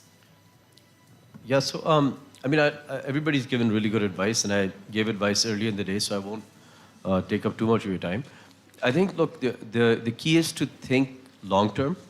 So one of if you look at, for example, Jeff Bezos, he has an ode to long-term thinking, where he's building these giant cuckoo birds in the middle of a desert in Arizona that pop out every 1,000 years, right? That's beyond his lifetime. And so one of the main reasons why I feel in Pakistan, whenever we're having any debate, it's just a discussion of problems and very few solutions come out, is because everybody's living in the present and now. So if you think in a 10-year period and you focus, let's say, what the world may be like 10 years from now, we're in 2025. When it was 2015, I used to think about what the world was going to be like in 2025. I think I was about 10%, right? 90% I couldn't have imagined most of the things that came out. But that 10% ended up being, probably 90% more accurate than the rest of the competitors in terms of they were focusing on 1 year, 2 year, right? So if you're going to build a business, you're ultimately building a business in a world. And so if you can get your worldview and what the world may be like in 10 years from now, and even if you're, again, 1% correct, you're probably 90% more correct than the rest of the population. And so I'd say focus on the ode to long-term thinking. Thank you so much. And I would like to thank the panelists for their wonderful insights. And I would like to finish and conclude our today's panel by this Peter Drucker's words. He says that the best way to predict the future is to create it. Thank you so much.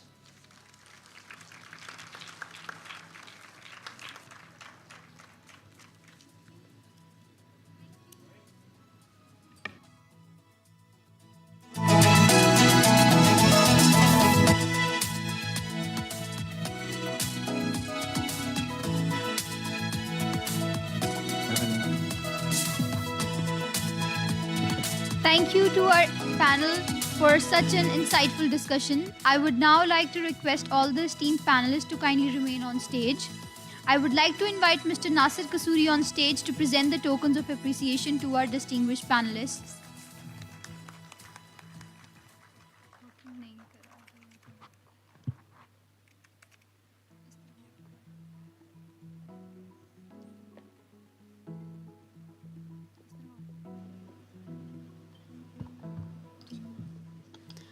May I first invite Mr. Faisal Aftab to receive his token of appreciation.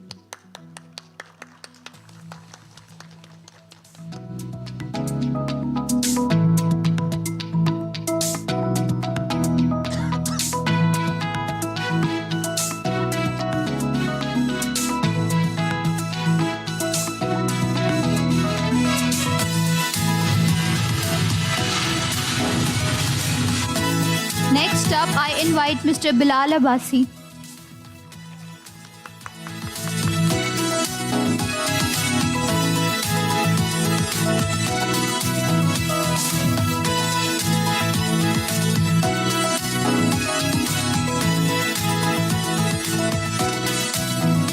Now, I would like to invite Mr. Saad Idris to receive his souvenir.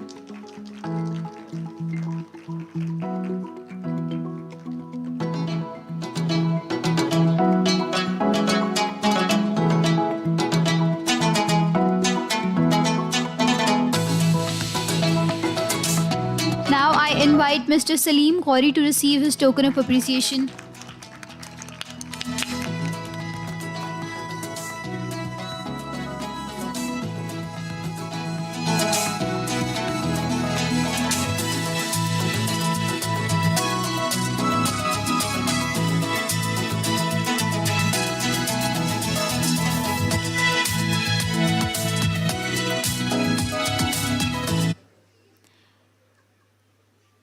Now I would like to invite Ms. Hina to receive her token of appreciation.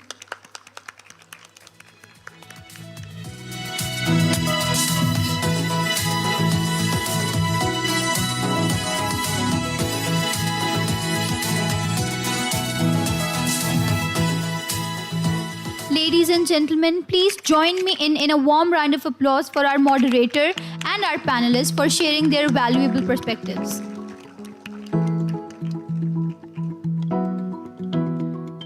Next, we have a very exciting performance to wake you all up.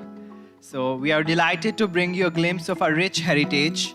The dhol holds a special place in our Punjabi culture, a symbol of celebration, energy, and togetherness.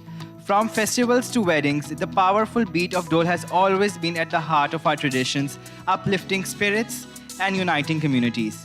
Please join me in welcoming performance for a vibrant dhol performance, Badshah Band by Sayyid Amran.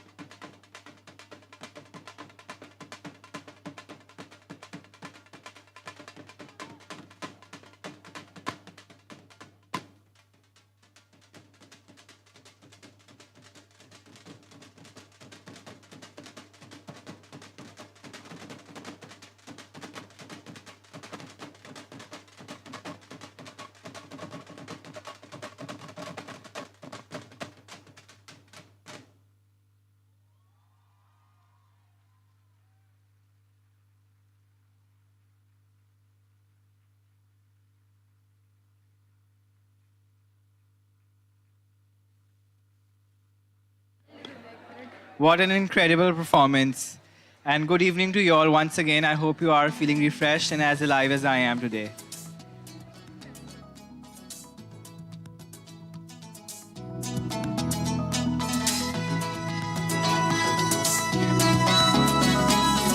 Everyone, you're requested to please settle down and observe the decorum of the event.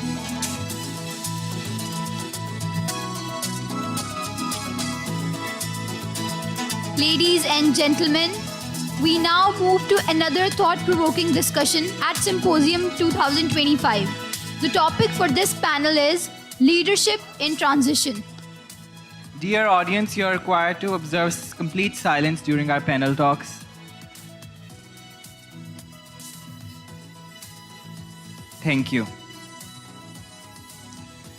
The topic for this panel is Leadership in Transition.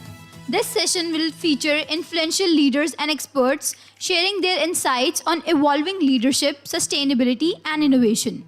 Our moderator for this panel is Ms. Sadaf Abid, founder and CEO of Circle Women. Ms. Sadaf Abid is a Harvard Kennedy School graduate and INSEAD social entrepreneur in residence, widely recognized for her leadership in advancing women's economic empowerment through digital and financial inclusion. She previously served as COO and CEO of Kashif Foundation, scaling it to 300,000 women clients with over $200 million in microloans. She sits on several boards, including the Pakistan Microfinance Network and Harvard's Adaptive Leadership Network, and has been honored internationally for her impact, including recognition in Half the Sky by Nicholas Kristof. Throughout her work at Circle Women, she continues to champion women's leadership, financial inclusion, and innovation. I would like to invite her on stage. Give her a huge round of applause.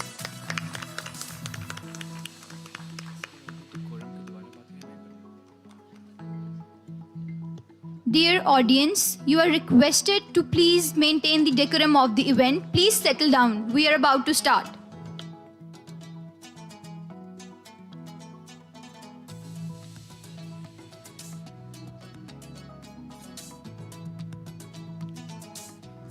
Assalamu alaikum, everyone. So I hope this was energizing. I enjoyed the whole performance immensely, and I hope all of you are now ready to move into this session, which is actually something very close to my heart. And I hope we can have an engaging conversation around leadership. And what does that mean really in today's world when we're facing so much complexity and uncertainty? We have a wonderful panel, and I'm very pleased to invite them on stage. We'll start with Javed Gilani. He is Group Head HR Packages Group. Javed brings a lot of experience. He's a distinguished member of the Forbes HR Council. Please welcome him. Thank you, Javed, for being with us. I'll move very quickly through the bios so we can move into our conversation. My next panelist is Dr. Jawad Syed.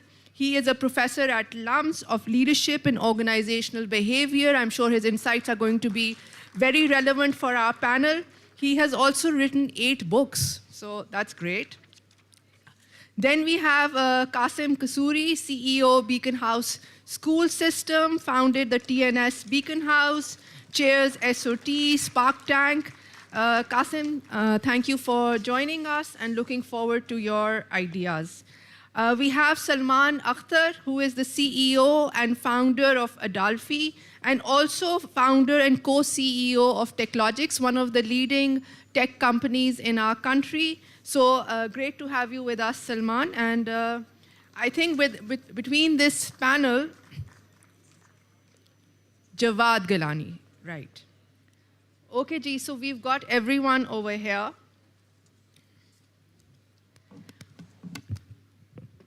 Our topic today is leadership in transition. First, I'll congratulate the big symposium for hosting this. I believe this is the 3rd year. And I think such gatherings are really important to get industry to interact with youth. And I hope we will have chance for questions. So I would strongly encourage the audience to think of 1 or 2 questions, which we will open up. We have about 40 minutes. So I'm going to start by asking my panel, we live in a world which is uncertain, changing rapidly. and it's increasingly complex. However, as human beings, we often want certainty, predictability, and clarity. So how do you feel as individuals in leadership roles, whether you are leading your own company or even your family, how do you see your role in this new space? And what are some of the ideas that you are bringing to the table in this complex scenario? So what we will do is we will start with Jawad Galani, please. Right, thank you so much. First of all, thank you so much for giving me a chance to speak to this learned audience. And I think your question is very good in a sense that the only thing constant is the change in our lives. And as leaders, I think change is always happening. Now, the problem, and I've gone through a transformational process in the organization that I work for, which is, by the way, a very traditional organization, used to be founded in 1956, and then growing gradually, was considered to be a very, stable, steady organization. And when you want to bring in a change in that kind of organization, it is always difficult because of the inertia and the thought process people have. So we had to dissect this problem and see how can we actually do it. And one of the things that we realize is that when people are not against the change, but people fear the uncertainty that we have usually.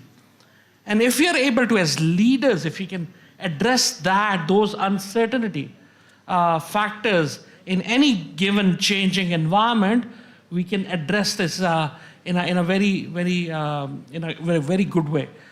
And then we had to dissect the problem. So when you talk about change, you have to dissect the problem. You have to create some pillars of stability around.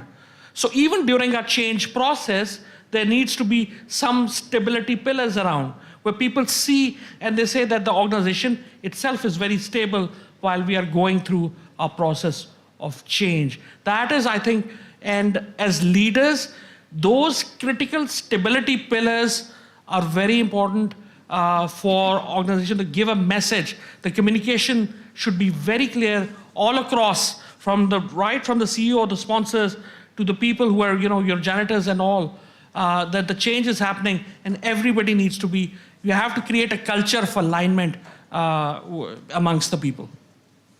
Thank you. So, you've talked about having some stability pillars, and I'd like to invite Salman into the conversation. How do you see the role of leadership in times of uncertainty?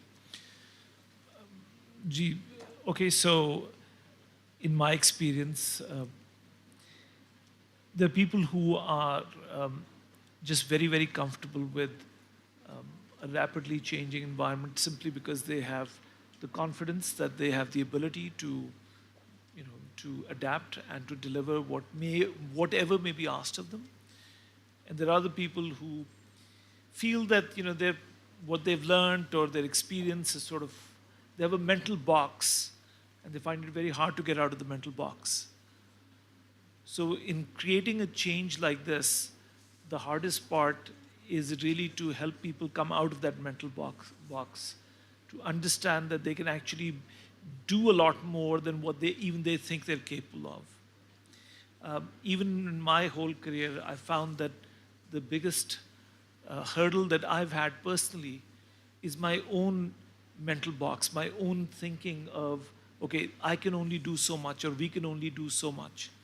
So that, from a leadership perspective, is really important to empower people and to coach people and to guide people so that they can get out of the rut, the box that they're in, and say, you know what, you're actually, most of you are capable of doing a lot more. So that, I think, is the key. Thank you, Salman. And I think that's very interesting because you've touched upon internal limitations. And I strongly agree that a lot of time the limitations are really within us. Of course, the external environment can be very challenging, but it's our own internal beliefs, experiences, behaviors that can bring a very narrow mindset. So a wonderful contribution. Qasim, you manage enterprise that has, I think, 400,000 young people studying in it, and then there's a whole network of teams that you oversee. What do you see as your key role in these times of change and uncertainty? I mean, I guess there's no one formula or response, but a recent situation comes to mind in which we just had to stay the course, yeah? So sometimes it's just about making people believe that something will happen, even though everything around them tells them that it might not happen. So while you refer to the school system, I'm also involved in hospitality. And not very long ago, we opened a hotel in Islamabad. Okay. And this was at a time when everybody kept saying that, no, we shouldn't be doing it, but there's going to be war, India is going to attack Pakistan. So we had, this whole thing going on, and there was a lot of anxiety. I think it took a lot of effort to just get everybody to believe that we were going to make it, and it was going to work. And if, God forbid, something happened, we would just make the best of it. So we launched on the 2nd of May, and then on the 6th of May, the conflict broke out between India and Pakistan. And the conflict was not the only thing in any opening like this, particularly a hotel opening. There's always a lot of stress and things going wrong, and we've had very unusual climate in Pakistan this year, and in Islamabad it actually started way before it did in the rest of the country. So I guess, yeah, sometimes it's just about making people believe, just getting them on board and just making it happen. And then there are other times when I guess one has to be a little bit more adaptable, to what is happening. But there are situations one is in which one really doesn't have a choice but to just go for it. So, yeah. So sometimes, as Nike says, just do it. So, sometimes just do it, yeah. Just do it. Because there's no other option. And because we also learn by doing, and when we face adversity, actually, we build new muscles, we build new resilience. So kudos to you, and I am familiar with the hotels and would actually love to experience the one in Skardu, because I love the mountains. Well, that'll be very difficult because we don't have one in Skardu. Gilgit. Hunza. Hunza. Okay, so Hunza, so Gilgit-Baltistan. Yeah, it's the region. I mean, I've been going to the mountains for last 20 years. I've done Rakaposhi Base Camp and Concordia. So we're very fortunate in Pakistan that we have very beautiful northern areas. Now it brings me to Dr. Jawad, and would really like to hear from your perspective, coming from academia. What do you see as the key role for people in leadership roles to play as we navigate new terrain and uncertainty? Thank you, Sadaf. I really didn't prepare for this question, but I'll try to grapple this question and offer my response. Sumaira, thank you for this. First of all, I think that we need to realize and we need to make this confession that there is no perfect leadership. We, unfortunately, not only in Pakistan, but also elsewhere, we are always waiting for a perfect leader, a messiah who would come and reform our organizations, who would reform our societies, who would lead our countries, our nation. Our organizations have already experimented with messiahs, and they have not really delivered. The important thing is this, that perhaps instead of trying to find and develop perfect leaders, we need to develop those people, including ourselves, starting from ourselves, who are humble and who are values-driven, and who know that they do not have the perfect answers, but they have the ability to ask the right questions. This is something which is more important than claiming and pretending to have all the answers for our future. Future would always remain uncertain. I think it is important for us to admit this. We would always remain limited in responding to the future, So this means that there is something, Sadaf, which is called in academia, humble inquiry. We must always engage in humble inquiry. You know, I don't know whether these children, boys and girls, do they still understand Urdu? You know, in Bale Jibreel, Iqbal says something very interesting. There is a poem, its title is Zamana. Zamana means time. And Iqbal says that जो था नहीं है, जो है न होगा, यही है एक हर्फ महरमाना, करीब तर है नुमूद जिसकी, उसी का मुश्ताक है ज़माना. So that's what it is, perhaps. We really should not even attempt to control zamana. We should learn to surf the zamana, surf the time. Thank you. Thank you so much. I think wonderful insight. There is no perfect leader. And many of us are often waiting for heroes or heroines to come into our lives and transform it. And audience poll right now, how many of you are waiting for a Messiah to change your life? Raise your hand. I mean, I think this is human tendency, by the way. If we were really honest, I think 80%, 90% of you would raise their hand, because I've been like that. I have also been like that, and waiting for someone to come and improve our country, our organization, our family, which means that we don't really want to do the tough work ourselves, because we're all part of a system, and hence we're all contributing to the messiness in the system. And we're also able to actually provide some solutions given we're part of the system. So this was something I learned when I did adaptive leadership at Harvard Kennedy School, that when you're part of a system, you actually have an opportunity to influence a system, and human beings have a tendency to, wait for heroes and messiahs, and in Pakistan, maybe we have a lot of such tendency. So let's go back, and we will now focus on leadership mindset, skills, behaviors that you and I, we all need to practice, some new muscles that we need to build. So leadership, the way I see it, is not static. It's something we work on, we develop, life teaches us, situations teach us, and we build new behaviors, new muscles. So if you're someone who is used to being a great listener, how do you develop the ability to ask good questions? If you're someone who's great at asking questions, because leadership requires you to do that, how do you practice inquiry, which Dr. Jawad just also mentioned?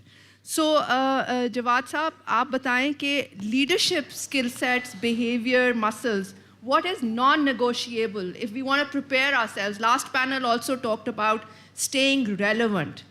So for the next 10 years, if we want to be relevant, what are some new 1 or 2 muscles, behaviors, skill sets you would like to highlight?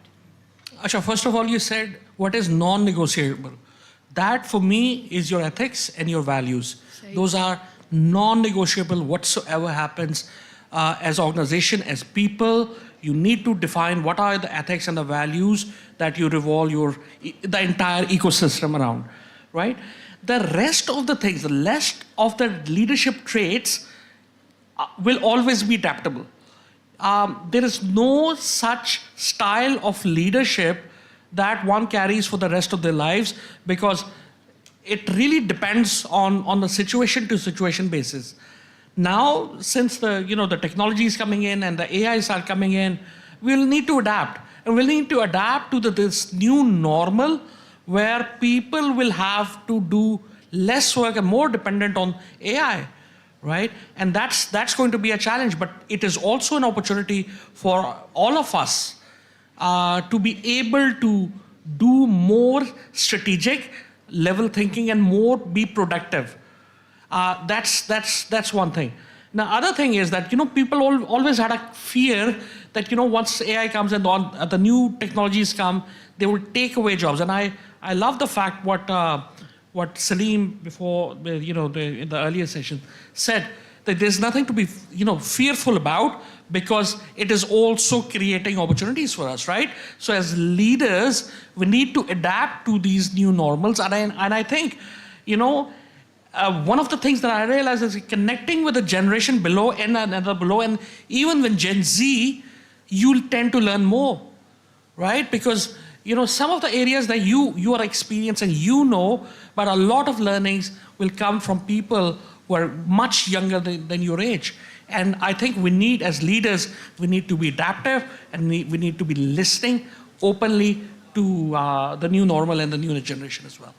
Okay, great. Adaptability, listening, curiosity, cross-learning between generations, great points. Salman, coming from a tech background and with AI and all the challenges and opportunities it brings, what kind of mindset, skills, behaviors do you feel we need to cultivate?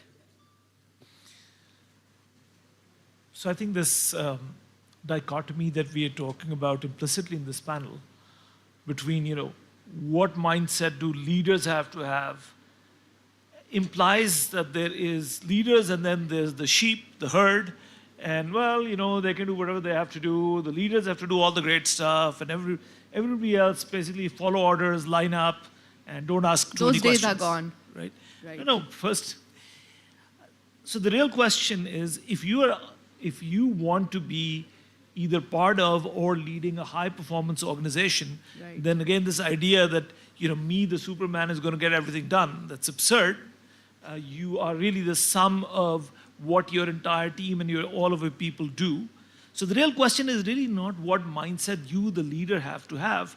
The real bigger question is, what mindset does your team need to have? And I think there's all these skills and so on. Of course, they vary from whatever your job or sort of your opportunity, etc. might be. But I think there's one thing that, to my mind, really can make all the difference. We all, I run a company. We have about 750 employees. Tech company. We pay them money, and essentially it's all mind work. And essentially everybody that's in college today is really going to be using their minds, and that's what they do.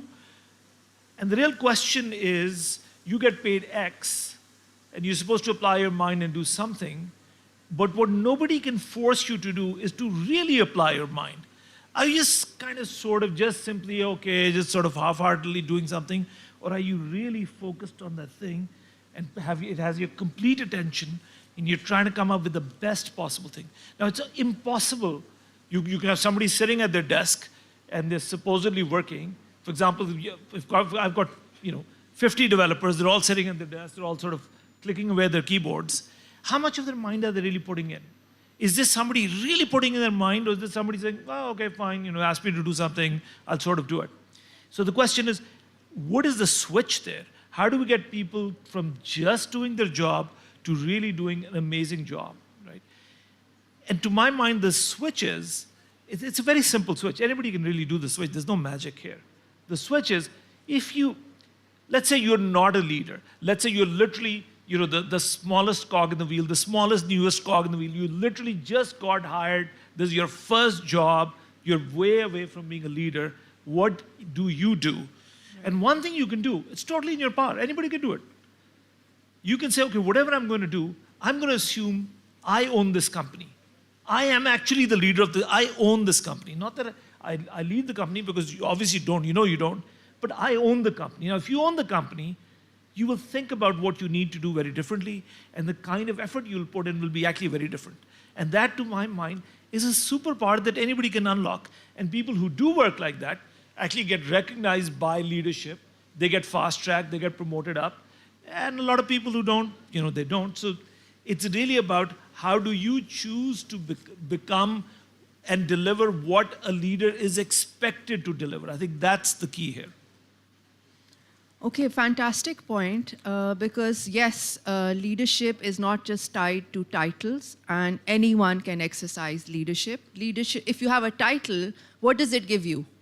Audience? What does a title give you? Authority. A title gives you formal authority, but we all have informal authority. So even an intern, as Salman is saying, can actually come in and exercise leadership and show that he or she really cares and play a role and will be recognized. So I'd like to build on this, because this is a very interesting point and I think very relevant for our audience.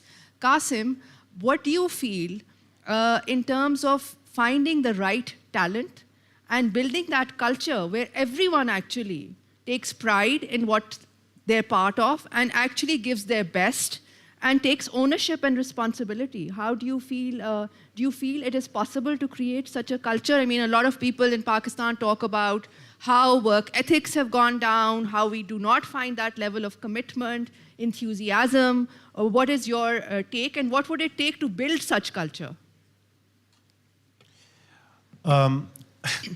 It's difficult because we, in both the organizations that I'm involved in, Beaconhouse and the hotel, they are people-driven. It's very much a services sector, so it really doesn't matter how fancy our classrooms are or how much technology we have in them. It's ultimately about the teacher who is interacting with the kids. So how, or similarly in the hotels, it's about service.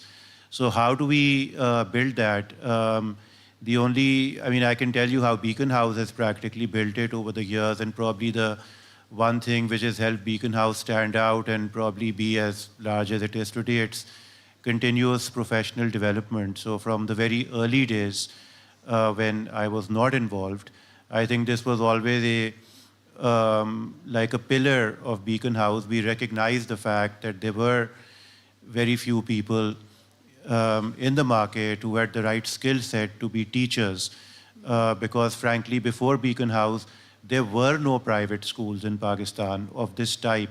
We either had the handful of missionary schools or there were public schools.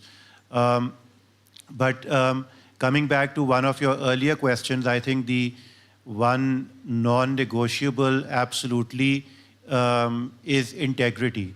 Right, whether it is in leadership, and I completely agree with what Salman Saab said, those same attributes apply to everyone. You can't have a situation where the leader has integrity and everybody else is a bunch of crooks, right? And similarly, the other way around would not be good either. And the third thing which I want to mention is that because we deal with students, so we try to inculcate this idea of leadership at a very young age.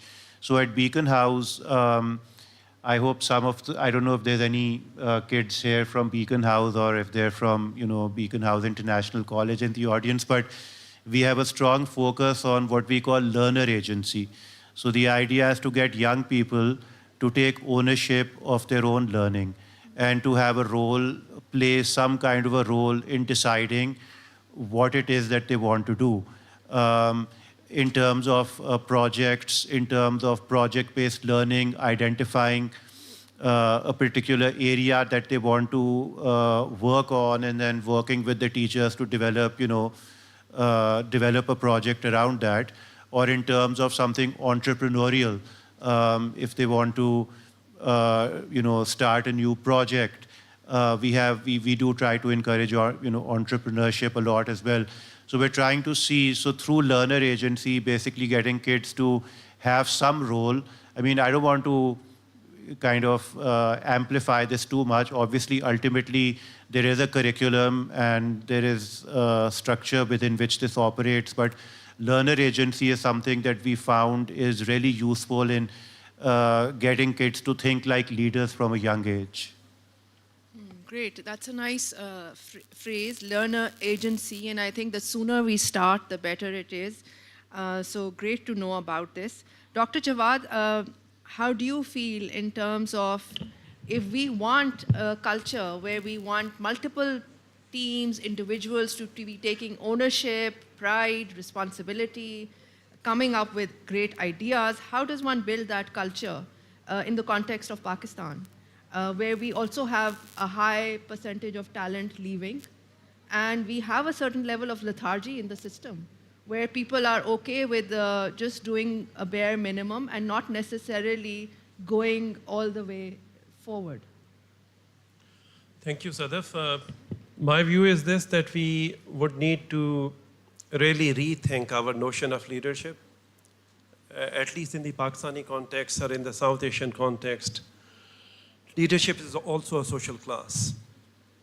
Unfortunately, we are having this conversation in English as well, and I wonder why are we having any conversation, any panel in Pakistan in English language? But it's a social class, unfortunately. However, I have to answer and look, instead of Goldman, instead of Carter or Kotler, I would refer to Allama Iqbal once again, because he gives me the answers. And he says that, unfortunately, he says, the divine has made those people leaders, including myself, unfortunately. Falak ne unko ata ki hai khwajgi ke jinhe, khabar nahi ravish-e banda parwari kya hai. The divine has made such people as leaders who do not know how to treat their people, who do not know how to develop their people. You see that for every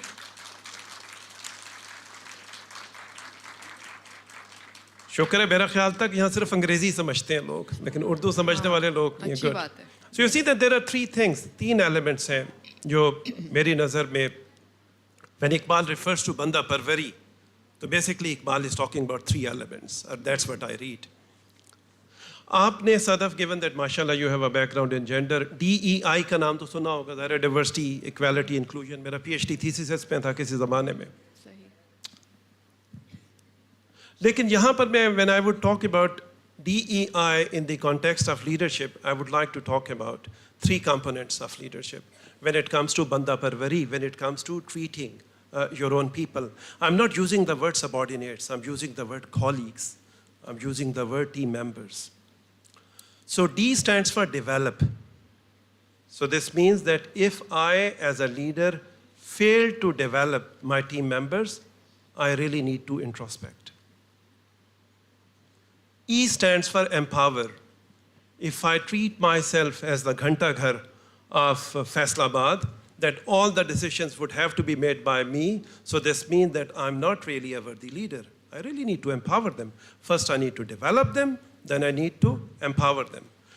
And I stands for inspire. I need to inspire them. And who would inspire them? If I myself am running an industry in the name of textile, in the name of education, in the name of media, whatever you call it, how can I inspire anyone? I have to inspire somebody with my own values. I have to inspire somebody with my own character. So this DEI, develop, empower, and inspire, Sadaf, in my humble view, that would be a prerequisite of leadership, not only for Pakistan, but also for the US, UK, and elsewhere. Great point. Because one of the biggest responsibilities of those who have the privilege of leading is to build others and to build capacity in the system. So that is definitely one of the responsibilities that CEOs need to be measured on, and they need to invest in the next generation of leadership. Thank you for highlighting this. I'm going to move our conversation now to, just because our symposium is about people, planet, and robots, a new era of work. So I'd love to hear from our panel about sustainability, because my take is that we are not looking after our home. The planet is our home, and we are not looking after it as human beings. In Pakistan, we are facing this, really closely, because we are in the top countries who are facing climate crisis and climate change. So sustainability requires us to not just think of profits, but of people, planet, and that means, are there compromises involved in this? Are there costs involved in this?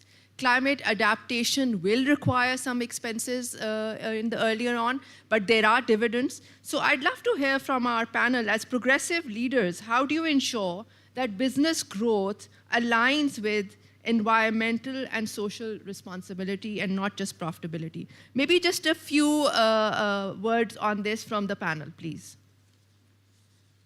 Anyone can start who would like to jump in. And not everyone has to respond. So I'm being very flexible. So I can start. I think you touched upon a very good subject here, sustainability and all. I think what we are lagging right now is the actual education in the masses about this subject itself, the sustainability. Up till a few years ago, it was not even taught in our curriculums across, so people had absolutely no idea. So, basically, when you had to go and hunt for profiles, coming from a sustainability background, it was very difficult, right? So, all of a sudden, and this came upon us when we started exporting. That's when, the international audits happen, and that's, most of the organization, they ask you for the sustainability reports. So in terms that, the manufacturing sector and all, they're kind of working on it, especially those who are involved on the export side or international. But the subject itself needs a lot of focus here. And right now sitting at the hub of what is the education, hub of in the country, I think I need to emphasize that we build that narrative of sustainability in our curriculum right from this age, so that when we're growing up, we have this ability to to absorb and all the concept of sustainability, and also disseminate this as a culture throughout the country. So we've been requested to bring our conversation to a closure. So before I do that, I'm going to ask our panelists just to give one word or literally one sentence. Do you have a practice as people in positions of leadership? Do you have any practice that helps you stay in the game and not just survive, but thrive?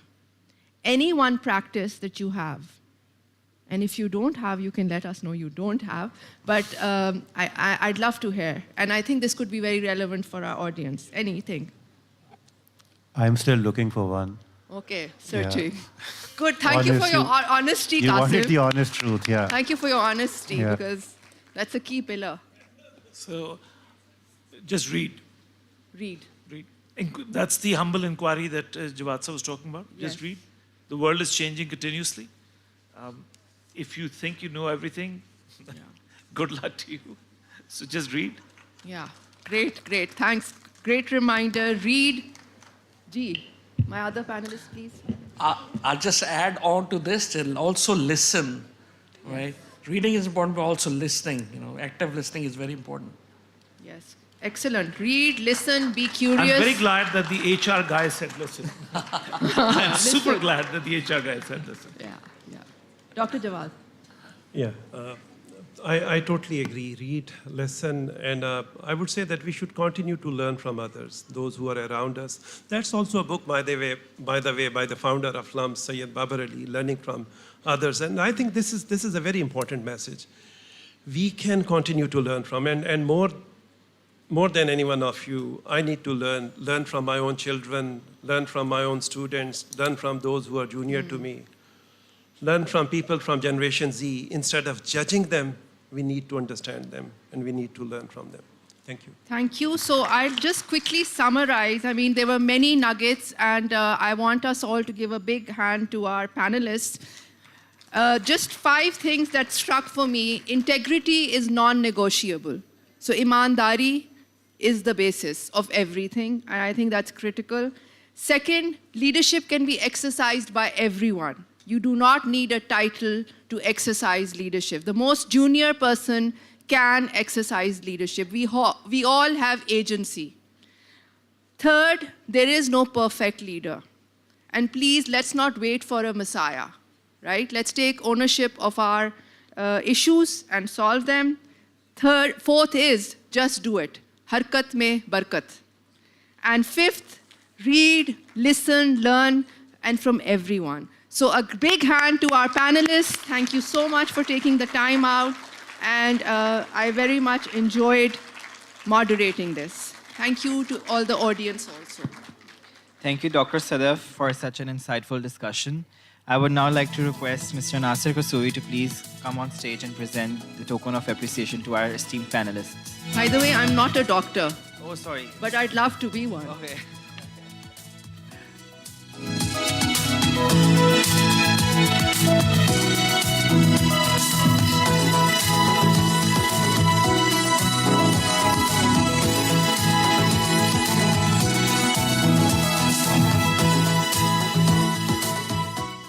I would like to invite Mr. Jawad Gilani to please receive his token of appreciation.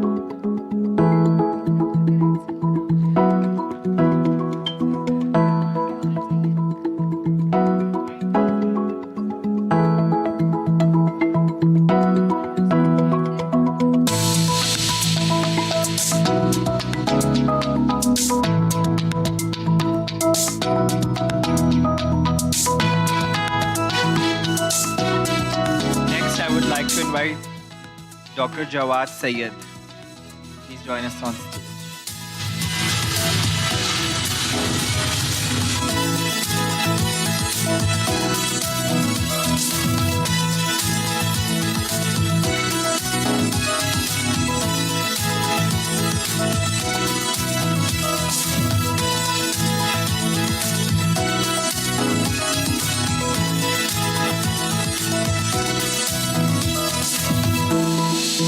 Next, I would like to invite Mr. Salman Akhtar.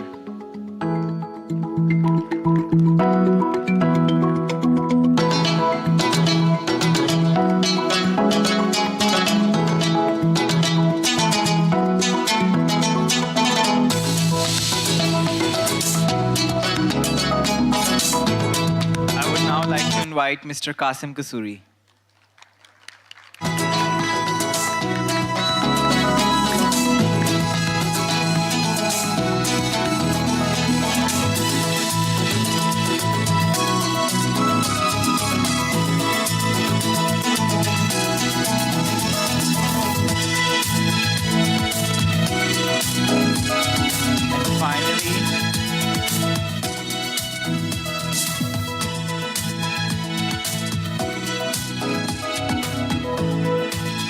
And now I would like to invite Ms. Sadaf Abid to receive her token of appreciation.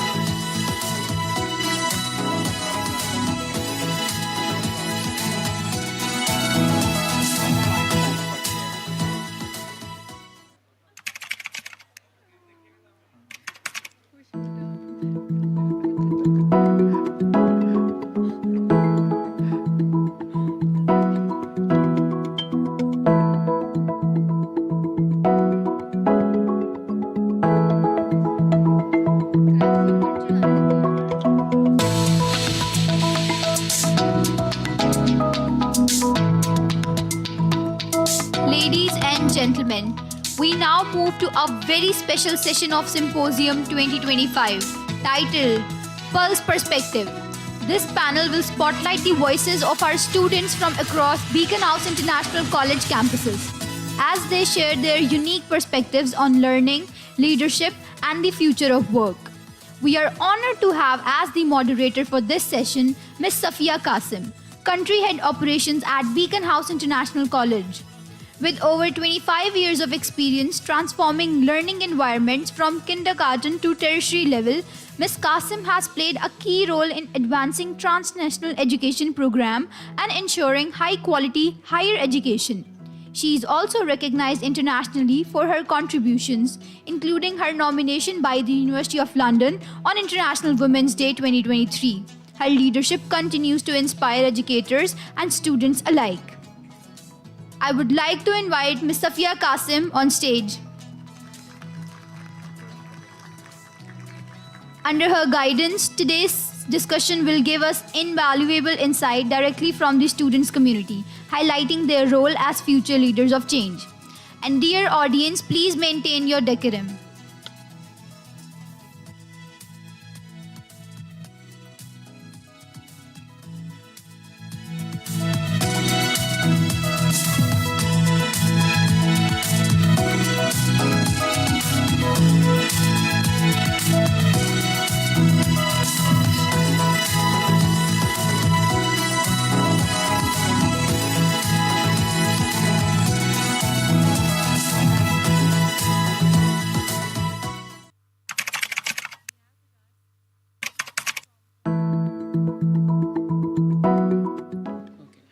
We have with us students from different campuses. First of all, I would like to call Noor Iman. She's our student of LLB Honours from University of London. She has a stellar academic record from the University of London, combines advocacy, research, and teaching to explore law in action. She has success in moot court competitions and experience across both corporate and litigation internships. She has sharpened her skills and broadened her perspective. She's especially excited to be on stage as a panelist today. Welcome, Noor. Then we have with us Iman Khurram from Lahore. Noor is from Faisalabad. Iman is our student of Liverpool John Moores University, LLB Honours, Bachelor's of Law. Iman has also been on TEDx. She has been a speaker there. She explores law, community engagement, and storytelling at the forefront of innovation and impact. From leading SDG initiatives to mentoring peers and writing on equality, she thrives where ideas drive real-world progress. Welcome, Iman. Then we have Kanza with us. Kanza has come to us all the way from Karachi. She's our very new student. She's the student of University of Essex for Bachelor of Law. She will be our panelist today. And last but not least, Mohammad Ibrahim Rafe from Islamabad campus. He's a student of BSc Software Engineering, Liverpool John Moores University. Ibrahim is currently studying software engineering while serving as sports vice president and working as a content creator.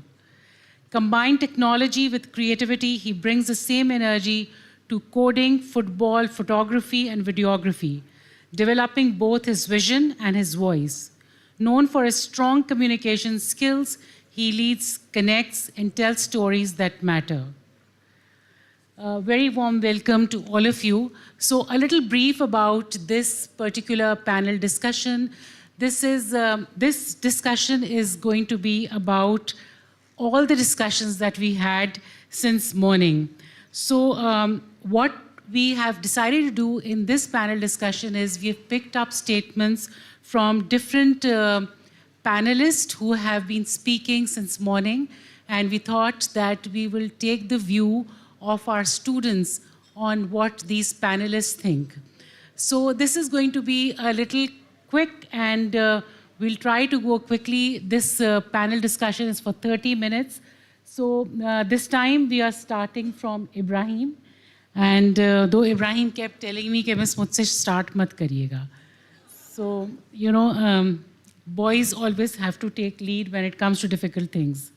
So Ibrahim, I'm going to read out a statement to you, and you will give your view on that. And then similarly, we'll move from you to Kanza, and then Iman, and then Noor. Sure. So the first statement that we have says that beyond personal narrative, there is AI narrative also. And in that narrative, we sometimes miss the truth. So the AI tries to build its own narrative, and there's a shortage of truth in that. What is your view on that? Well, basically, ma'am, I'll say that AI is basically running on the data that we are feeding it. Okay. So the thing is, AI tells us truth, but only about the data that we have given it to it.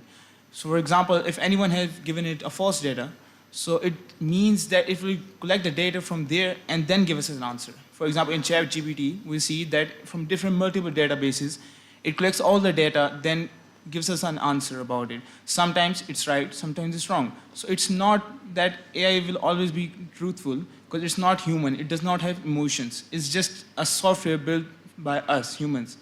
So AI cannot replace about the emotions and the truthfulness that a person has. Okay. Okay, so Kanza, what's your view on that? First of all, I just want to say that it's great to be here. What an honor this is. And I feel like when it comes to the AI narrative and the personal narrative, yes, we all have our own personal choices and our own personal core beliefs and what we resonate with. But when you integrate the overall AI narrative into it, that's where the challenge arises. You know, so when I was selected as the panelist and I was doing my research on this topic, I'm going to be very frank here. I was talking to ChatGPT about this topic, and it said that when you kind of these narrative mix in with your own personal narrative and the overall AI narrative, that is where dignity and morality can be compromised. And I was like, what has AI got to do with dignity and morality? And doing my research on this topic, I figured out that Japan has this technology recently where you take the sperm of a man and an egg from a woman and you put it in a box and they use AI and create a baby. And that's when I was like, I'm all for AI improving education and agricultural advancements and medical advancements. But when it comes to these things where it takes away from the human aspect of the divinity of women or anything that kind of creates this distinction between what humans can do and what AI can do, that's where the challenge arises. So I feel like our own personal narrative is what should always take the lead. Okay, so Noor, can we say this that listening from both the students that humans are like more truthful than AI?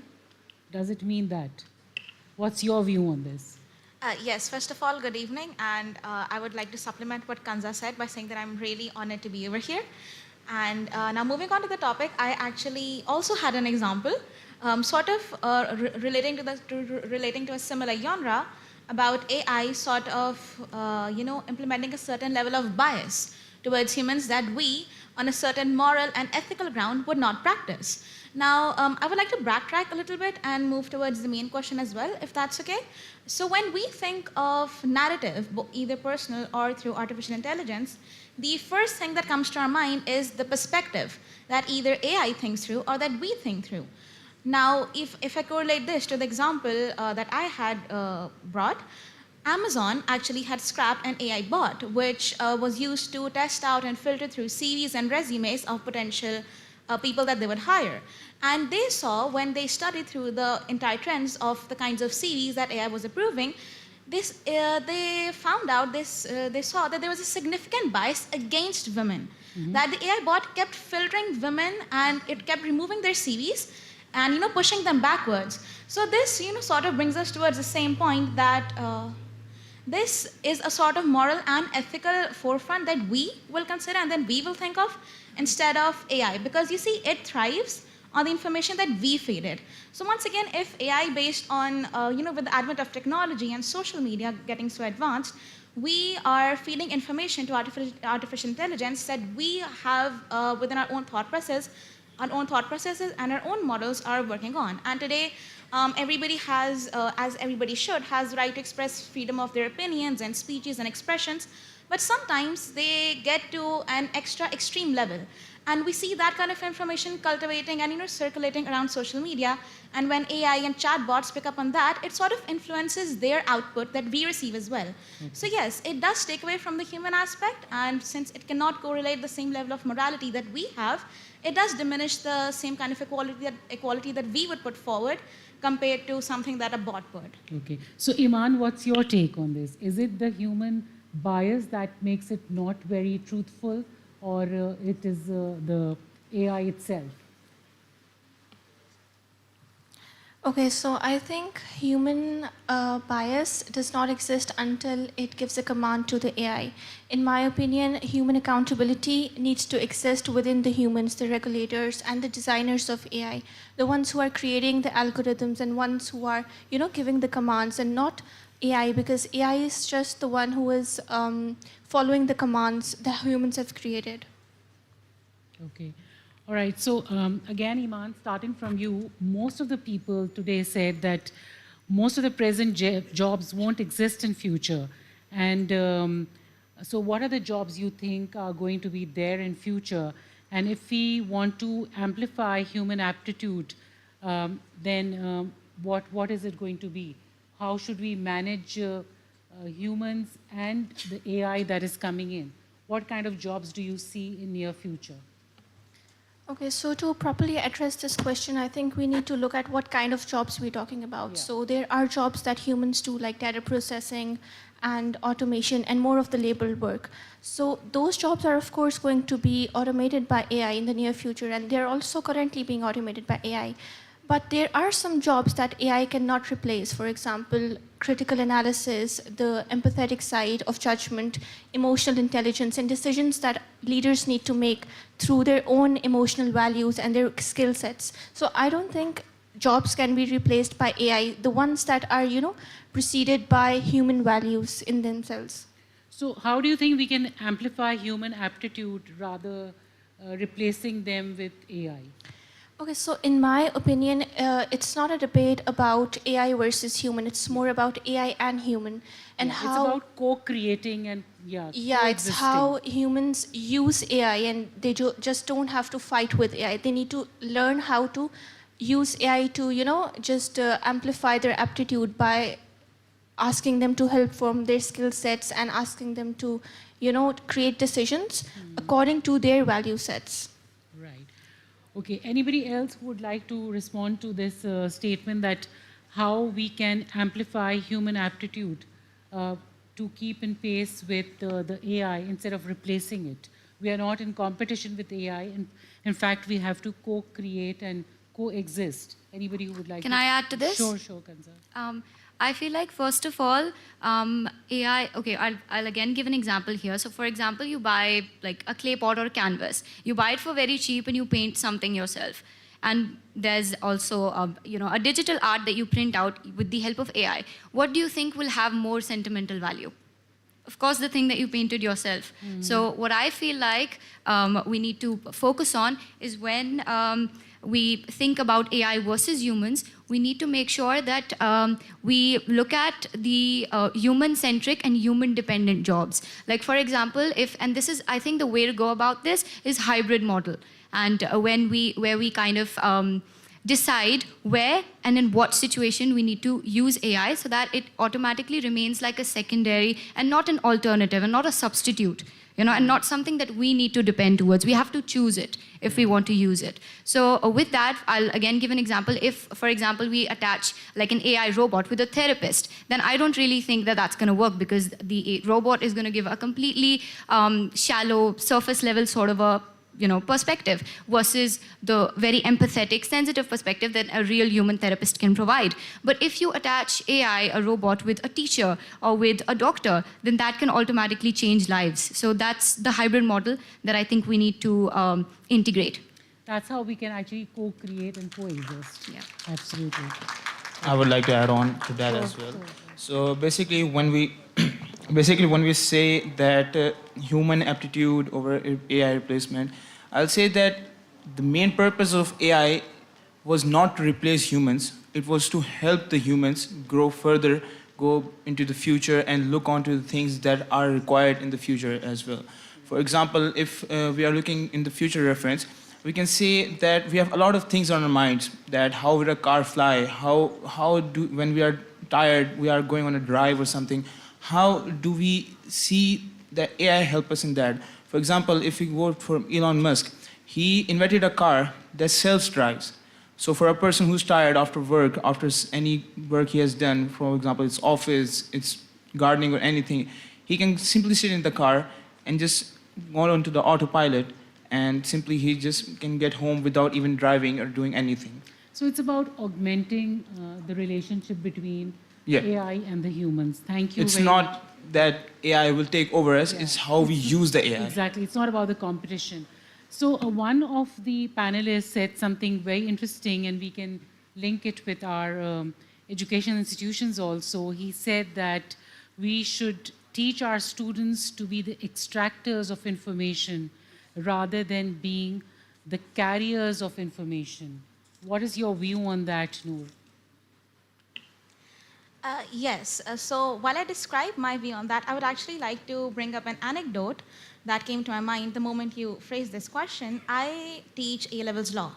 So during one of my initial classes, a student came up to me and asked me if the course content given on the syllabi or in our book, whether she was supposed to memorize it and then write it exactly in her exam. So I had to, properly sit her down and, tell the rest of the class as well that this is not something that the modern day or the current approach would allow us to, practice. Or even if we don't think of it as allow, it is really not something that we should cultivate within ourselves as well.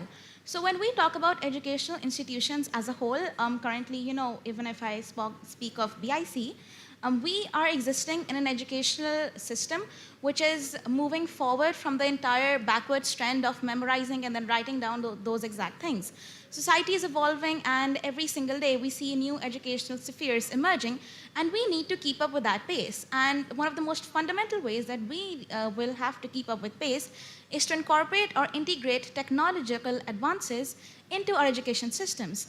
And the primary way of doing that is also to let our students, since teaching and education as a whole nowadays is very student-centric, our approach is focused on teaching students skills rather than having them, memorize paragraphs and then doling them out on the exam papers. We need to teach them certain skill sets and certain models of work that are actually going to help them implement those skills in an actual life, in a practical skills. So that is what we need to focus on. Thank you, Noor. Iman, what's your take on this statement from one of our panelists? Okay, so like I previously said, I think students need to learn how to coexist with AI, and I would like to suggest 3 steps they can do that in.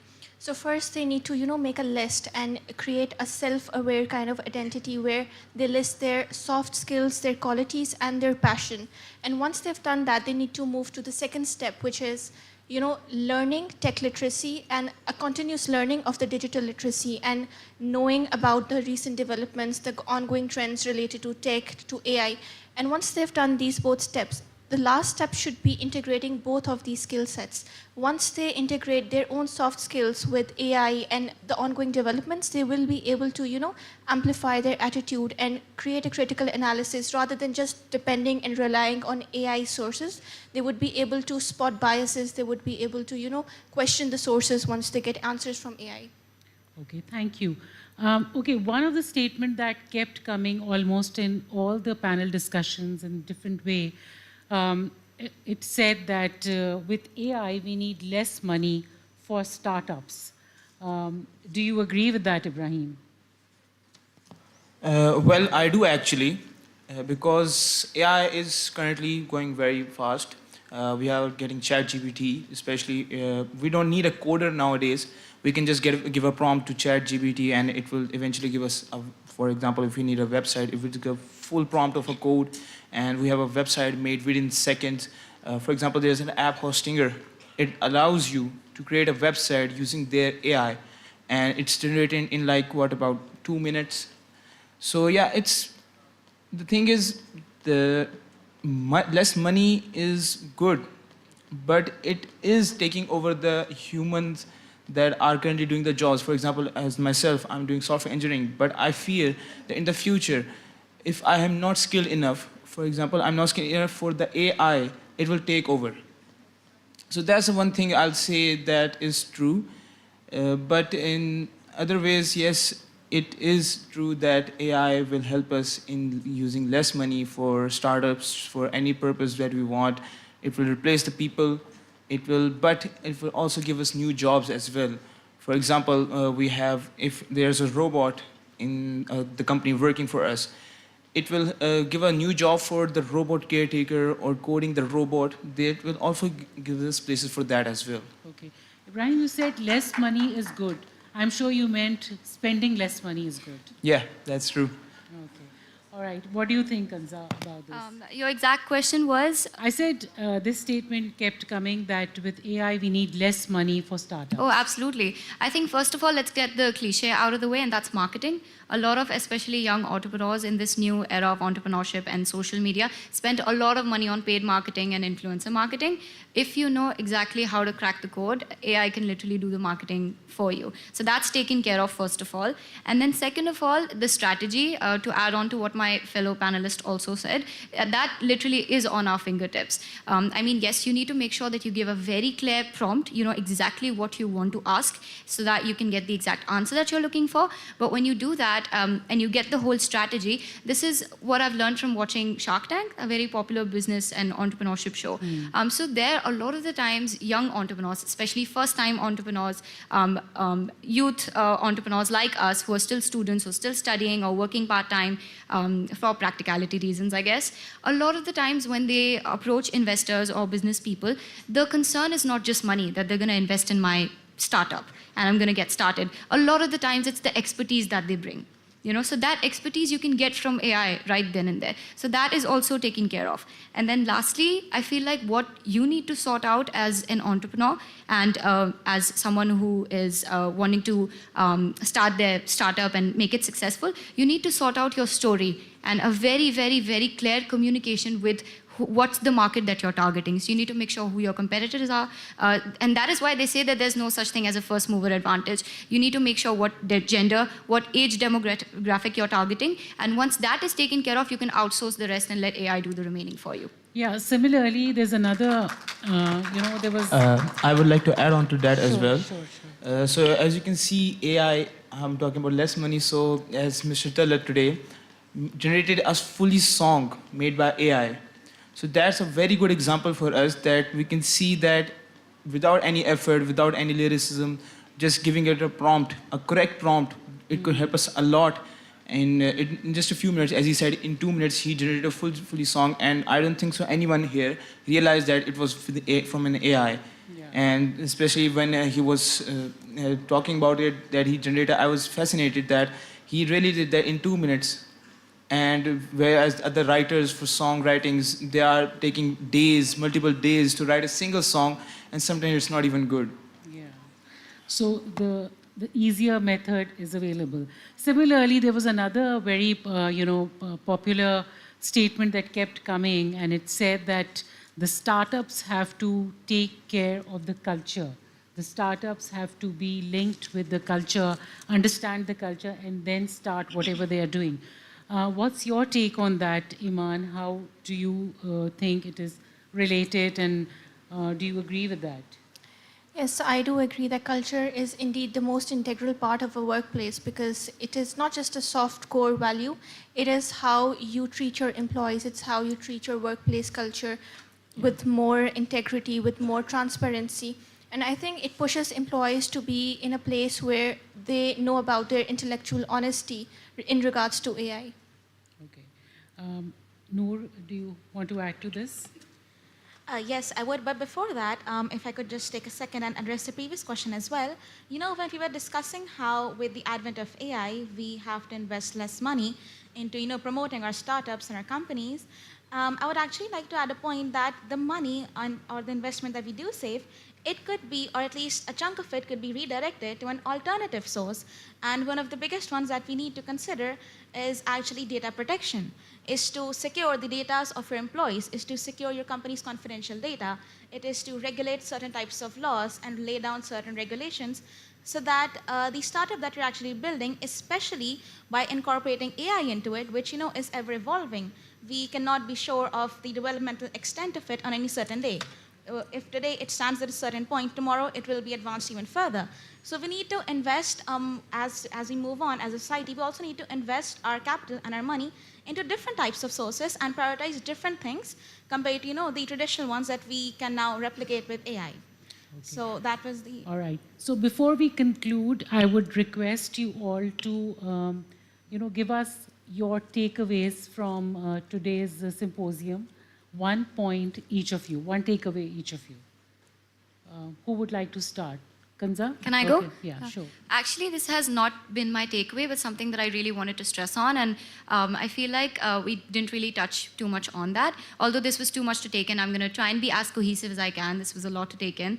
But I think humans won't really ever give their power away. We've been talking about AI versus humans. We've been talking about how intelligence became a commodity. We've been talking about how it's going to help educational institutes, healthcare institutes, startups, both its positive and negative effects.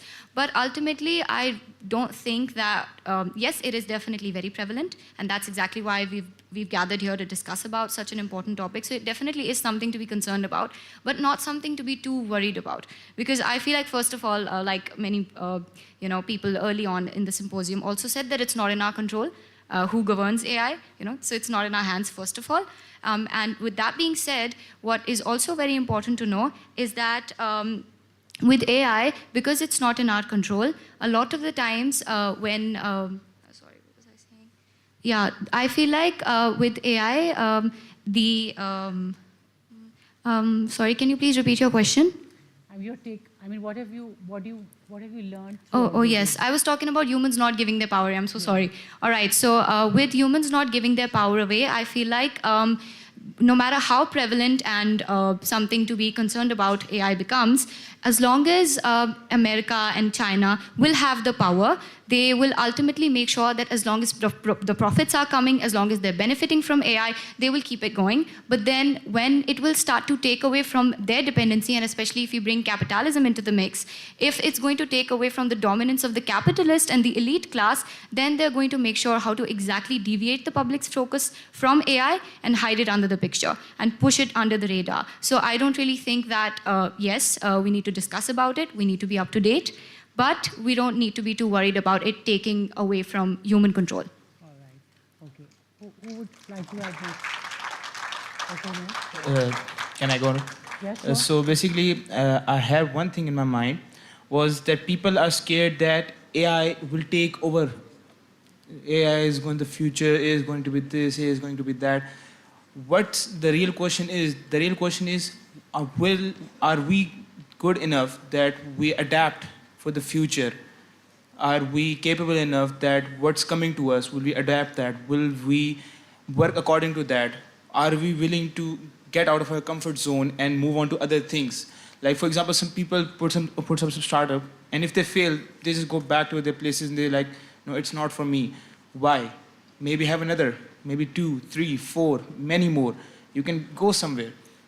So that's one thing I had in my mind. And secondly, the one thing I'll say is AI is for human use. It's not about how AI is going to take over. What we need to do is just use the AI properly, use it to our needs, don't give it extra things to do. And yeah, so that won't be a problem for us. Thank you. Yes, Noor, you want to add? Yes, so my primary takeaway from today is actually something that has cemented my belief further in an aspect that I already knew. Well, so after hearing all of those multiple discussions about intellectualism and morality and all of these ethical aspects revolving around AI, I think I would say that the primary thing that we can conclude this symposium at a note of is that we need to treat AI, instead of fearing it, we need to treat AI as if it can form an exoskeleton of human ability and, not think of it as a replication of our identity in itself. The intellectual capacity, the ability to create meaning, the ability to create life, and give meaning to life itself are all the core purposes and the core elements that define humanity in itself. And regardless of however much AI may develop or AI may advance, we are the ones at the end of the day who are giving it those advancements. And therefore, it is ultimately within our control to evolve further to match its pace. Thank you. Yes, Iman. Okay, so one thing I would like to emphasize on today is that you need to let go of fear. Like, fear can be the worst enemy in your life. The fear around AI, that fear of AI taking over our jobs, the fear of AI taking over human intelligence. We need to let go of that in order to, actually benefit, for our generations to benefit from AI. We need to learn how to coexist and work with AI rather than just fearing it. So building up on what all of these students have said and what all we have been listening to since morning, I think we can conclude it in this way, that we can take AI as not as our enemy, in fact, as one of our tools. And as we saw in the video in the morning, that they are going to be one of our colleagues. The way people come from another country and start living in our country, the same way they will be treated as natives from another place, another world, and they're coming in and start living with us. So wiser will be those people who learn to coexist with them and learn to be adaptive and learn those skills so that they can use them for their strength instead of treating them as a threat, because it's not going to go away. And if we want to remain relevant, we have to create those synergies. Thank you very much for your time. It was very interesting, and I enjoyed being I enjoyed moderating it, and I enjoyed being worried by you throughout the week. Thank you. Thank you to our student panelists for such thoughtful and inspiring perspectives. Your voices truly reflect the spirit and vision of Beaconhouse International College. I would now like to invite Mr. Nasir Kusuri on stage to please present tokens of appreciation. Mr. Nasir, if we could have you on stage.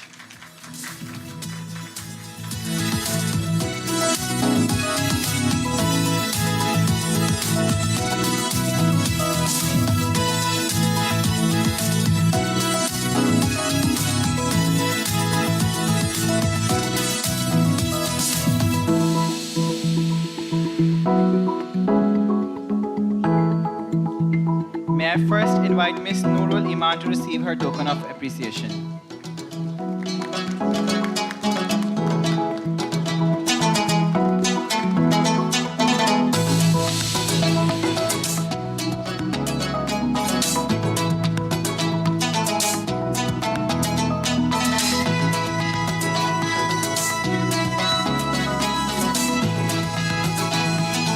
Next, I would like to invite Ms. Iman Khurram to receive her token of appreciation.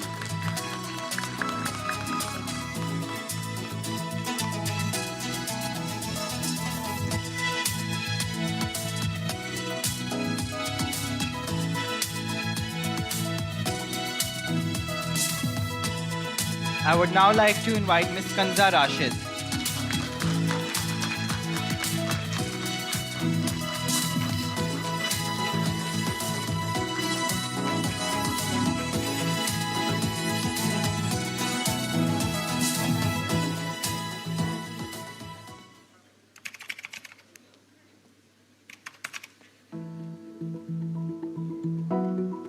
I would now like to invite Mr. Muhammad Ibrahim Rafi to receive his token of appreciation.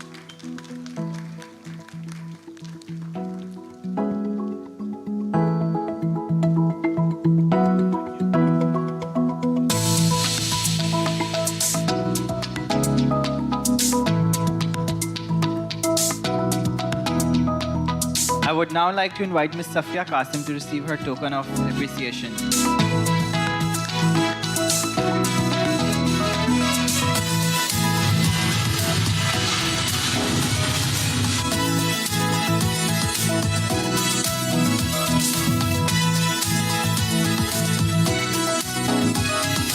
Ladies and gentlemen, as we draw today's proceedings to close, I would now like to invite Ms. Safia Qasim, Country Head Operations at Beaconhouse International College, to deliver the concluding remarks. Ms. Safia, the stage is yours.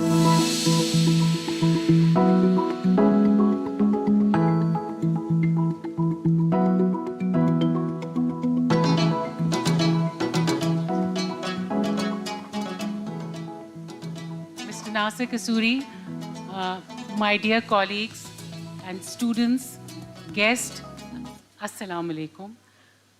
I like doing these thank you notes because I'm sure and I really understand how much effort goes behind all these functions and all these symposiums. I truly appreciate each and every step and everything that has been done. But however, I have a written speech, I would like to read that. So, distinguished guests, esteemed speakers, colleagues, and dear students, as we conclude our symposium, People, Planet, and Robots, a New Era of Work, I extend my heartfelt gratitude to each one of you. Your presence, insights, and active participation have made this gathering a truly meaningful exchange of knowledge and ideas. Today, we explored how humanity, technology, and sustainability are not separate paths, but interconnected forces shaping the future of work. The thought-provoking discussions, innovative perspectives, and shared experiences will continue to inspire a collective journey towards a world that values people, protects our planet, and embraces the potential of robotics and artificial intelligence responsibly. I would like to thank our distinguished speakers for their invaluable contributions, our organizing team for their tireless efforts, and also showing the enthusiasm. The way this hall looked yesterday, I mean, the enthusiasm that was there, I cannot express it in words. And our partners for their unwavering support. Other than that, our students who were available since yesterday morning, and everything and anything I asked them to do, they said we would love to do that. In fact, every moment I had a group of students walking towards me and telling me, ma'am, how can I help? How can we help? We want to be a part of this symposium. So thank you so much, our students from Lahore campus and those who have participated also. Most importantly, I thank you all for engaging with curiosity and openness. Your energy is what brings life to such forums. Special thanks to the head office team for making this possible. A big thank you to Mr. Nasir Kasuri for believing in the idea and letting us execute it, though he's going to claim all these ideas were his. No, I'm just joking. He's very generous. He very generously, gives this credit to us. But I like teasing him. I think he deserves it, and I think I have that right by now. Yeah. So this symposium does not end here. It marks the beginning of deeper collaborations, new research, and stronger commitment to shaping a future where human potential thrives alongside technological advancement. With gratitude and optimism, I thank you once again and look forward to continuing this important journey together. Thank you once again. So, head office team and the rest of you, are you all prepared for tomorrow? Good. Thank you.